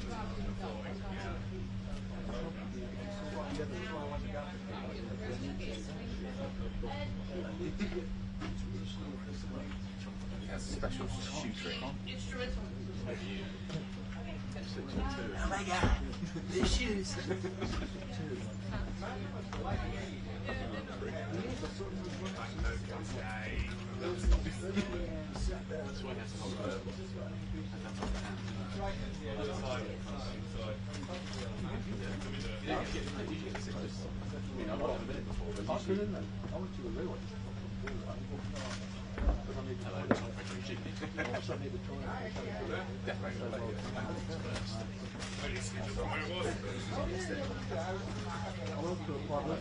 Yes, yeah, I saw you.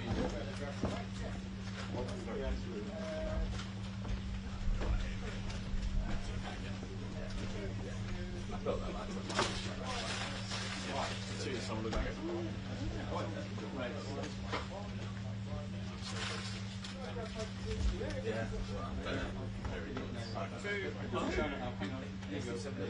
Two's on. And when he went out there, they didn't have a good TV like this, Starmer. Over a lot apparently. how's that? Okay. Alien Earth, anyone's seen it? Really? So it's going to be there for the actual shooting. You're a single file, right? I'll turn it off. Yeah, basically one way. I know the people. We have labelled the mics. Yeah. We're just saying to John, his left-handed, I would have put everything this way. So just go back into positions again, just like I said. So just thinking about Gary being a bit bigger today.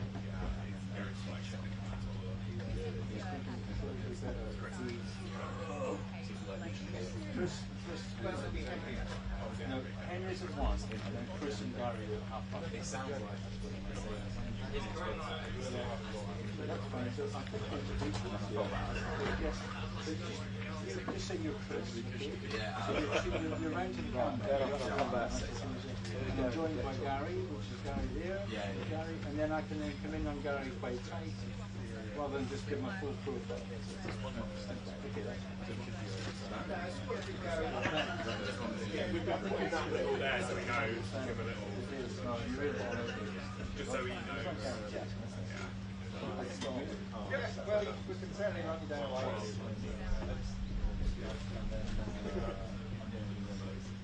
And I think his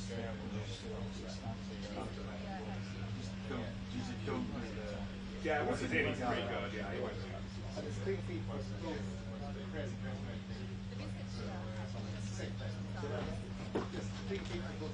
yes, yeah.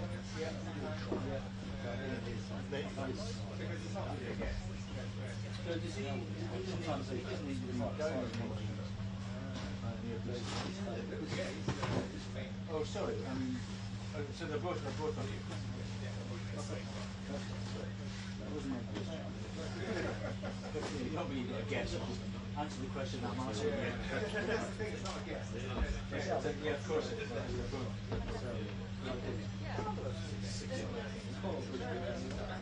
Yeah.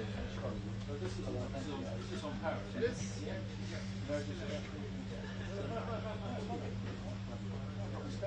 Good. They used to be around. For the chaos clubs. Yeah. Lovely.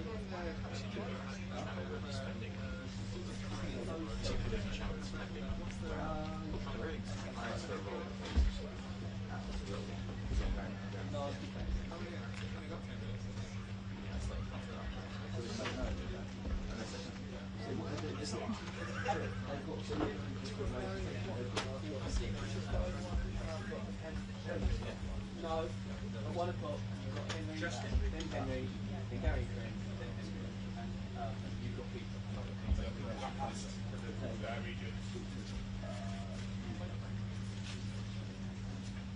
Hello, Ralph. Sorry, I was shooting.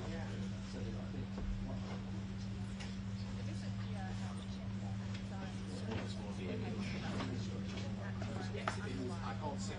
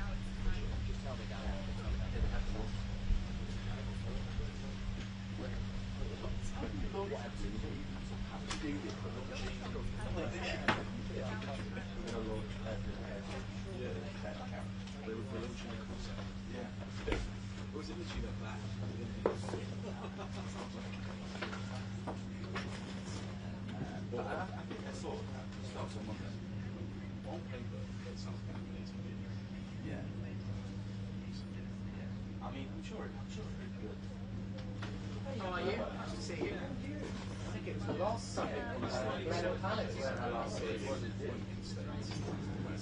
Well,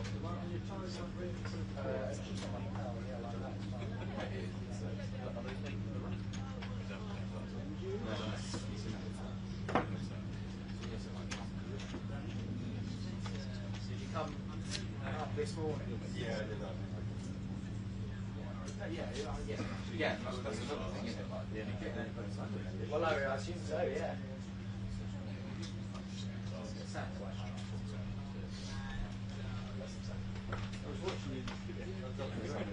This morning? Yeah, I've been here for, it feels like a week. We got a report. It's very atmospheric.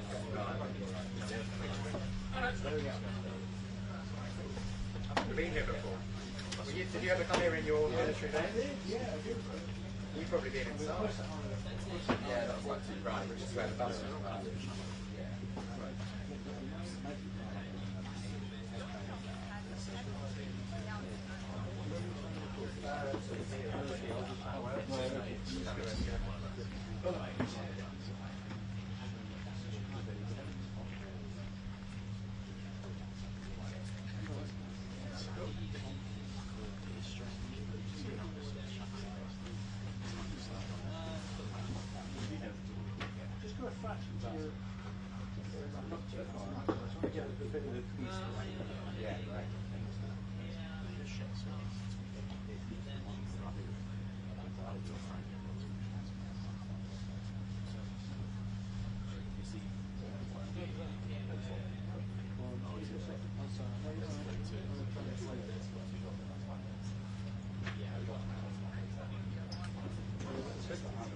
Hello, gallery. I'm happy.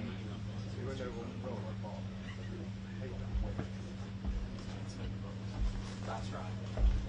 I am. Just let me know if you want to do a rehearsal.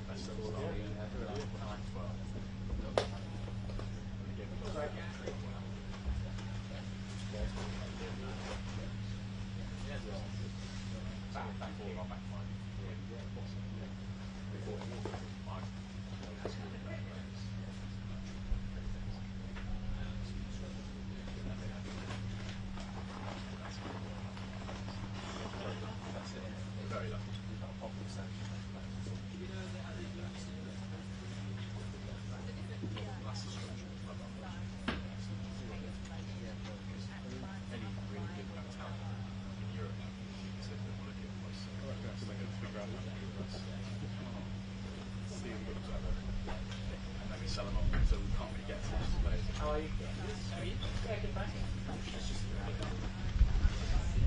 I've been here for a very long time. No, not cold, just slightly still. Quite a lot of spots. That's better. What are you going to answer?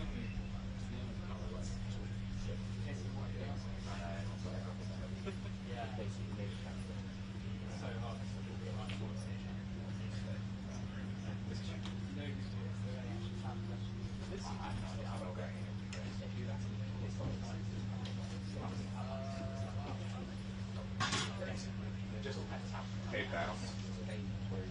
Let it roll.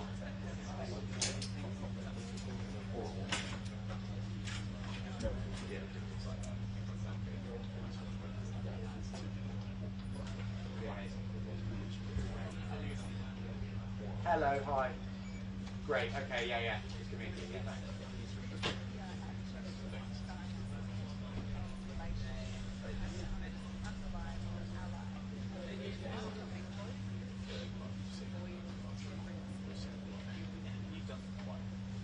Yes. Well, I've been to it.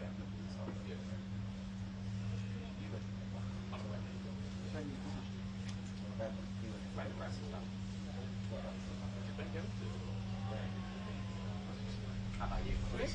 Bob. Good morning. 6 lines. You should say your VCR. If you have one and it still works. Oh, wait. We found some tapes when my dad was cleaning out his house, and it's like,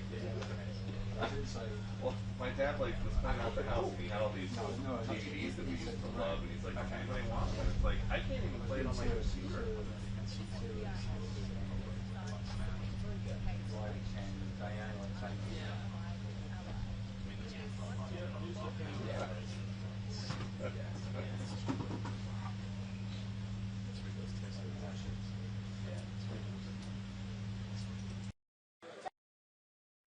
Lovely. Wonderful. trying to get in? Our brand is crisis. That was a Sandra Bullock movie. A bit too true to life at times. Sir, how are you?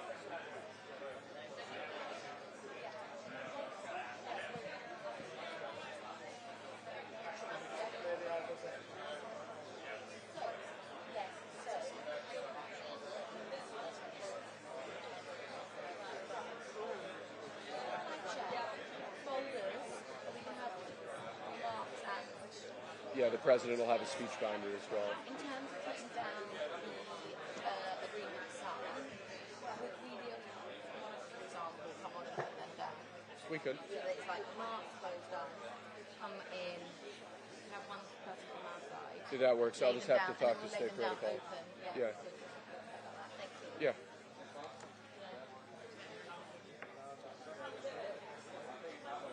Very nice to meet you.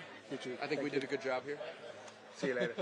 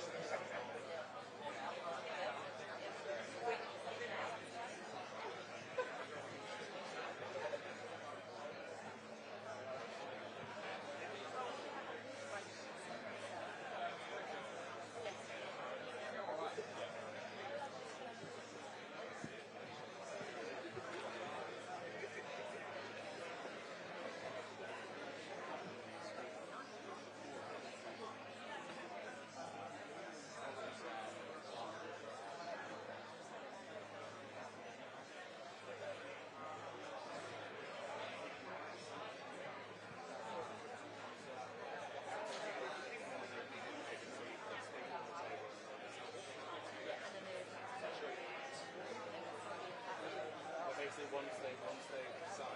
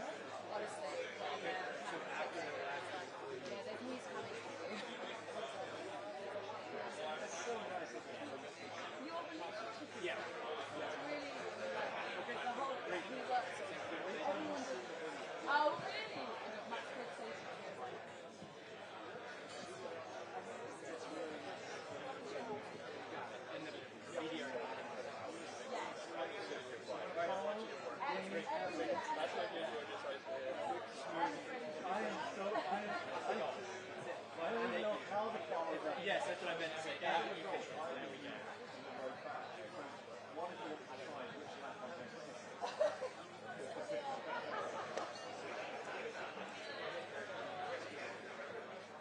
I'll let you ride on coattails.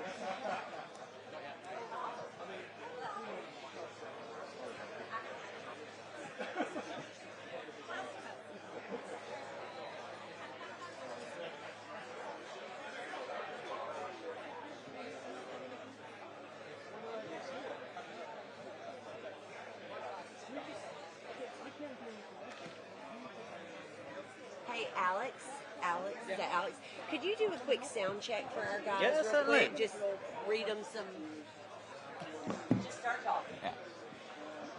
1, 2, 3, 4, 5, 6, 7, 8. 1, 2, 3, 4, 5, 6, 7, 8. 1, 2, 3, 4, 5, 6, 7, 8.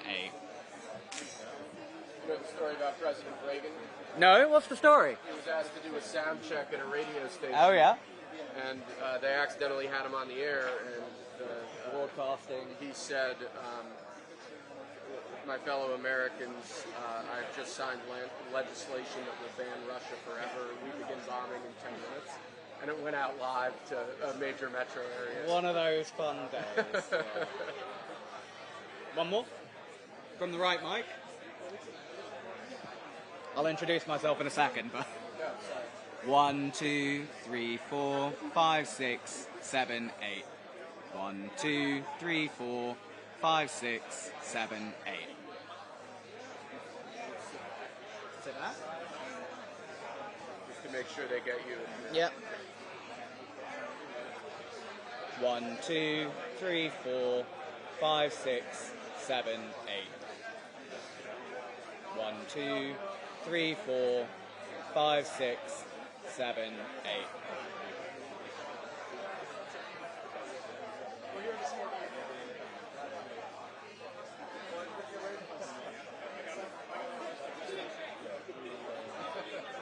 You alright? I think we're fine. So Yeah. US, we're asking. Yeah.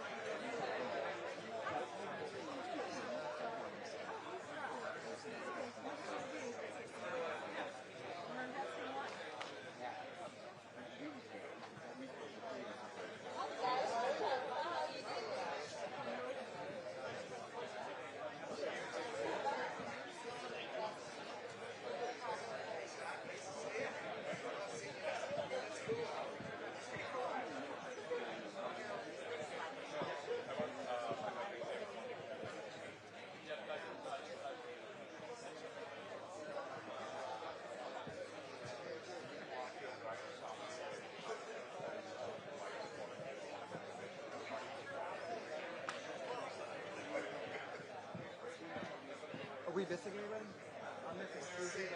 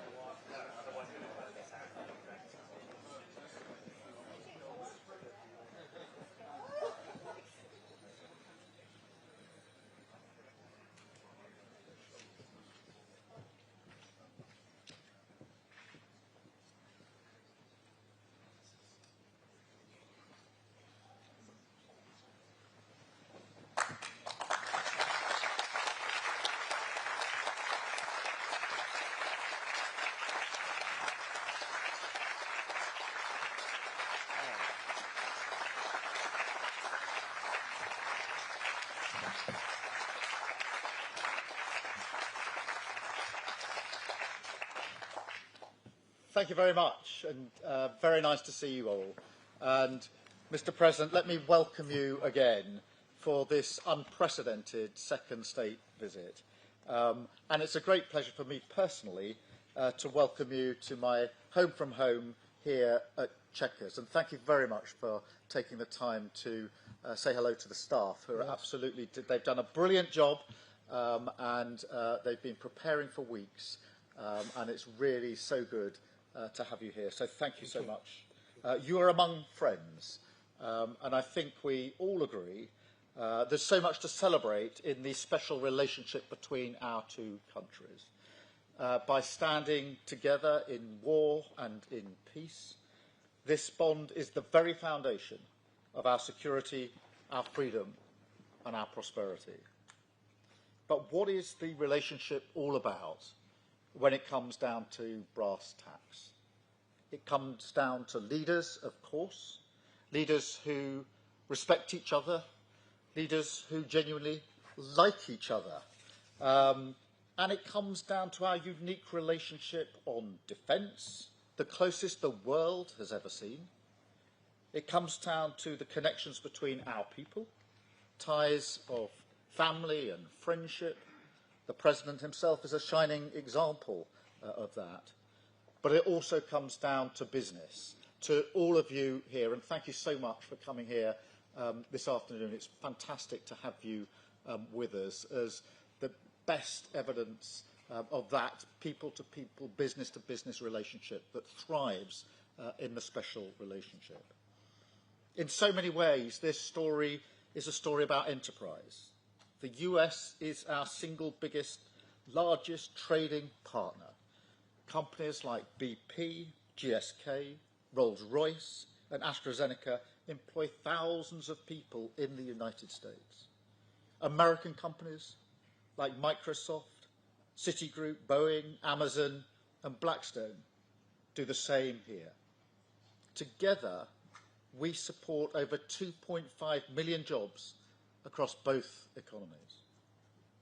So this relationship is embodied in each and every one of you here today. We have, if you like, the great and the good of British and American business sitting with us. Leading lights in tech like Jensen, Ruth, Demis and Satya. Finance, Jane, Larry and Steve. And of course in pharma, in defence, energy and manufacturing. It is really great to see you all again, I should say, because of course we were together yesterday and we know each other very, very well, which is exactly as it should be. And just look at what we're achieving today together. The deals and investment that you're announcing today break all records. What a day. £250 billion flowing both ways across the Atlantic. It is the biggest investment package of its kind in British history by a country mile. So thank you so much for your contribution on your part in that as the embodiment of that special relationship. And let me spell out what that means. It means life-changing investments across the United Kingdom. It's expected to create 15,000 jobs in Belfast, in Birmingham, Hartlepool, the Humber and well beyond. It means thousands of working people will feel and will be better off. And it shows the potency of this partnership. US capital and entrepreneurial spirit combined with British ideas and ingenuity. The UK is one of the world's largest economies. Maybe not quite on the scale of the United States, I concede, but my word, we punch above our weight. And we lead the world in expertise on quantum, on AI, life sciences, financial services and more. We have the only trillion-dollar tech sector in the West, outside of the US, again, I caveat. We have the best investment, the best universities, the most Nobel Prizes, and we have Demis here, outside the US. That's what we bring to the table, and we are proud of it. That's why we both benefit from this incredible relationship. Look at the economic prosperity deal that we struck back in May. It was the first trade deal that the President made. And yes, it was the best deal as well. We have the lowest tariffs in the world in vital sectors, and that is some achievement. It was a tough negotiation, but we did it for a reason, because it's a win for both sides, and because we knew that by working together, we could deliver more for working people. We could help the businesses here today to thrive, and help you create good, well-paid jobs in communities up and down our country. And ultimately, that is the test of the special relationship. How much it delivers for honest, hard-working people to make them safer and better off. We've already taken a big steps forward, and we're going further today, much further. In a moment, the President and I will sign our groundbreaking new technology partnership, the Tech Prosperity Deal. It's a blueprint to win this new era together, shape it according to our shared values, and seize the incredible opportunities that are on offer. I want to thank all of you for supporting this vision. We have huge new investments from NVIDIA, Nscale, OpenAI, Google, Salesforce, and many more, backing cutting-edge British jobs for years to come.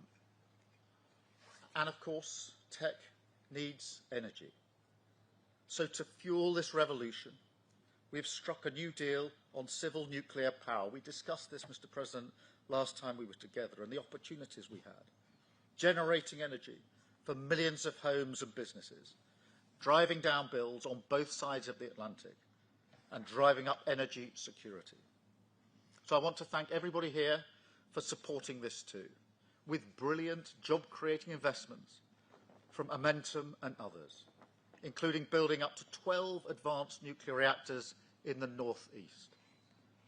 So this is a great day for the special relationship, a celebration of what has gone before, of course, but more than that, a moment to deliver investments, jobs and deals which will improve people's lives now and light up the special relationship for years to come. So thank you all. And now it is my pleasure to hand the floor to my friend, our friend, President Trump. Thank you very much. Thank you. And great job.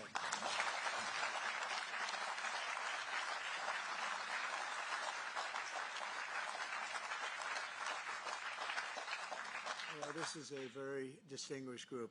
I can tell you that's what I do for a living.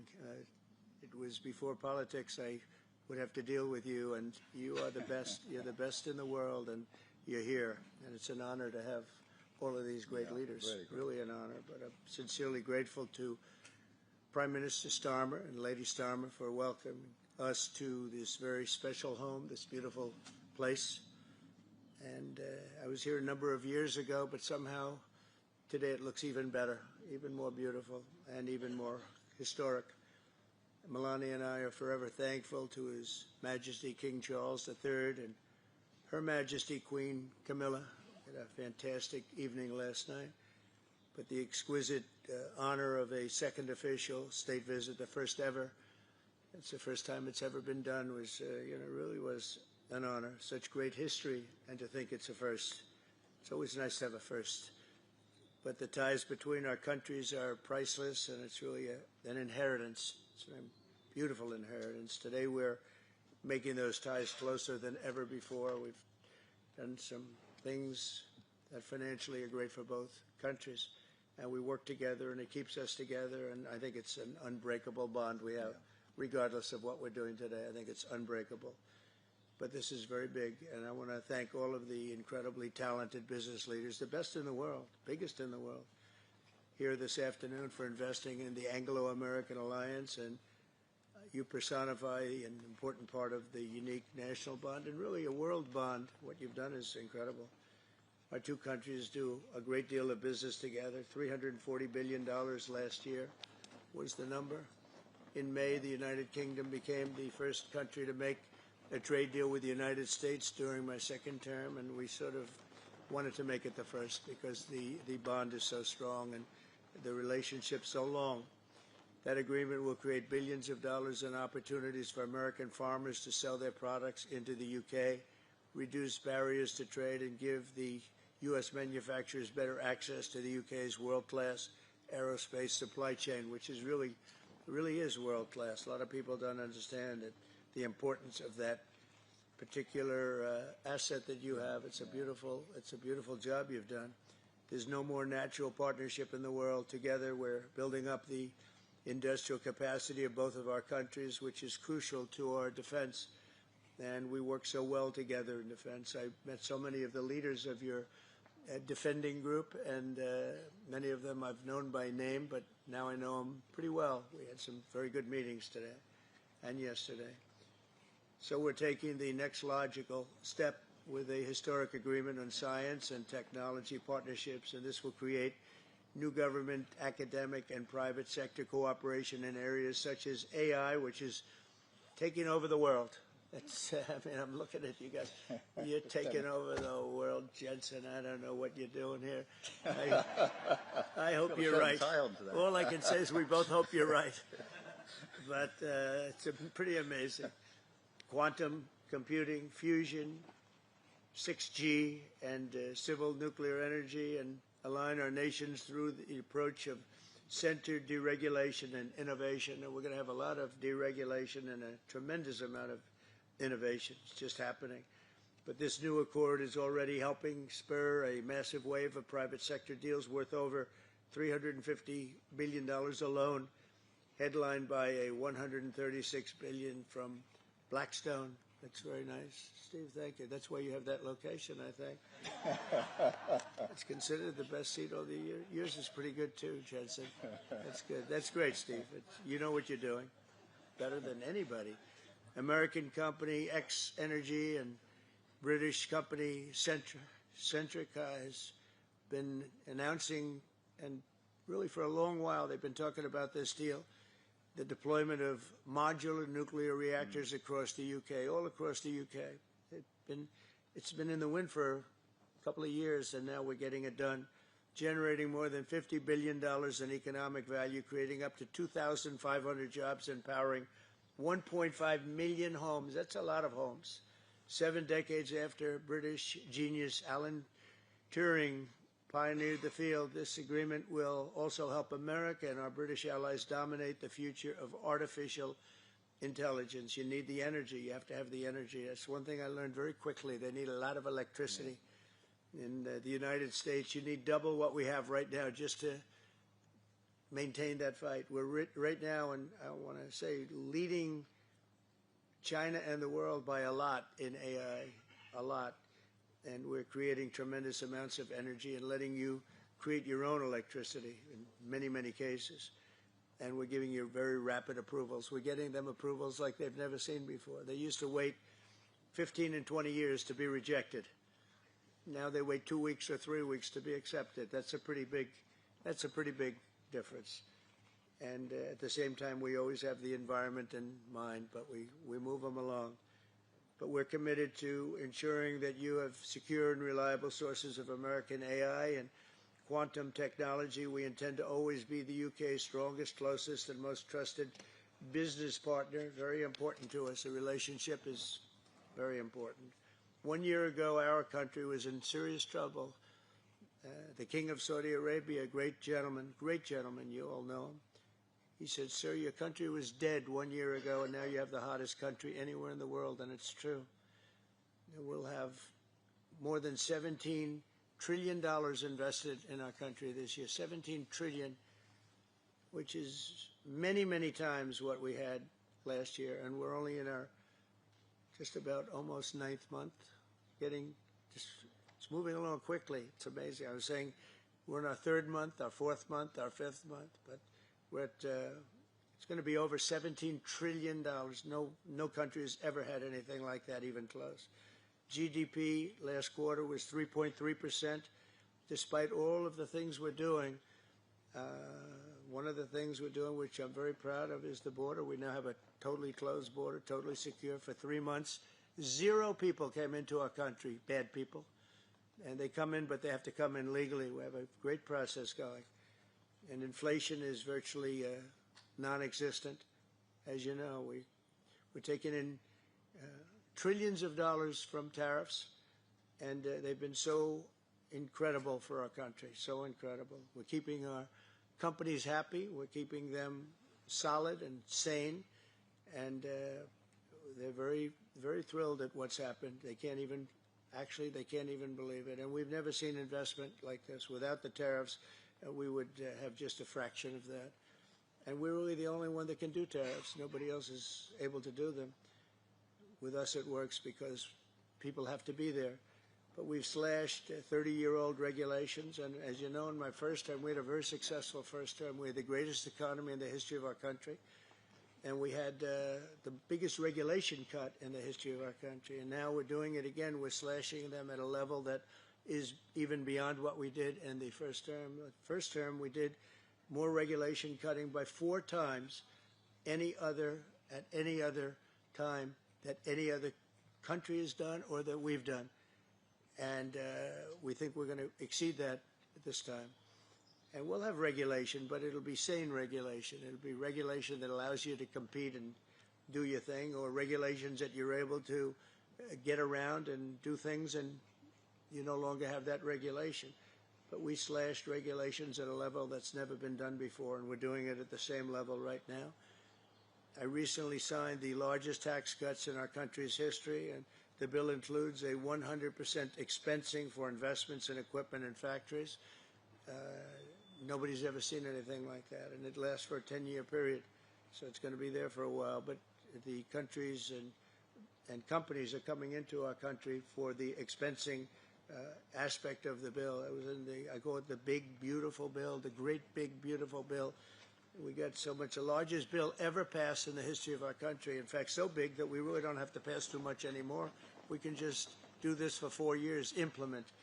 You know, I like to implement because the bills are wonderful, but you have to implement. But the expensing is going to be the reason, I think, that bigger than anything else, when you have 1 year expensing, you can write everything off for the first year, including structure.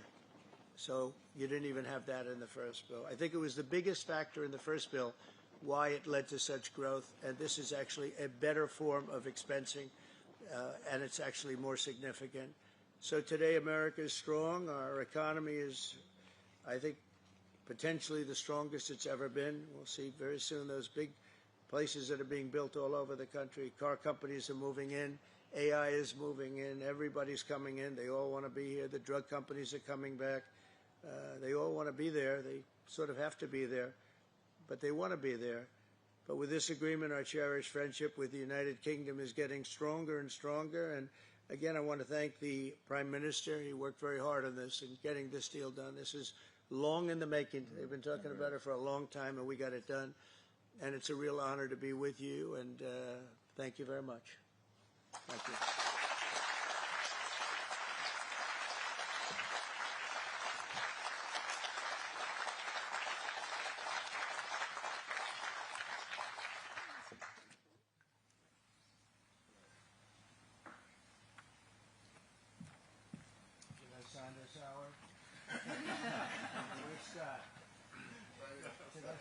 Are you sure, Scott?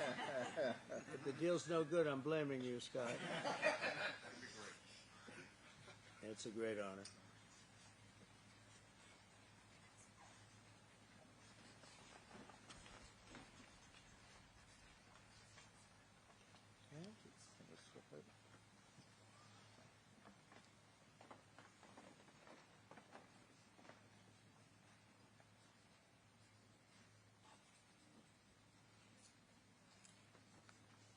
Okay, hold that up. Yeah.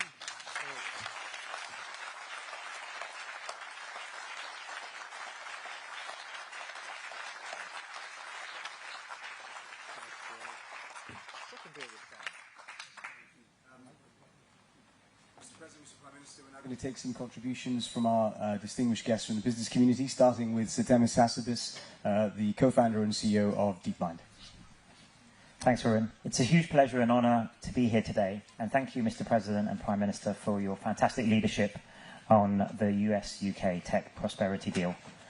This partnership builds on a rich heritage of scientific collaboration between our two great nations, pushing forwards the frontiers of human knowledge and technical innovation. The fruits of that historical partnership, from inventing the World Wide Web to mapping the human genome, have gone on to benefit all of humanity.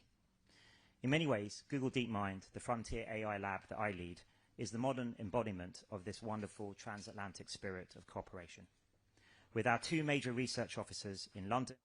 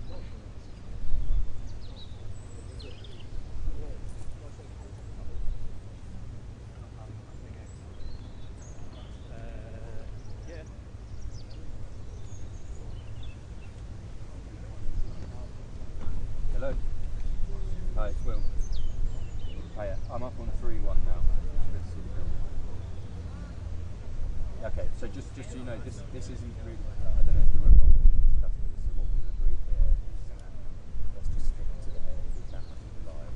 And this one, I'm going to be trying to kick off like the T-Roll show that will be live. Sorry. Okay. All right. Okay. All right. Bye.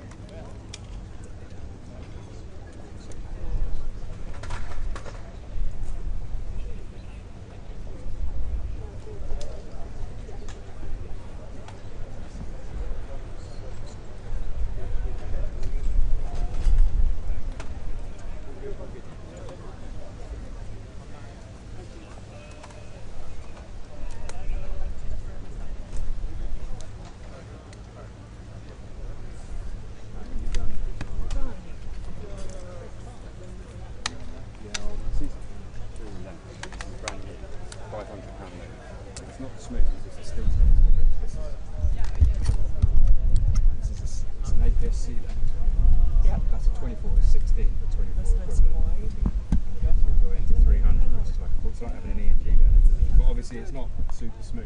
No, but but I mean, bang, if you're bang, doing, bang, bang, yeah. and it's 500 quid. Signal. Signal It's quite a lens. new lens. It's worth looking into. It's honestly, Thank you. it's the only. I might take a photo There of isn't. that. There literally isn't.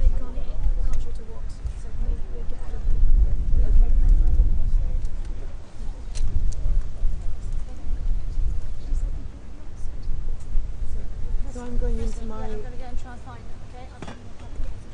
Which way am I going? That way? Stand up position. Right, okay.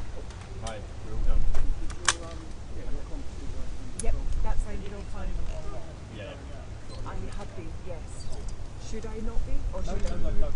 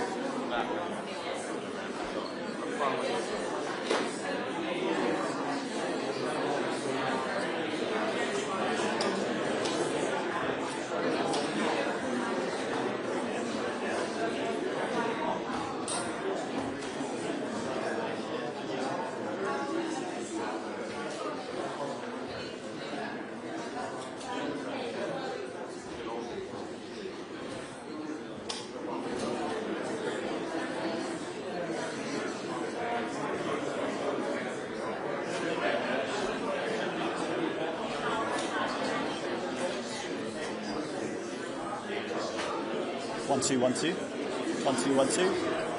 Right.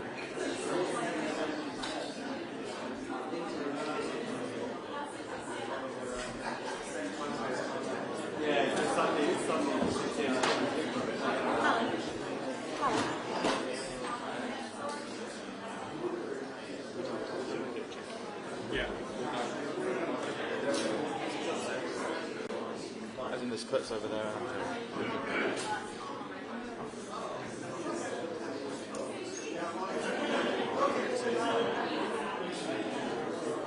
Soon.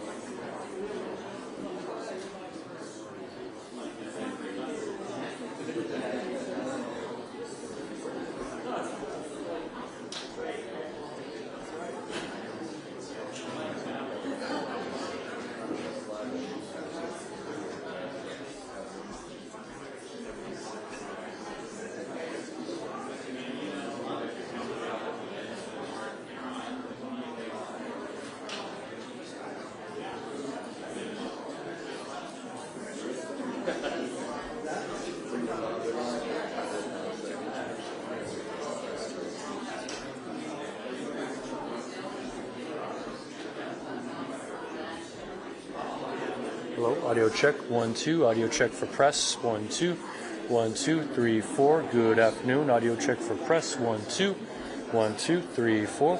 Audio check 1 2 1 2 3 4. I'm getting thumbs up. 1 2 3 4 5 6. 1 2 1 2.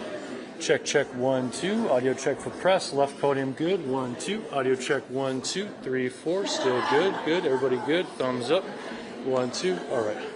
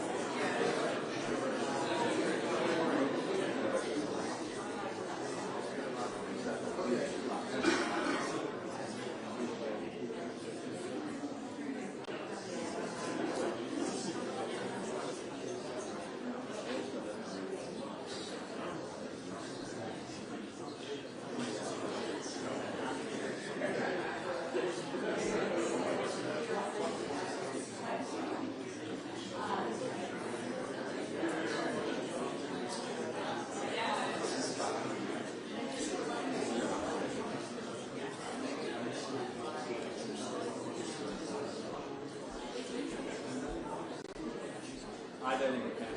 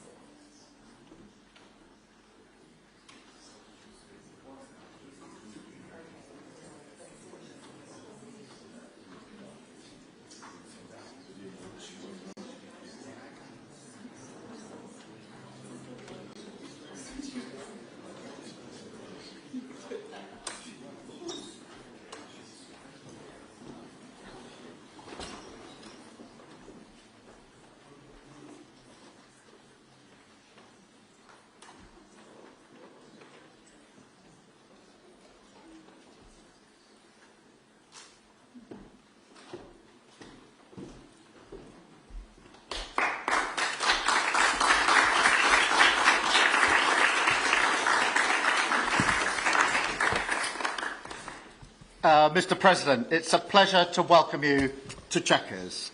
This historic second state visit is a moment to celebrate the unique bond between our two countries. But today we've gone far beyond that. We've renewed the special relationship for a new era. The United Kingdom and the United States stand together today as first partners on defence, first partners in trade, with the groundbreaking deal we struck in May, and now with the new agreement that we've just signed this afternoon. We're confirming our status as the first partners in science and technology, ready to define this century together, just as we did the last. This tech partnership has the power to change lives. It's our chance to ensure that technologies like AI, quantum, and others amplify human potential, solve problems, cure diseases, make us richer and freer, strengthen the cause of democracy, not tyranny. This is the territory on which the future will be won. So this partnership today is a signal of our determination to win this race together and to ensure it brings real benefits in jobs, in growth, in lower bills, to put more hard-earned cash in people's pockets at the end of each month. That's what we're determined to deliver. And we're bringing businesses with us. We've just come from a fantastic meeting with business leaders where we set out this vision. They have responded with new deals and investment, breaking every record that we have. £250 billion flowing both ways across the Atlantic. That is a record. Expected to create 15,000 jobs here in the United Kingdom. High-skilled jobs in cutting-edge sectors where people can build careers for the long term, changing lives in communities up and down our country. And look, while we shape this bond for a new era, the fundamentals have not changed. Security remains the cornerstone of this special relationship. We have the deepest, most advanced defence relationship in the world. Our warriors train together and they fight together. Our industries build together, everything from fast jets to the new AUKUS-class submarines. So now, as we drive up defence spending, we're going to sweep away the barriers to working together on new defence technologies so we can stay ahead of our adversaries. We're united in defence and security. Yes, absolutely. But we're also united in the pursuit of peace. We are working together to end the humanitarian catastrophe in the Middle East, get the aid in, free the hostages, and ultimately bring Israel and the region back towards a comprehensive plan which can deliver peace and security for Israelis and Palestinians alike. We're also working together to end the killing in Ukraine. In recent days, Putin has shown his true face, mounting the biggest attacks since the invasion began, with yet more bloodshed, yet more innocents killed, and unprecedented violations of NATO airspace. These are not the actions of someone who wants peace. So we've discussed today how we can build our defences further, support Ukraine, and decisively increase the pressure on Putin to get him to agree a peace deal that will last. And President Trump, you have led the way here, and we will continue to stand and work together for security and for peace. Mr. President, next year we'll celebrate the 250th anniversary of the United States. We've come on a long journey together since 1776. But it's no exaggeration to say that the partnership our two nations have built has shaped the world from the beaches of Normandy to the founding of NATO, to the creation of technologies that have revolutionised our lives. Time and time again, it is British and American men and women side by side, changing the path of history and turning it towards our values, towards freedom, democracy and the rule of law. In Britain, we take huge pride in that. And let's be clear, this relationship is not just about history, it's about the future. It's about the benefits it delivers now and for decades to come, to make our people safer and better off.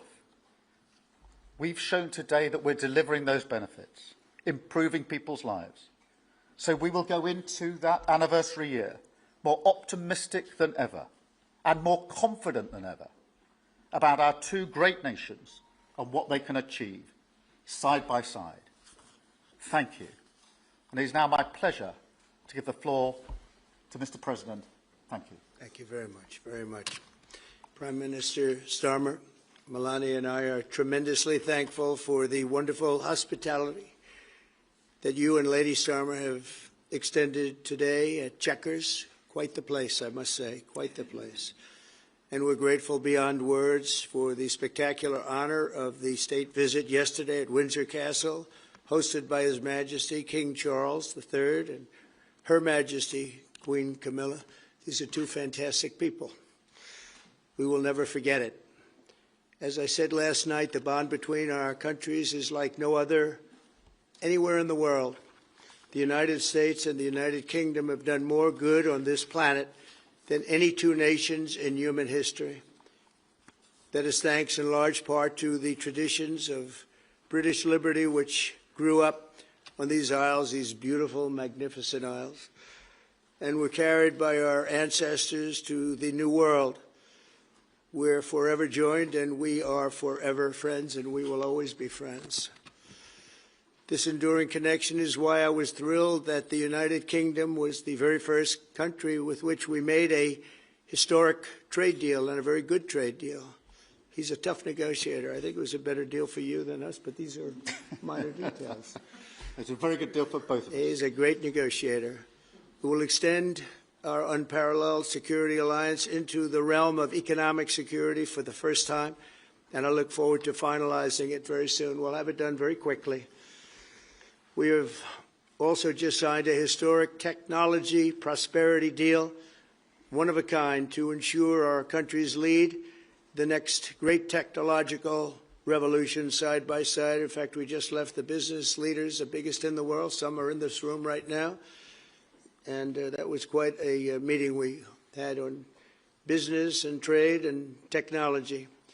This trip has galvanized $350 billion in deals across many sectors, and we're committed to ensuring that the UK has a secure and reliable supply of the best AI hardware and software on Earth. And we supply that, and we'll make sure we supply it in quantity to the UK. We also are joining forces on quantum computing and nuclear power, a natural partnership for close allies. The United States, as you probably have heard, is doing better than it has ever done in terms of business and investment. The stock market has hit a new high, as you know, and that's for many, many days out of our fairly short 8 months. And we seem to be hitting new highs, and I think we're going to do much better even as time goes by. Jobs are at a record, and most importantly, we have more than $17 trillion, $17 trillion, and this is during an 8-month period being invested in the country, which is not only a record, but if you compare $17 trillion to the last year of the Biden administration, they did $250 billion. They didn't do $1 trillion for the 4-year period. We did $17 trillion of investment coming in.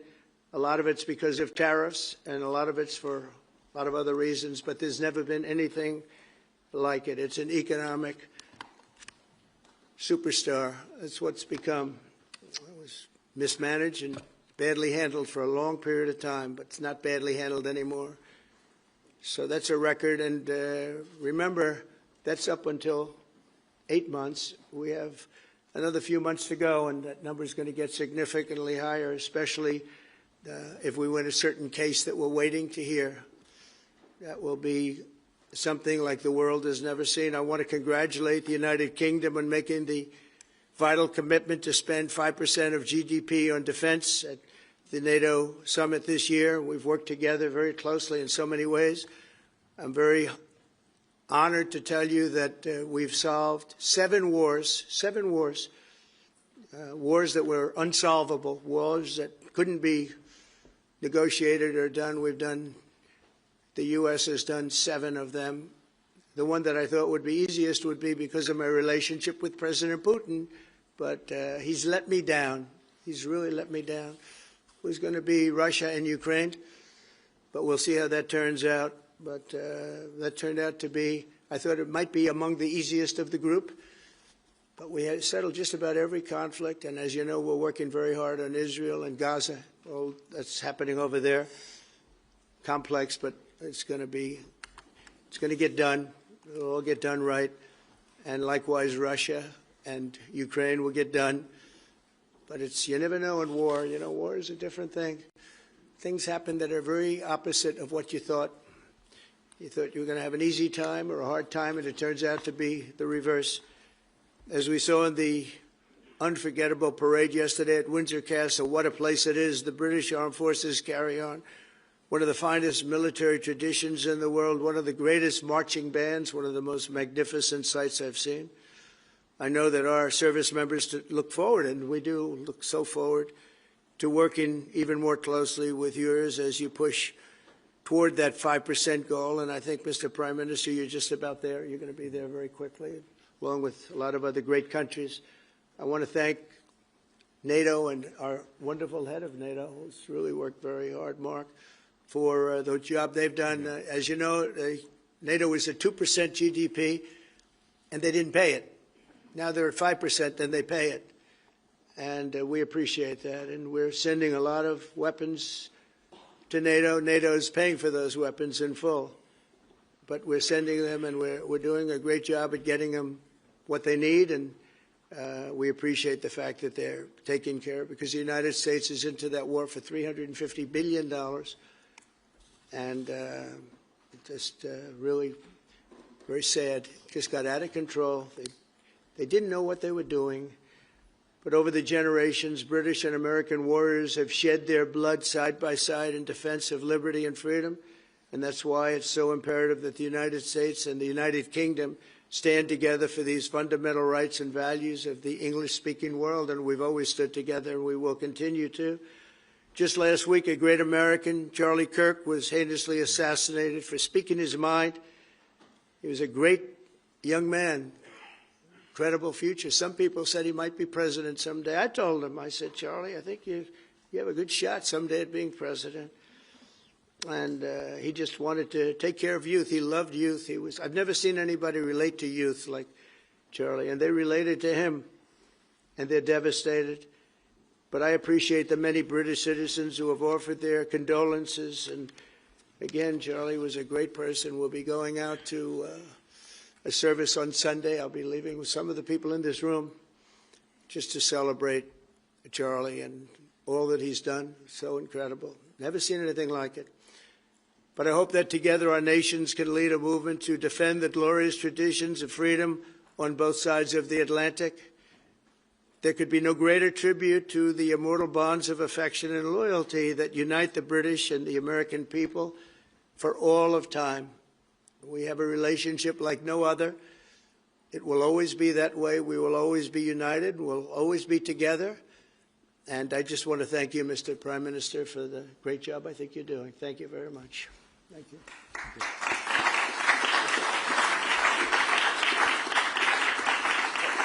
Thank you very much, Mr. President. We're going to take some questions. I'll call 2 or 3 to start with, and then I'll pass over to the President. I've got Chris Mason from the BBC first. Chris. Thank you both. Chris Mason, BBC News.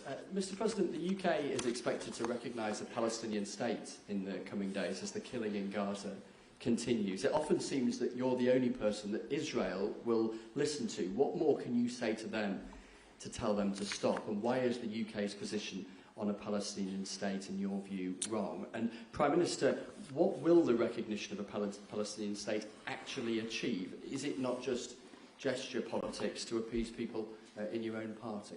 Thank you both. Well, Chris, let me just start with that, because we discussed this amongst other things. We had the best part of an hour, I think, upstairs earlier today, just one-to-one, going through a number of affairs, world affairs, in private. And we absolutely agree on the need for peace and a roadmap, because the situation in Gaza is intolerable. The hostages have been held for a very, very long time, and they must be freed.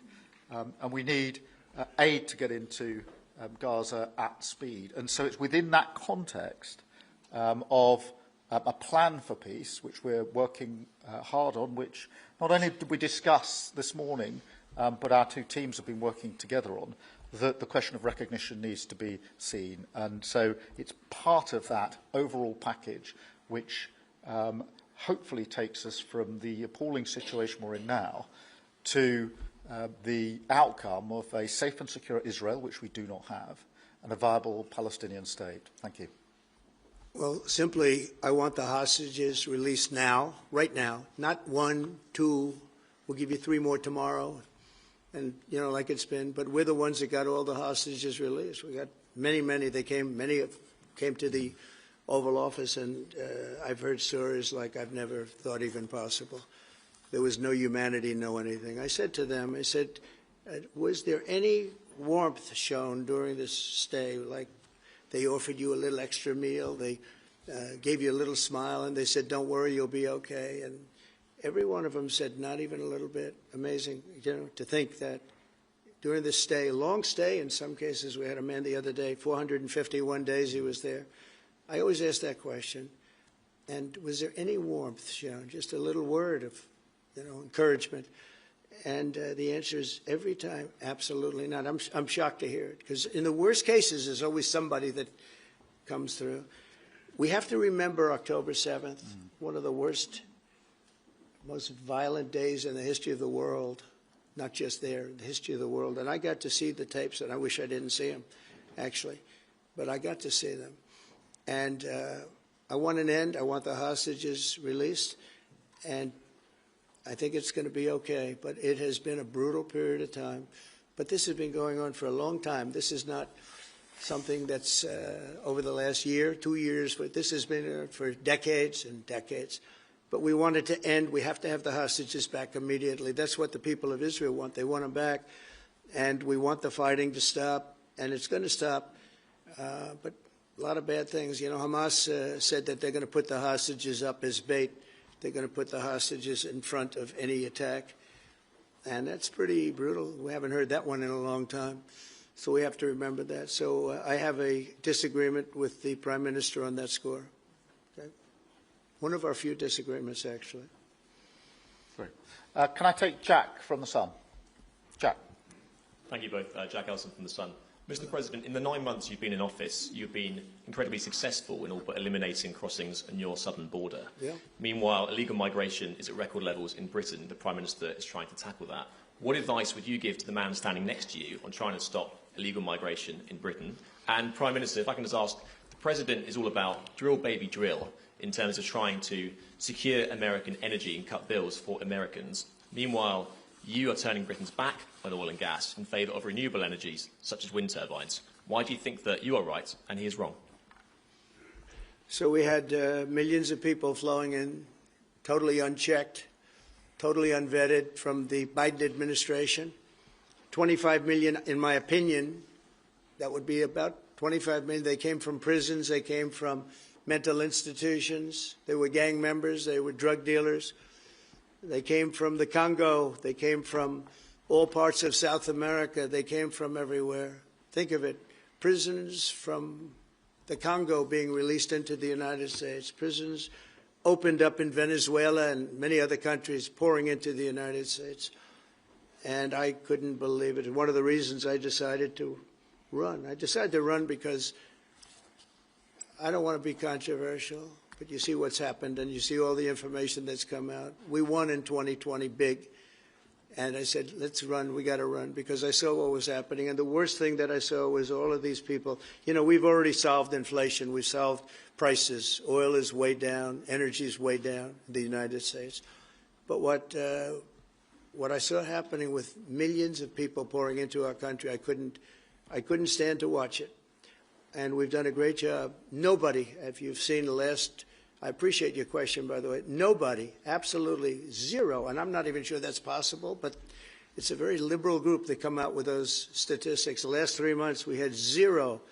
From millions of people a year ago, we had zero people enter our country illegally. And we do have people coming in legally through a legal process and testing and lots of other things. I think it's very important, and we speak about it. And I think your situation is very similar. You know, you have people coming in, and I told the Prime Minister I would stop it, and it doesn't matter if you call out the military, it doesn't matter what means you use, but it's going to destroys countries from within. And we're actually now removing a lot of the people that came into our country. It's a very hard chore.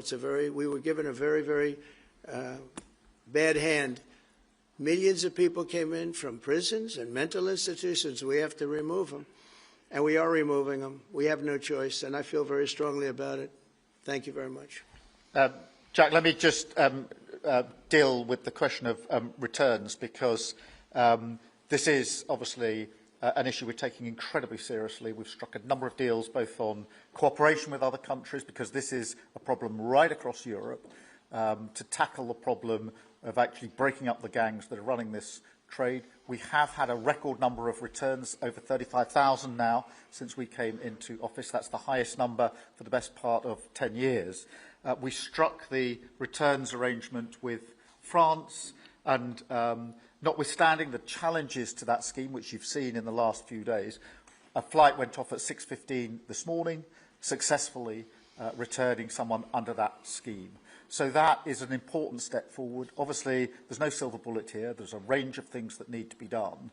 But given the challenges of returning people, it is important that we're able to prove it can be done. It was done. It was done early this morning.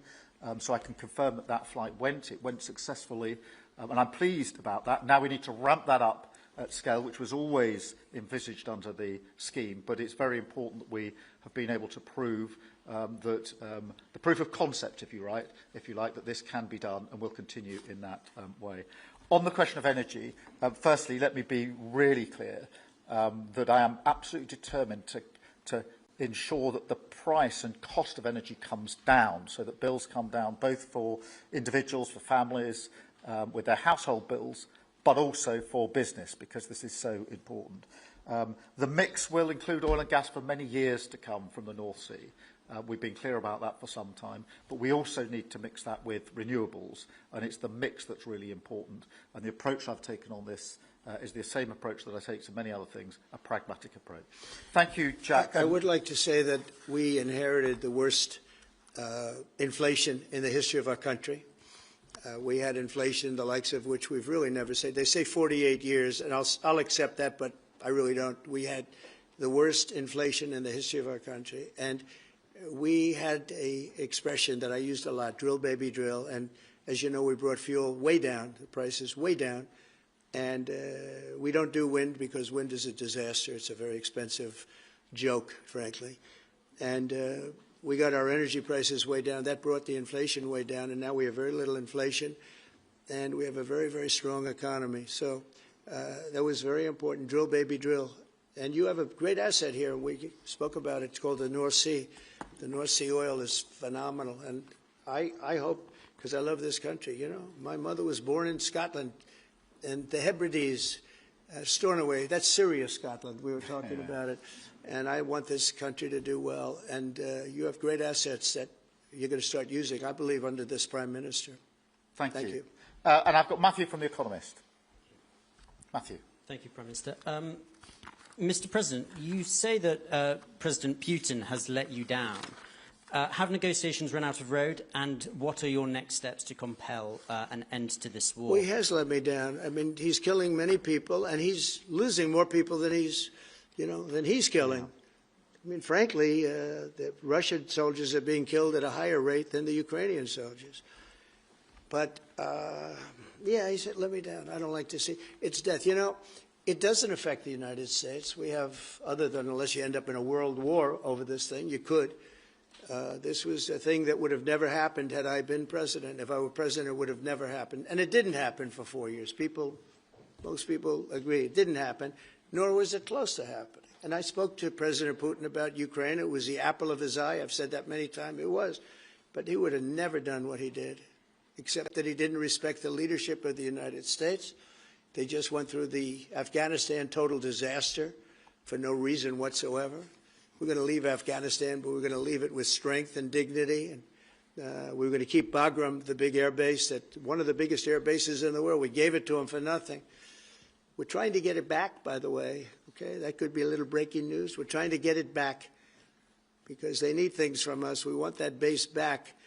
But one of the reasons we want the base is, as you know, it's an hour away from where China makes its nuclear weapons.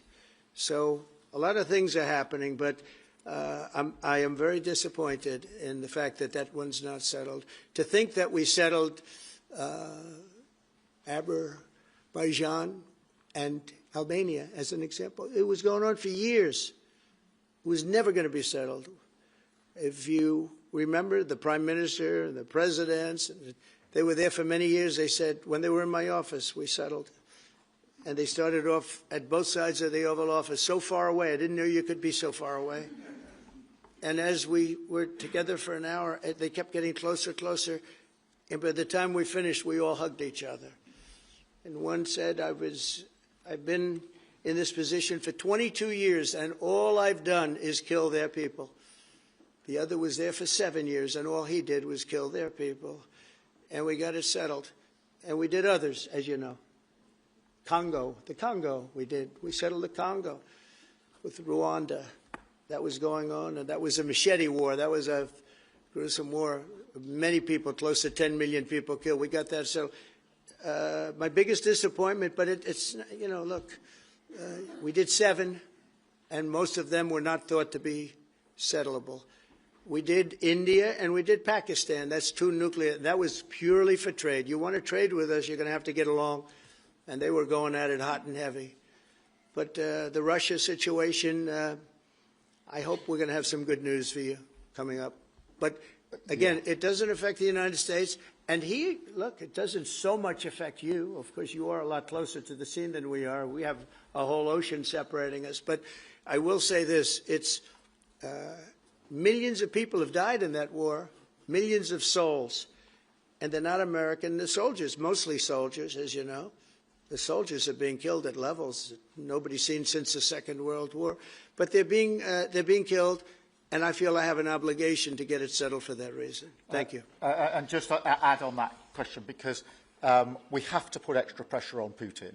And it's only when the President has put pressure on Putin that he's actually shown any inclination to move. So we have to ramp that pressure up. I think it's important to have this conversation in the context of what's happened in recent weeks. We saw damage and bombing to the British Council in Kyiv. These are targets that it was thought until recently were not targets that would be hit. The British Council, the European Union Embassy, the Council of Ministers, where President Zelensky's ministers work was hit. Again, these were thought to be places that wouldn't be hit.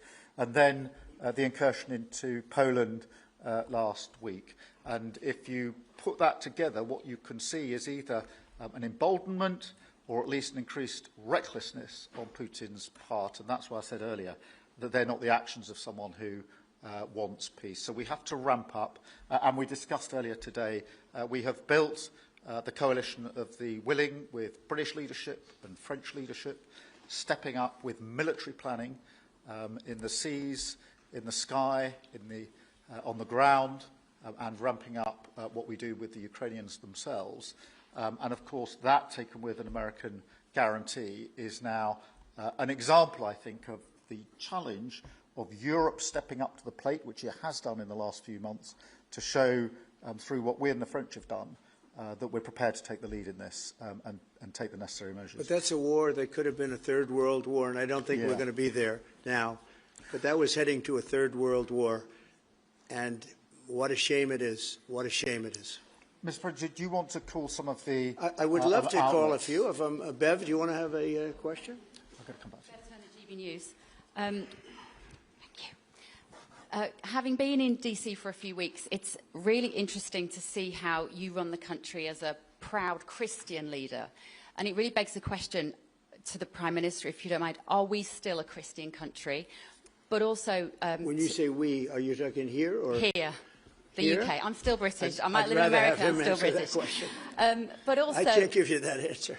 That's for the Prime Minister. But also, despite what we talked about in Scotland a few weeks ago, we still have 12,000 people a year here being arrested for social media posts, for free speech violations.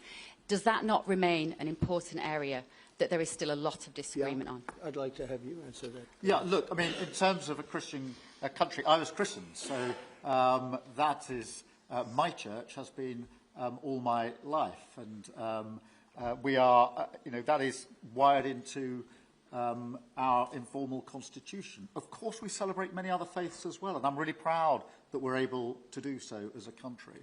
And on free speech, that has long lived in this country, free speech. It's one of the founding values of the United Kingdom, and we protect it jealously and fiercely, and always will, and we will bear down on any limits on free speech.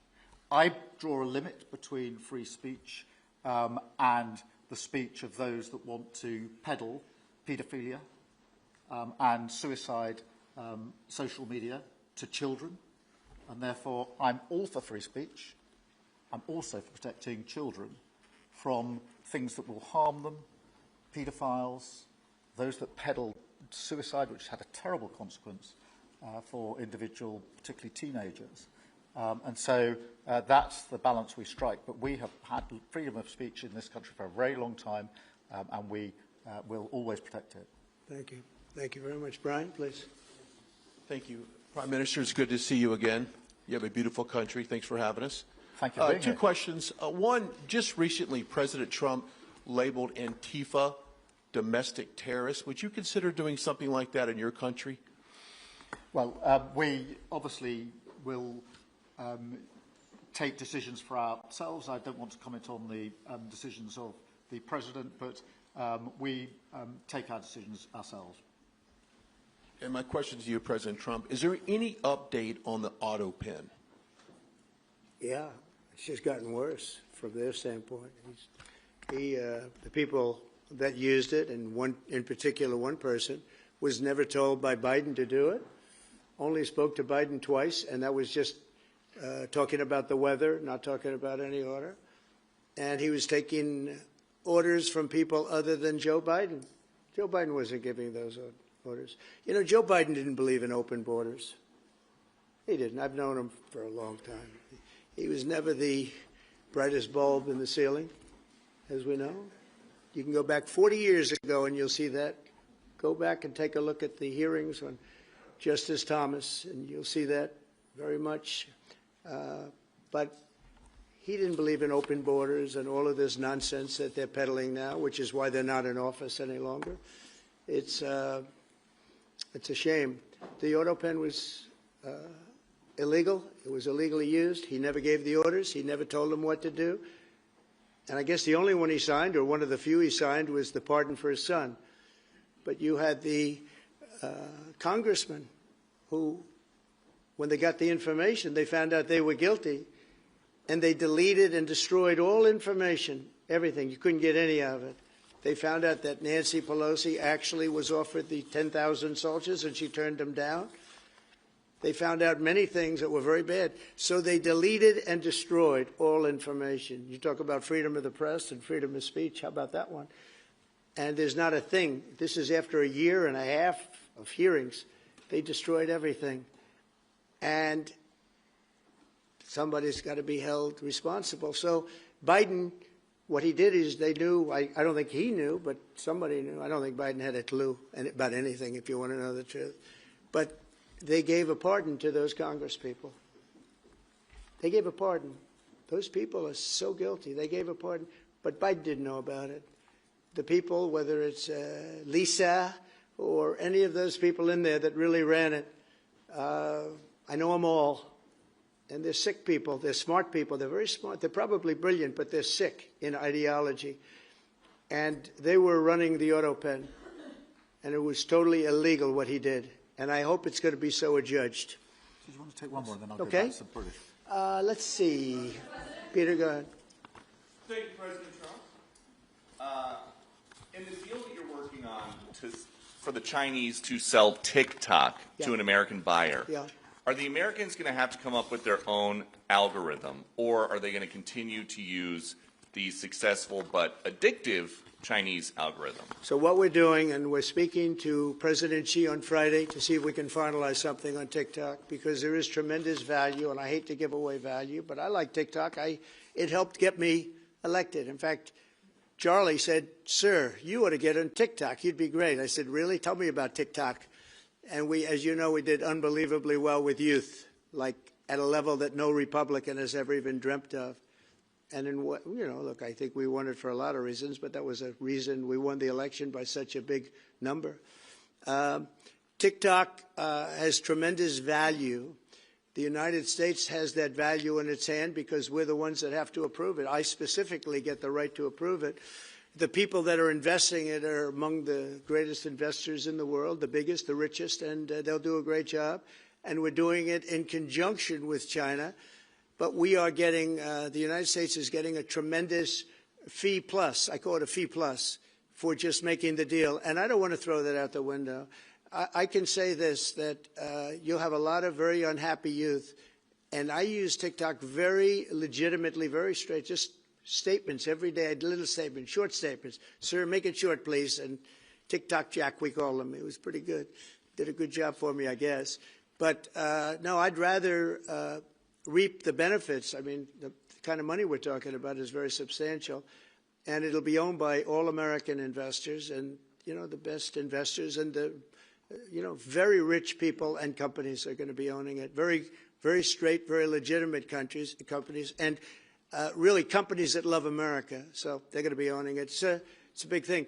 And on a much bigger scale, and probably that's why we were able to get that, but on a much bigger scale, we're pretty close to a deal. We may do an extension with China, but it's an extension based on the same terms that we have right now, which are pretty good terms. And my question for Prime Minister Starmer, if you feel so strongly about officially recognizing Palestine for statehood, why are you waiting for President Trump to leave the country? Why can't you just do it right now? And isn't there a risk in rewarding Hamas with that? Well, let me be really clear about Hamas.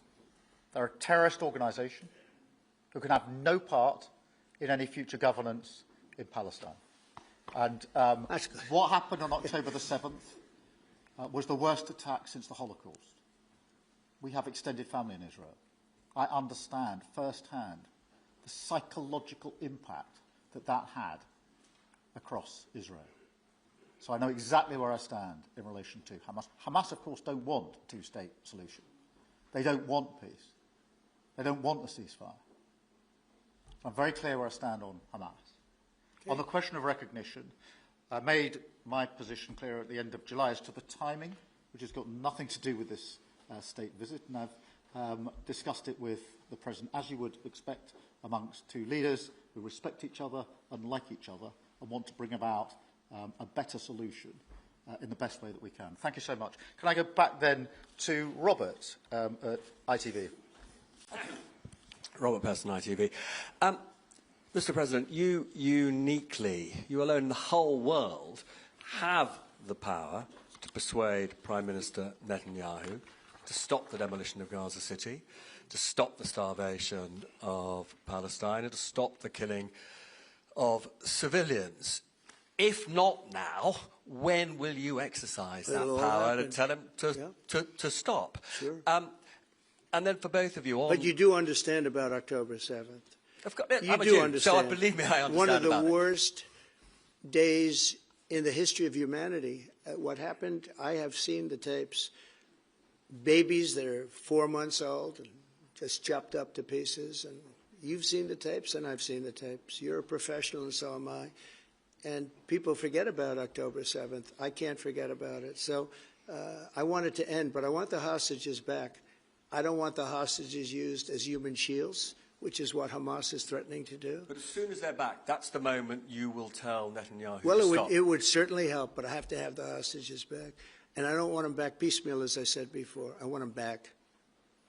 And on a separate issue, free speech, your Vice President, Vance, said that free speech is under attack in the UK. Do you agree with him? And Prime Minister, we saw the dismissal of a very well-known chat show host in America last night, Mr. Kimmel. Is free speech more under attack in Britain or America?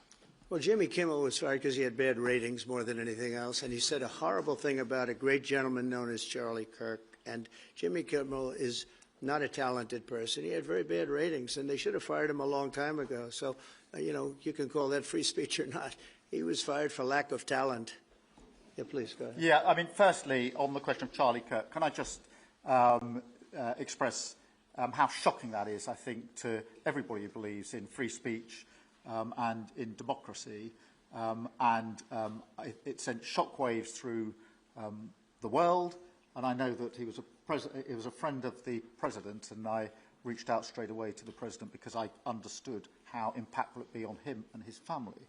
And we all need to be absolutely clear about that. Whatever our political views, it is shocking and is to be condemned. On free speech, not much to add to the answer I gave earlier. This country's had free speech for a very, very long time. It is part of who we are as a country, and it is the values that we fought for. We fought for it during the Second World War alongside each other. So we need no reminding of the importance of free speech in this country. Thank you, Robert. And I go to Beth for the final question, please. Beth. Thank you so much. Sky. Thank you, Beth Rigby, Sky News. Thank you, Prime Minister. If I could start with you. Prime Minister, President Trump has said he's ready to impose major sanctions on Russia if NATO countries stop purchasing Russian oil. He's got a point, hasn't he? Is that what you now believe is needed to bring Putin properly to the table? And what's your message to the President on US sanctions? And, Mr. President, if I may, the King praised your personal commitment last night to finding solutions to the world's most intractable conflicts. You have invested much of your time and effort in Ukraine. But even as you seek to broker a deal, President Putin is escalating the war. He's firing drones into NATO airspace. You say he has let you down.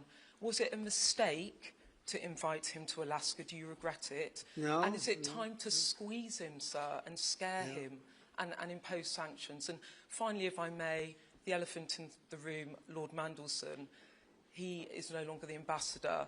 Do you have some sympathy with him that he lost his job over historic links to Jeffrey Epstein? Thank you very much, sir. I don't know him, actually. I had heard that, and I think maybe the Prime Minister would be better speaking of that. That was a choice that he made, and I don't know. What is your answer to that? Well, I mean, it's very straightforward. Some information came to light last week which wasn't available when he was appointed, and I made a decision about it, and that's very clear. On the question of the pressure on Putin and on Russia, which is obviously really important, look, I think it is a challenge to Europe. There are a number of European countries which are too reliant on energy from Russia.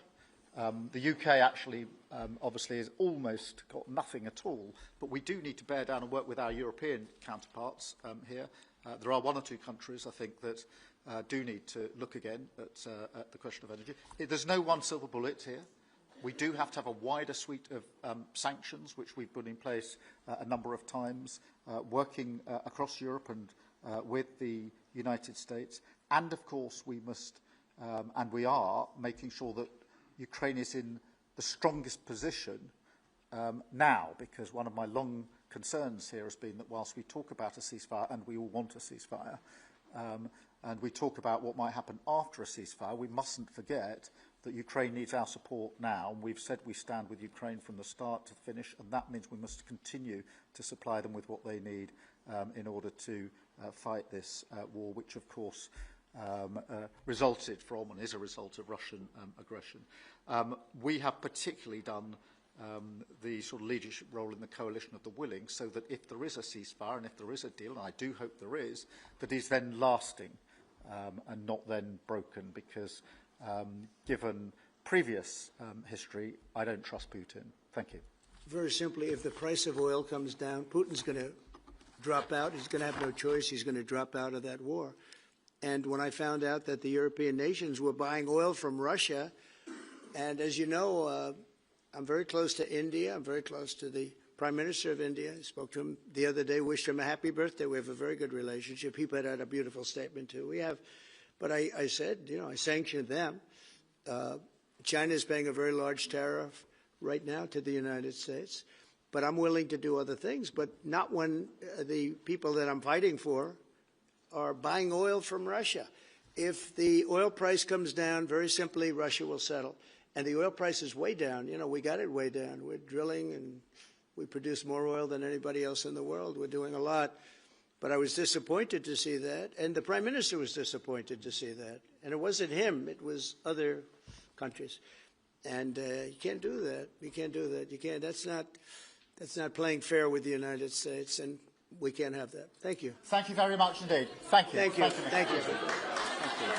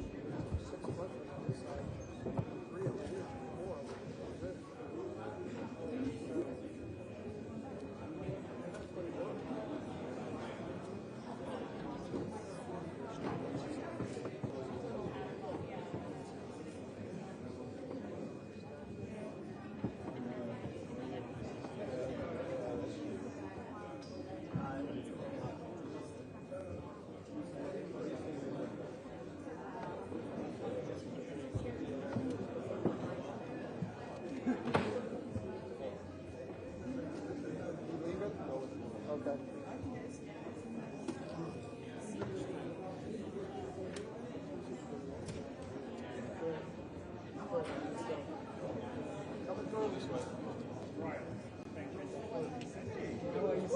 got to say hello in person. You should come back on. You can always come. I appreciate it. You know what?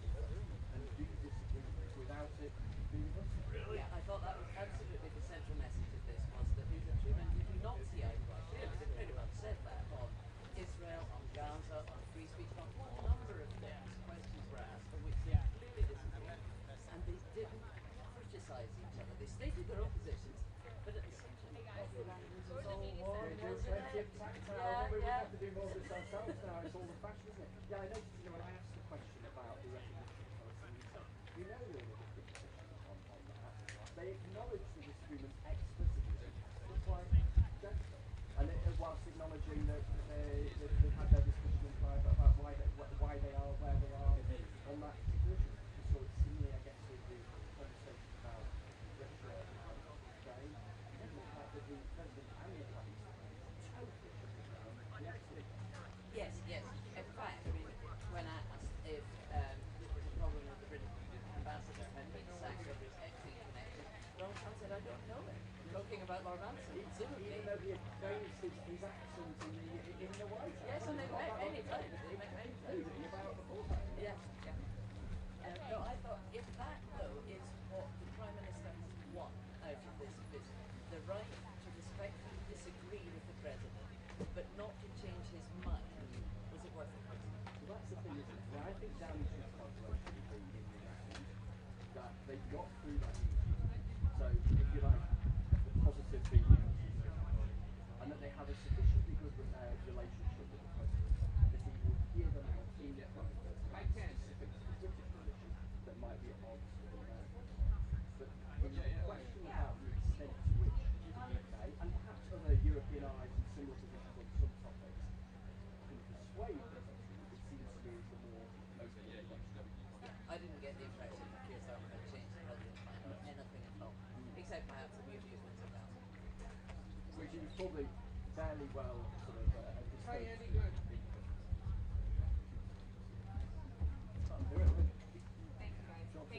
Cheers. No, not at all.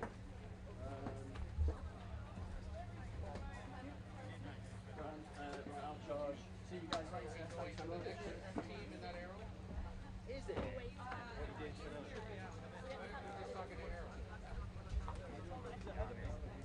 Get them on as soon as we can, yeah? What time is it? Let's try and get them on now. Try and get you on top of the hour. I don't know if they'll have cut that clip yet.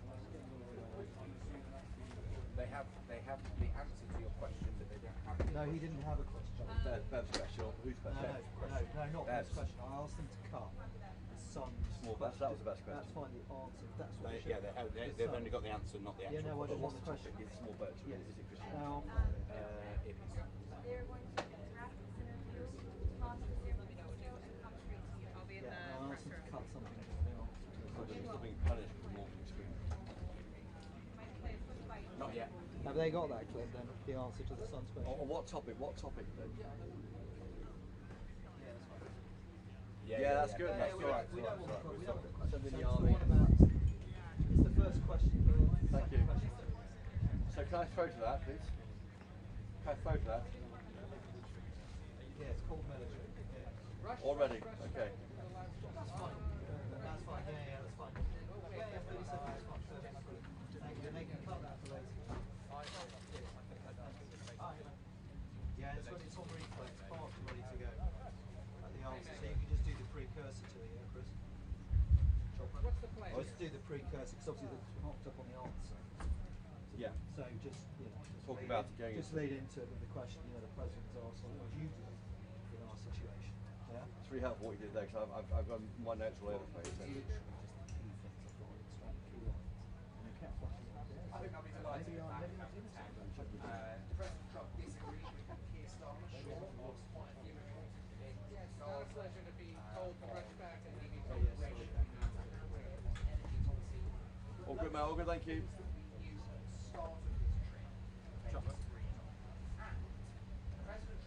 I can hear it clearly, yeah, thank you. Tiny step back to your left. Tiny step. That's it. And then there were the unexploded ordinances. There was nothing really quite contrary on the FC anyway. In fact, Donald Trump faces Bruno Matters slots, and nothing at all on Nigel Farage. So I think chalk this one up as a big success.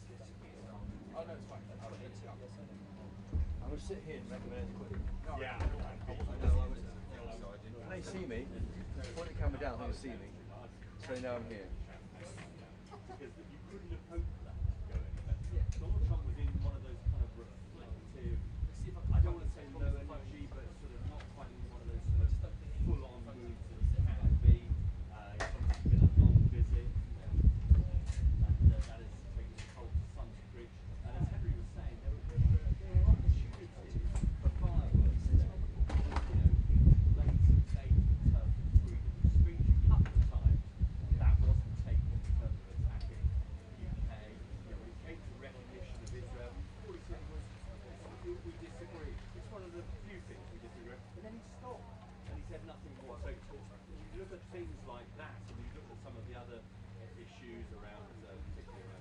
to say I wasn't called. I wasn't chosen for question number 10. I'm going to say that.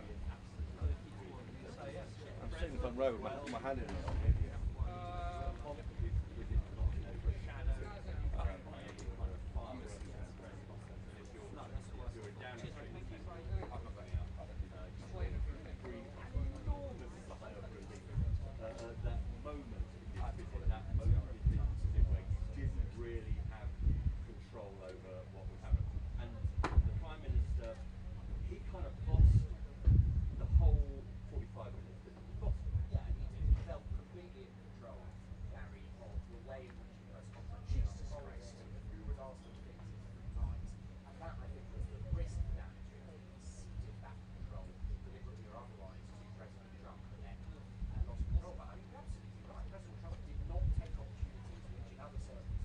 Literally 6 feet from the President and Sir Keir Starmer, of course, our Prime Minister. It seemed very friendly. I think the two appear to get on very well. They've met, by my count, once every 8 weeks since he became President. So they meet quite a lot, and they have forged this rather unusual relationship between two such different politicians, one from the left, Sir Keir Starmer, one from the right, of course, the President of the United States. But they rode across all sorts of areas there. A big issue coming up, I thought, the American journalists asked a question about Palestine this weekend to Sir Keir Starmer. Are you waiting until the guy next to you leaves the country on Air Force One before you recognise the state of Palestine? That was awkward, I think, for Keir Starmer, but the slap on the back was very welcome, according to number 10 aides. Clearly, when Keir Starmer said we're not going to have Hamas running Gaza, that can't happen. That was a big slap on the back, and that wouldn't happen with the recognition of Palestine. Difficult questions on issues of freedom of speech. Sir Keir Starmer there saying we are the home of free speech and making those points, but asked twice about that. He gave that answer. But I thought the most interesting answer, I think, was one about small boats. What would you do to stop the boats? And the answer from Donald Trump, while it had much more bang for its buck than Sir Keir Starmer. Here's what the answer was.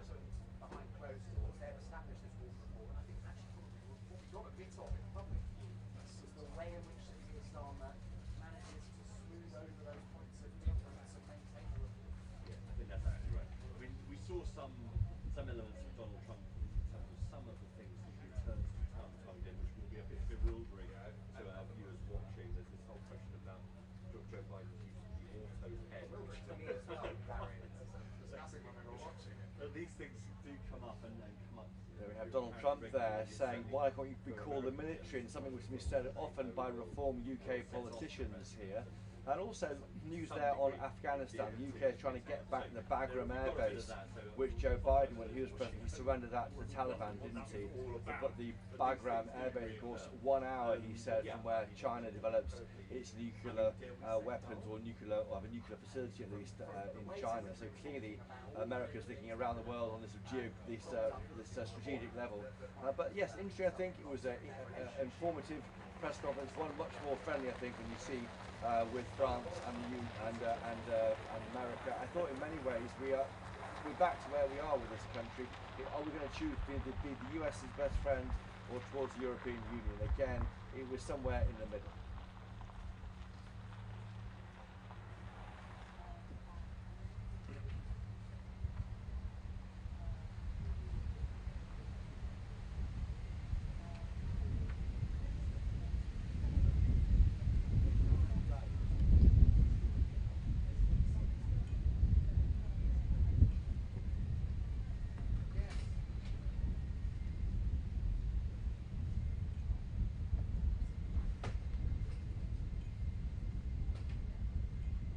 You wouldn't want to.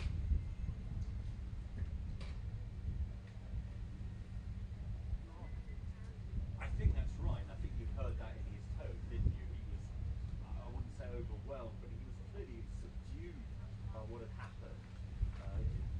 Elated perhaps, but also subdued. Exactly right. He did say there, drill baby drill, wind is a disaster, a very expensive joke. He said you have these huge assets in the North Sea.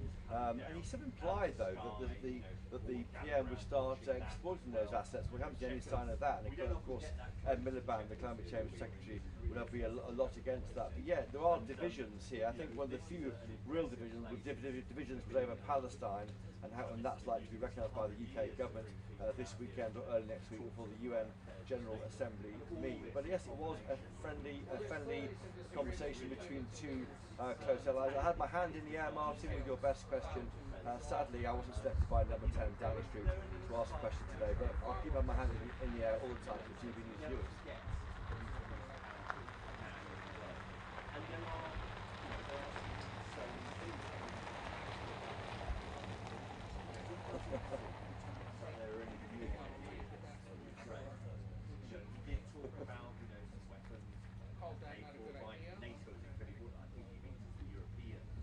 I thought though.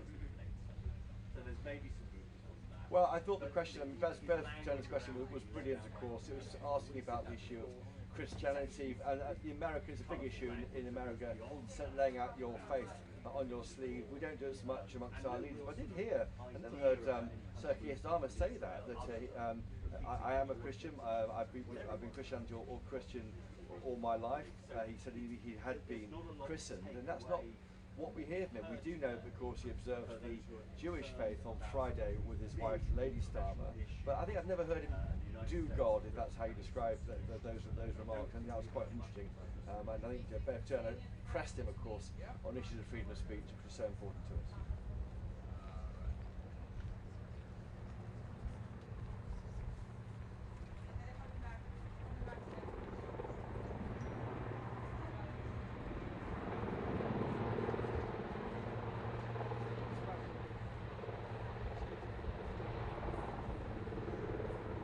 Great.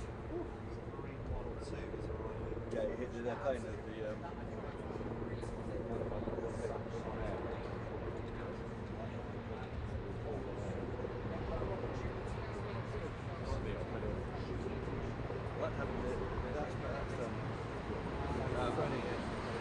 I liked having the in my hand the stick. It looked good that day. It pissed off the little podcast. Oh, really? No, she was kind of compromised, but I was so keen to hold the boat. Anyway, she looked really to me. She's the fashion. She's not used to this process. Like you or I are used to the process.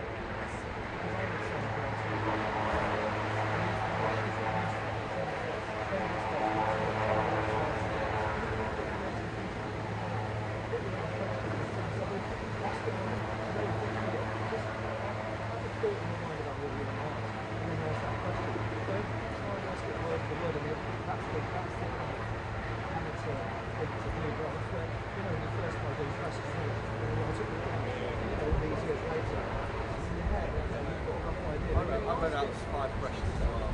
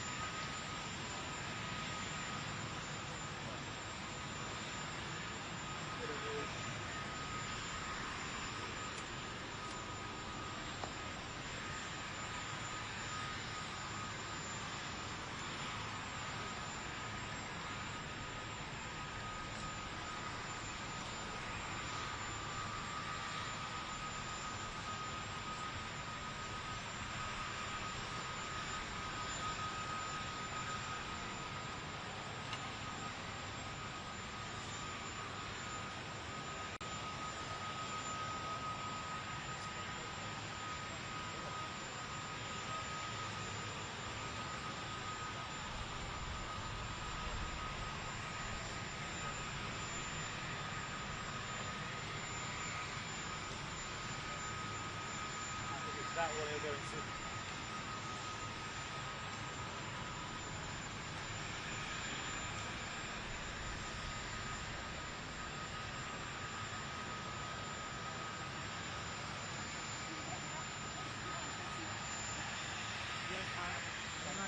I think what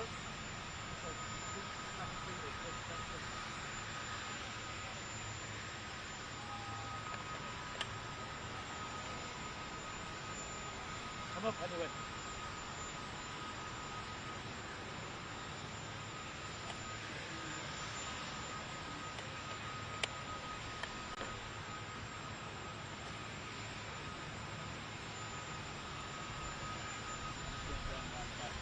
Yeah, he got me.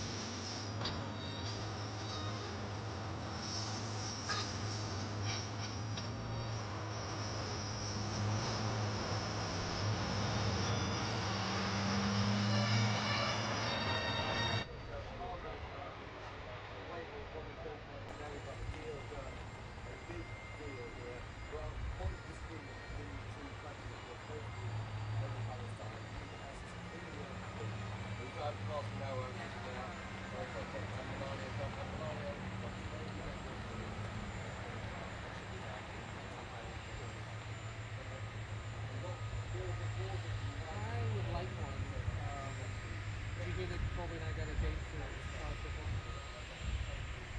Yes, October 16th, 17th, 18th. It's Windsor and State of Iowa, or Ohio and either one. I mean, it's on Big Ten cable.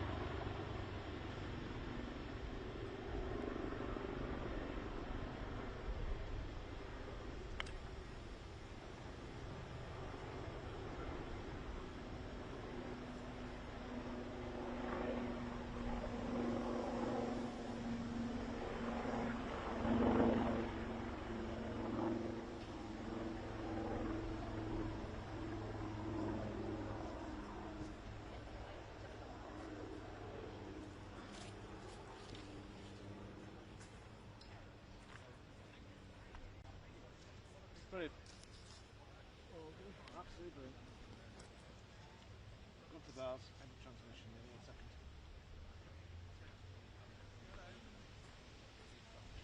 Got a gallery clear, just waiting for the technical clear, but I think I've got it.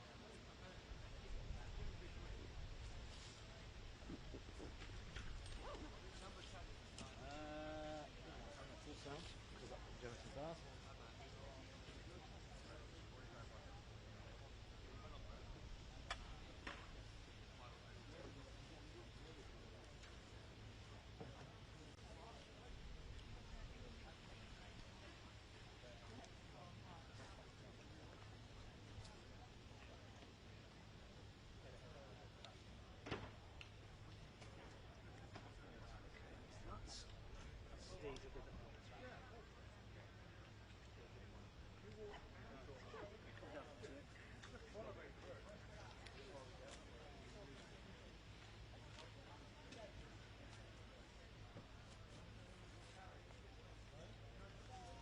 Clear, clear, clear, clear. Wonderful.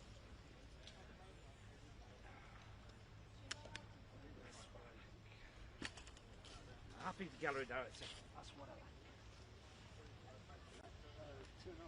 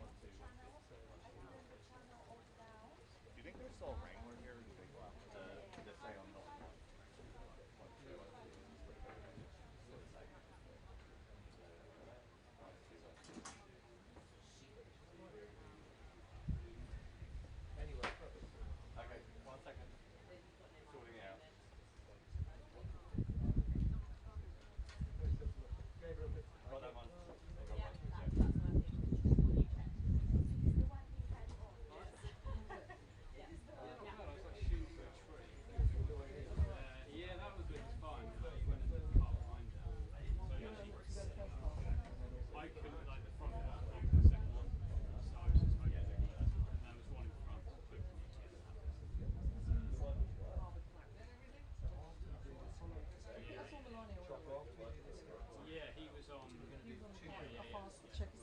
Yeah. I want to get it done. Yeah. One pre-record among the group, there was some notes about the late show. Yeah. Remember? Yeah. The draft, so, yeah. So basically, one pre-record just for Prime, generic one, just going to talk a couple of minutes, yeah? Yeah. To sum it up. And then the other one specifically for the late show. Yeah. With the points that you made. Do you remember what you said?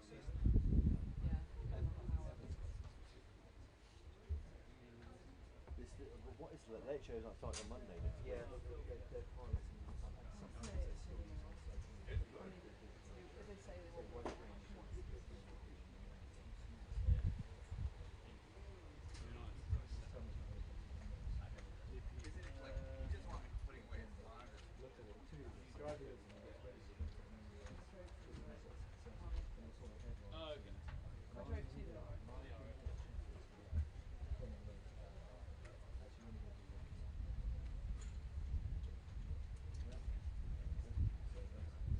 That's the one. We're only going to do we're just going to do this.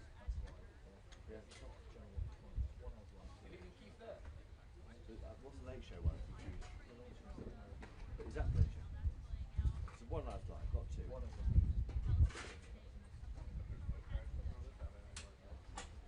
That plays out on the prime show tonight.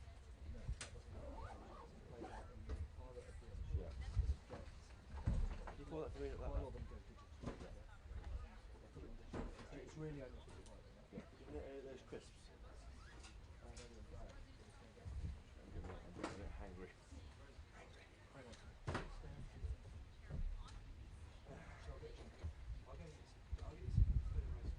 Yeah, or just a biscuit. It's a massive, what is it? Huge Johnny Rush. When you're sitting on a chair that collapses as you're on air, that's a moment. Yeah. That's why I just leant forward my knee. See that?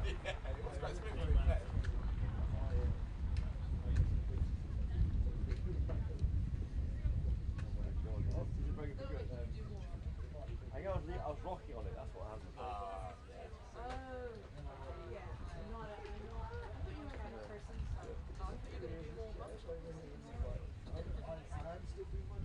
Yeah, you are, you're doing it wrong. You're both brilliant. Yeah, I kept doing it. I leant forward on my knee and stepped on it. Huh? I think I was rocking on it.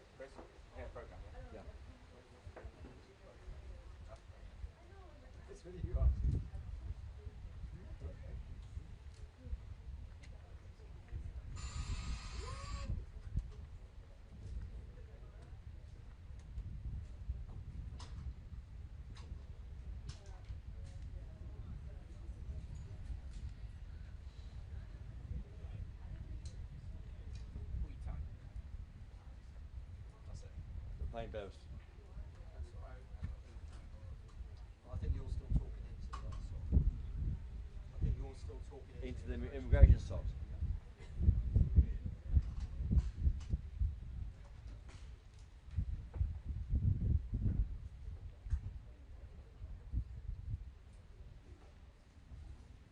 I'm going to go and get you something to eat. Or do you want me to wait and then we go together? Do you want to get this out of the way? Yeah. Next one.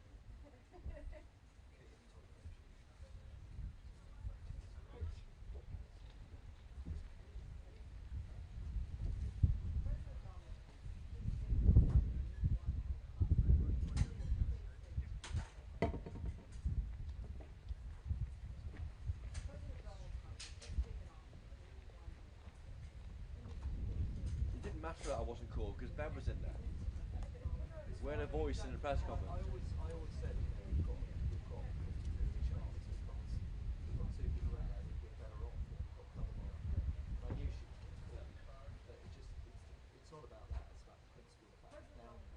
hate that. That's what I hate. It really pisses me off.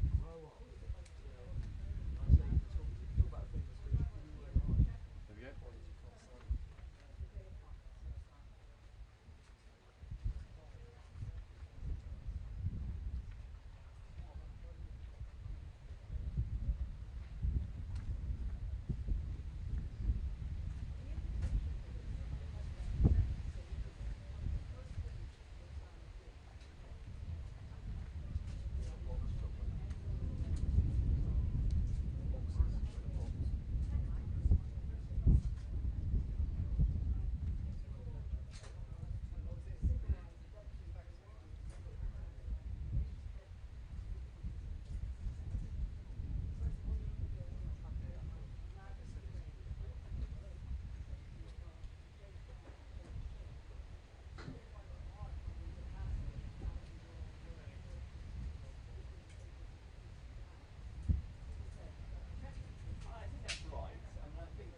I thought that point there, your first point on the small boat issue was most resonant.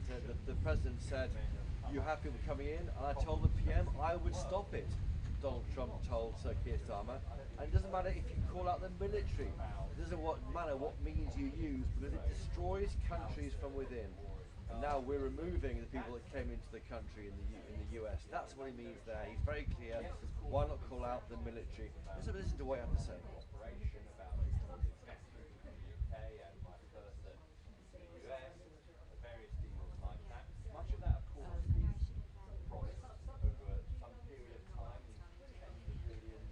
I went too soon to that.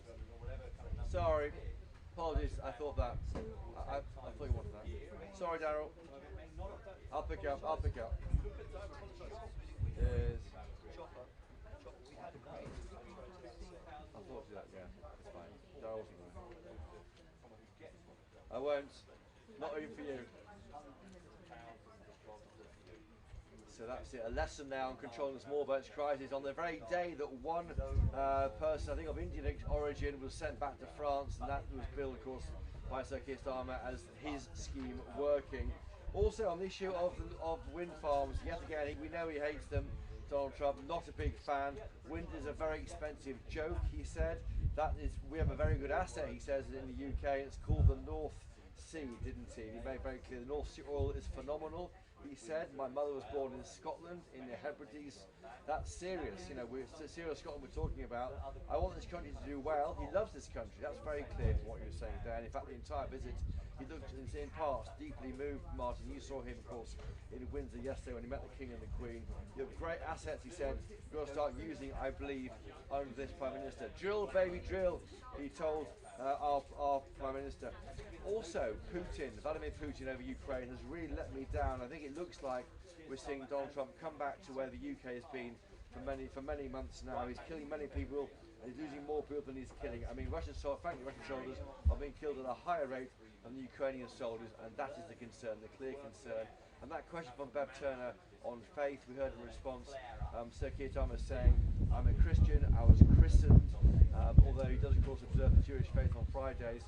Interesting to hear him talk about his faith, which we haven't heard before from this Prime Minister. Overall though, this visit, away from the pomp and circumstance, Martin, is about trade, is about jobs in this country. £250 billion worth of trade deals agreed. We've always been friends. Donald Trump said he called Sir Keir Starmer a tough negotiator who got a better deal than he would have got. That was denied by Keir Starmer.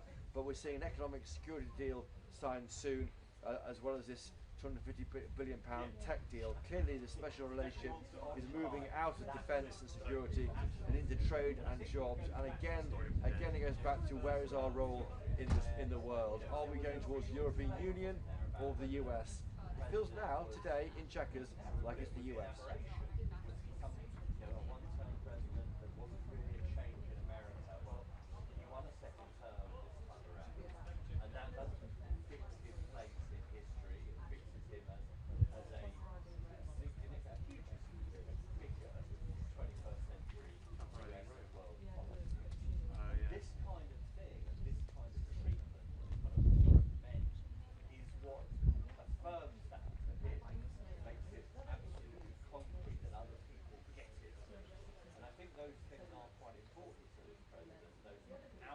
show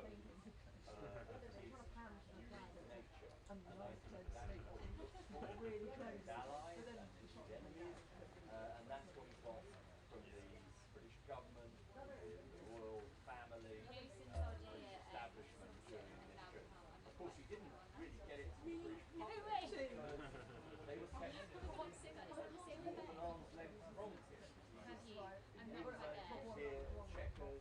Well, quite. That's a great question. I'd answered. I mean, we heard from the Prime Minister saying that around 6 a.m. today, the first flight took off, taking a single migrant arrived here in August back to France. This migrant, we understand, was originally from India. Why not fly to India? Well, he came here from France, so it's a French problem now. But yeah, if you step back, why can't we see firmer action involving the military? Nigel Farage, a reform UK leader, he has said as much. Jay Yousaf, in charge of policy at reform, he has said as much.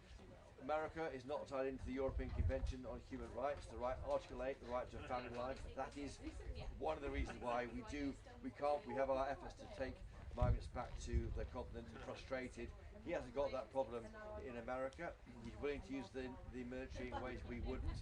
He's enforcing a land border, we've got a sea border, that's harder to enforce. But yeah, lessons here, I think, for the Prime Minister, from the President. Note that guy there, Donald Trump, he loves this country, he's proud of his roots to Scotland through his mother, he loves coming here, he's an Anglophile President. That's a great thing for this country and helps us with getting those deals done, like an investment on AI, on quantum that we heard earlier from Donald Trump. But definitely a lesson there in maybe just throwing off the shackles, Keir Starmer, and stop those boats, because in my view, if he can't stop those boats, that will be the single reason why he might lose the next general election.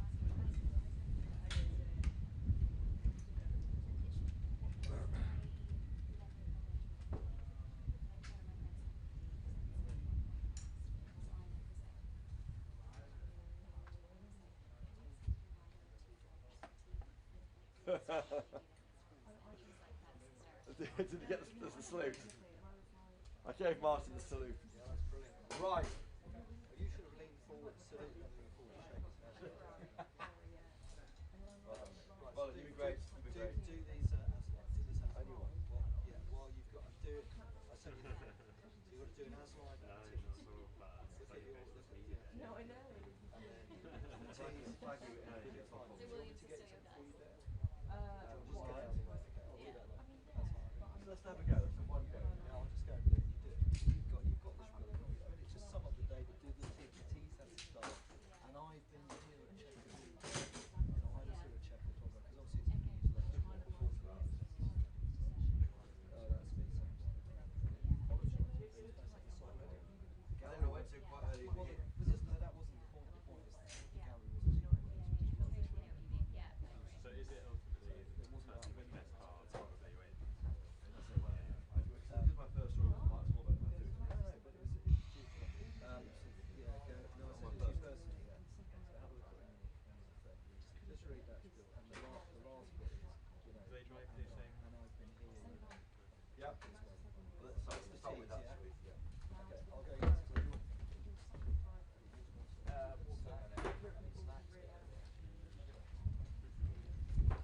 I'll take my earpiece out. Yeah, let's just flick it off your back. Was it funny when I wiped out? What, the jet? Yeah. Yeah, it's so funny. Because I was on air. Yeah. So what I did, I just leant forward and just kept talking. Yeah, you saved it well. You saved it well. Me and Tom was crying. Oh, God. Roll in whenever you're ready.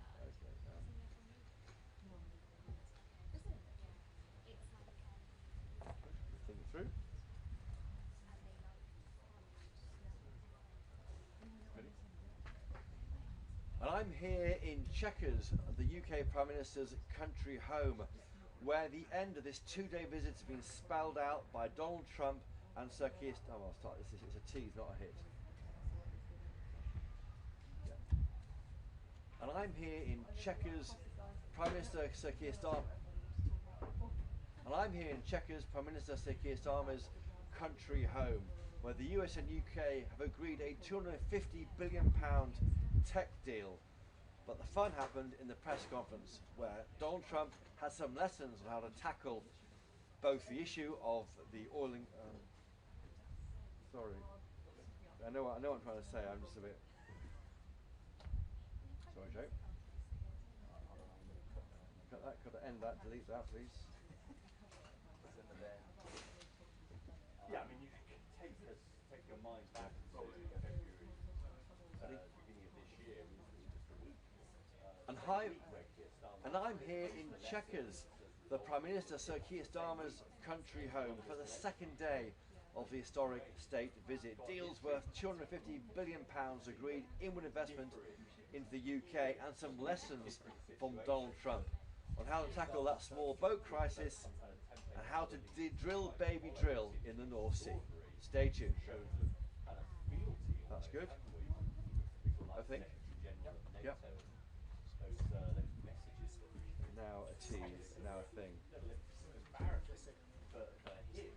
I'm doing it now.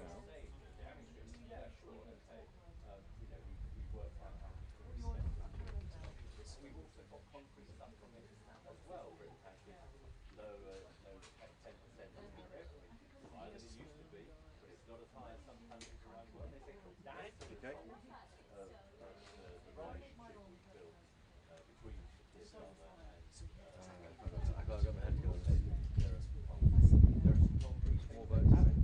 there's a log jam over steel and aluminium tariffs that are 25% on British exporters. We know that steel exporters are well down on what they used to be because of that. And no deal has been got over the line on that they were very hopeful of.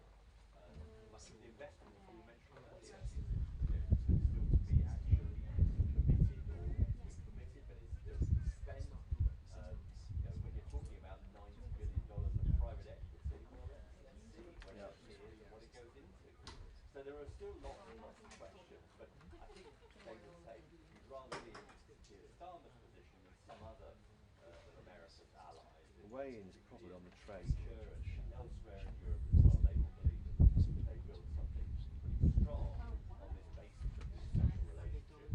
Donald Trump, through his words, And finish.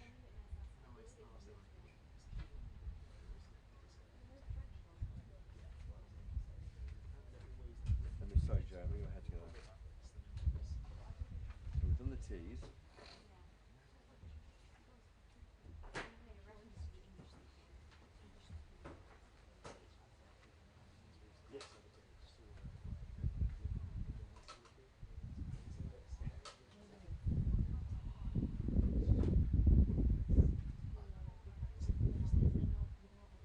yeah, there are occasionally Donald Trump, no more occasionally, pretty regularly Donald Trump goes off on a kind of a little meander on some issues that are a little surprising.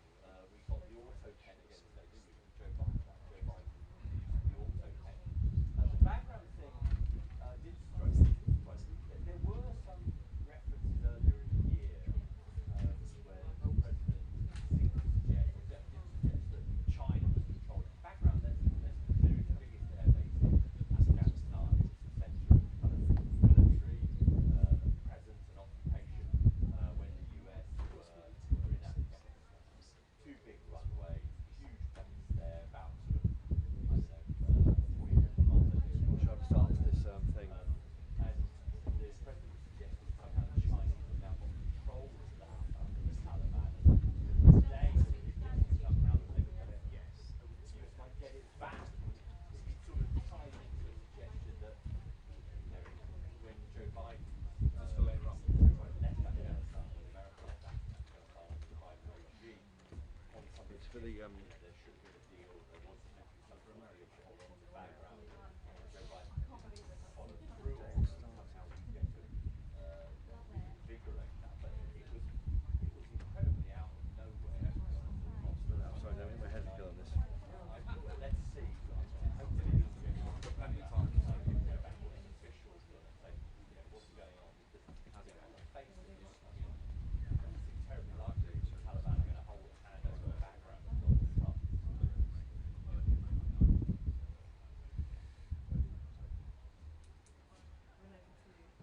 Let's have a go. How's it going, buddy? Still here for a while. Yeah, ready? Okay.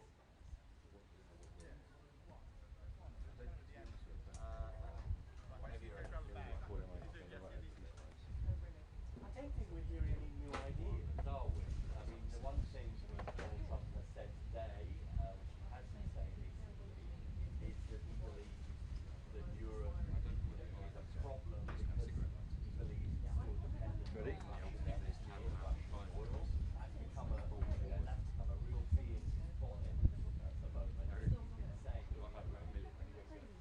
President Donald J. Trump is on his way back to the US after a historic two-day state visit to the UK. President Donald Trump is now on the way back to Washington, D.C. after a historic and successful two-day visit to the UK. It ended here in Chequers with a trade deal worth £250 billion on technology agreed between the US and the UK. It couldn't have gone any better, frankly, for Sir Keir Starmer. Elements were not discussed or not at least announced, nothing for the British steel. So we'll go. One more go.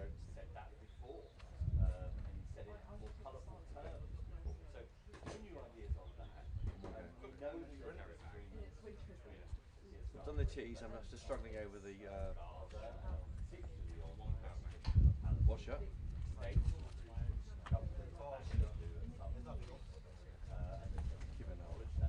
Tea and coffee? Yeah. Mine. Rabbit two, what is this?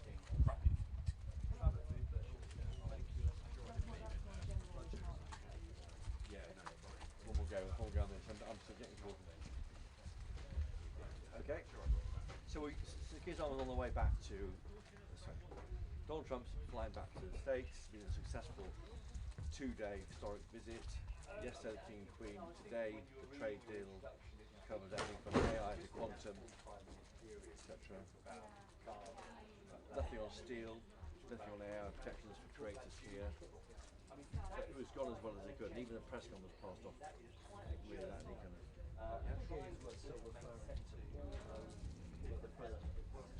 Yeah, exactly. On small boats. Exactly, yeah, well, we're going to get onto that. And even to our own Bev Turner.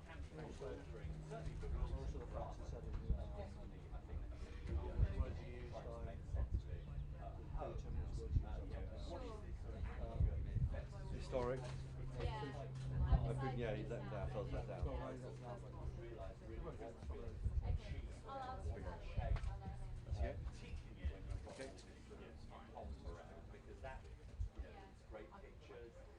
President Donald Trump is on his way back to Washington, D.C. after what will be seen as a successful two-day state visit to the UK. In two parts. It started with his meeting with the royal family at Windsor Castle and the pomp and circumstance of a state dinner on last night. And today, here in Chequers, the Prime Minister's country residence, getting down to the brass tacks of a trade deal on technology. £250 billion worth of investment across AI, nuclear, quantum. A big deal for America and a big deal for UK countries. But also there was a difficult issue of navigating a press conference for Sir Keir Starmer. We know how they can go on and range across all sorts of areas when they're hosted by Donald Trump. This one was chaired by Keir Starmer and was much more focused, with a few chosen journalists allowed to ask questions, and Sir Keir Starmer taking them in good spirit. Some areas, though, of disagreement, notably over the small boats issue. Now, the government in the UK started trumpeting one person, one legally arrived migrant from India, sent back to France earlier today on a dawn flight, but that's about it. The question to President Trump was, what would you do differently? And it was clear he would send in a military, according to the US president. Other question too about Palestine. The UK almost certainly about to recognise Palestine as a country in its own right. That disputed by the US, although there was some welcome backslapping of our Prime Minister and was made clear that Hamas wouldn't be allowed to run Gaza, according to Sir Keir Starmer. Also, the issue of freedom of speech was raised.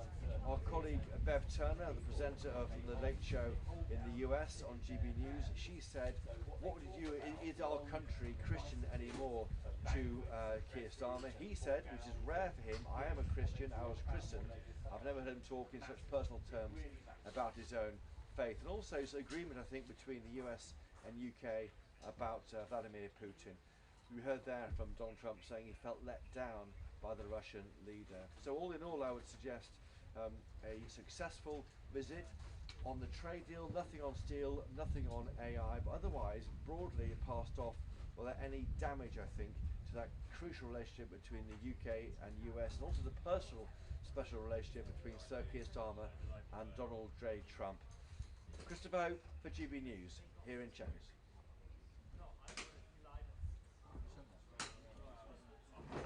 No. Well, I think that was it okay. has- I think that was okay. 3 minutes, I think. That's too long. So do you want to send those in? Right, 5:30. Have one with your Christmas.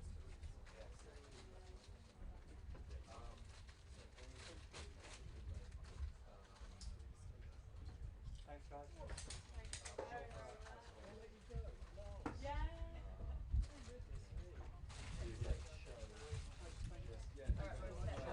I hear they're giving you a holiday to gear towards you. Thanks, man. Safe travelling. See you later. The cheese is free as well. So, Chequers, Chopper, as live plus two.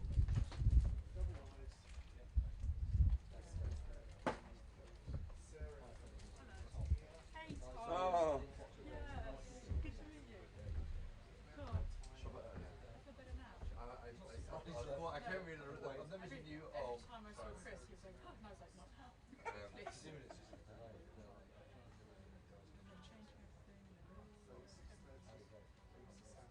Yeah, I think.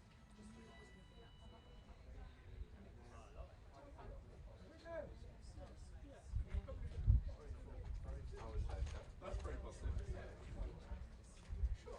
It's his house, so yeah.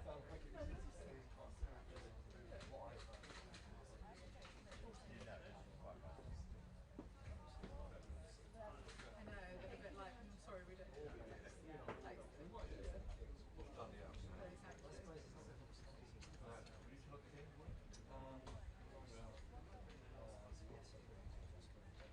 If I was sitting in the middle of something.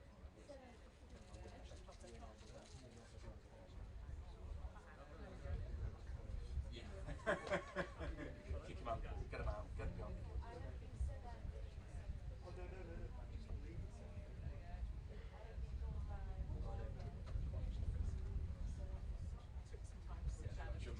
Should know what to do.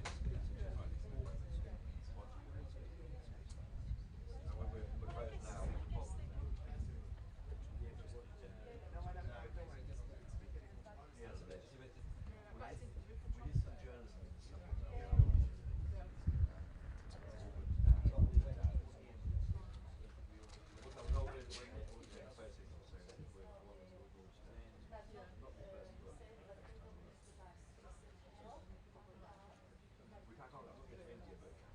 yes. No, fine. You go. 3 days? 6th and 9th. Yeah.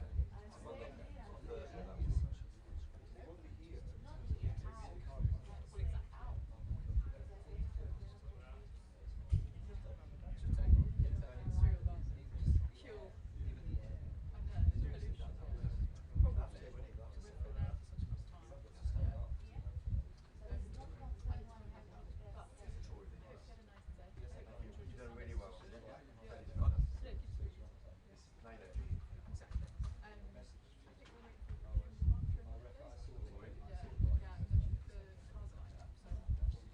Alright, well, I was up and down a bit. See you soon. Hello. Cheers. Yeah, good day today. I mean, not been called in the press conference, but Bev was called. But I won't send this back now. Huh? You, Trump, or both? You get grinning at me, actually. You get smiling at me all the time. But I mean, I had my mic on my lap, which Trump put there. That was meant to get our branding into it, wasn't it? Wave it around.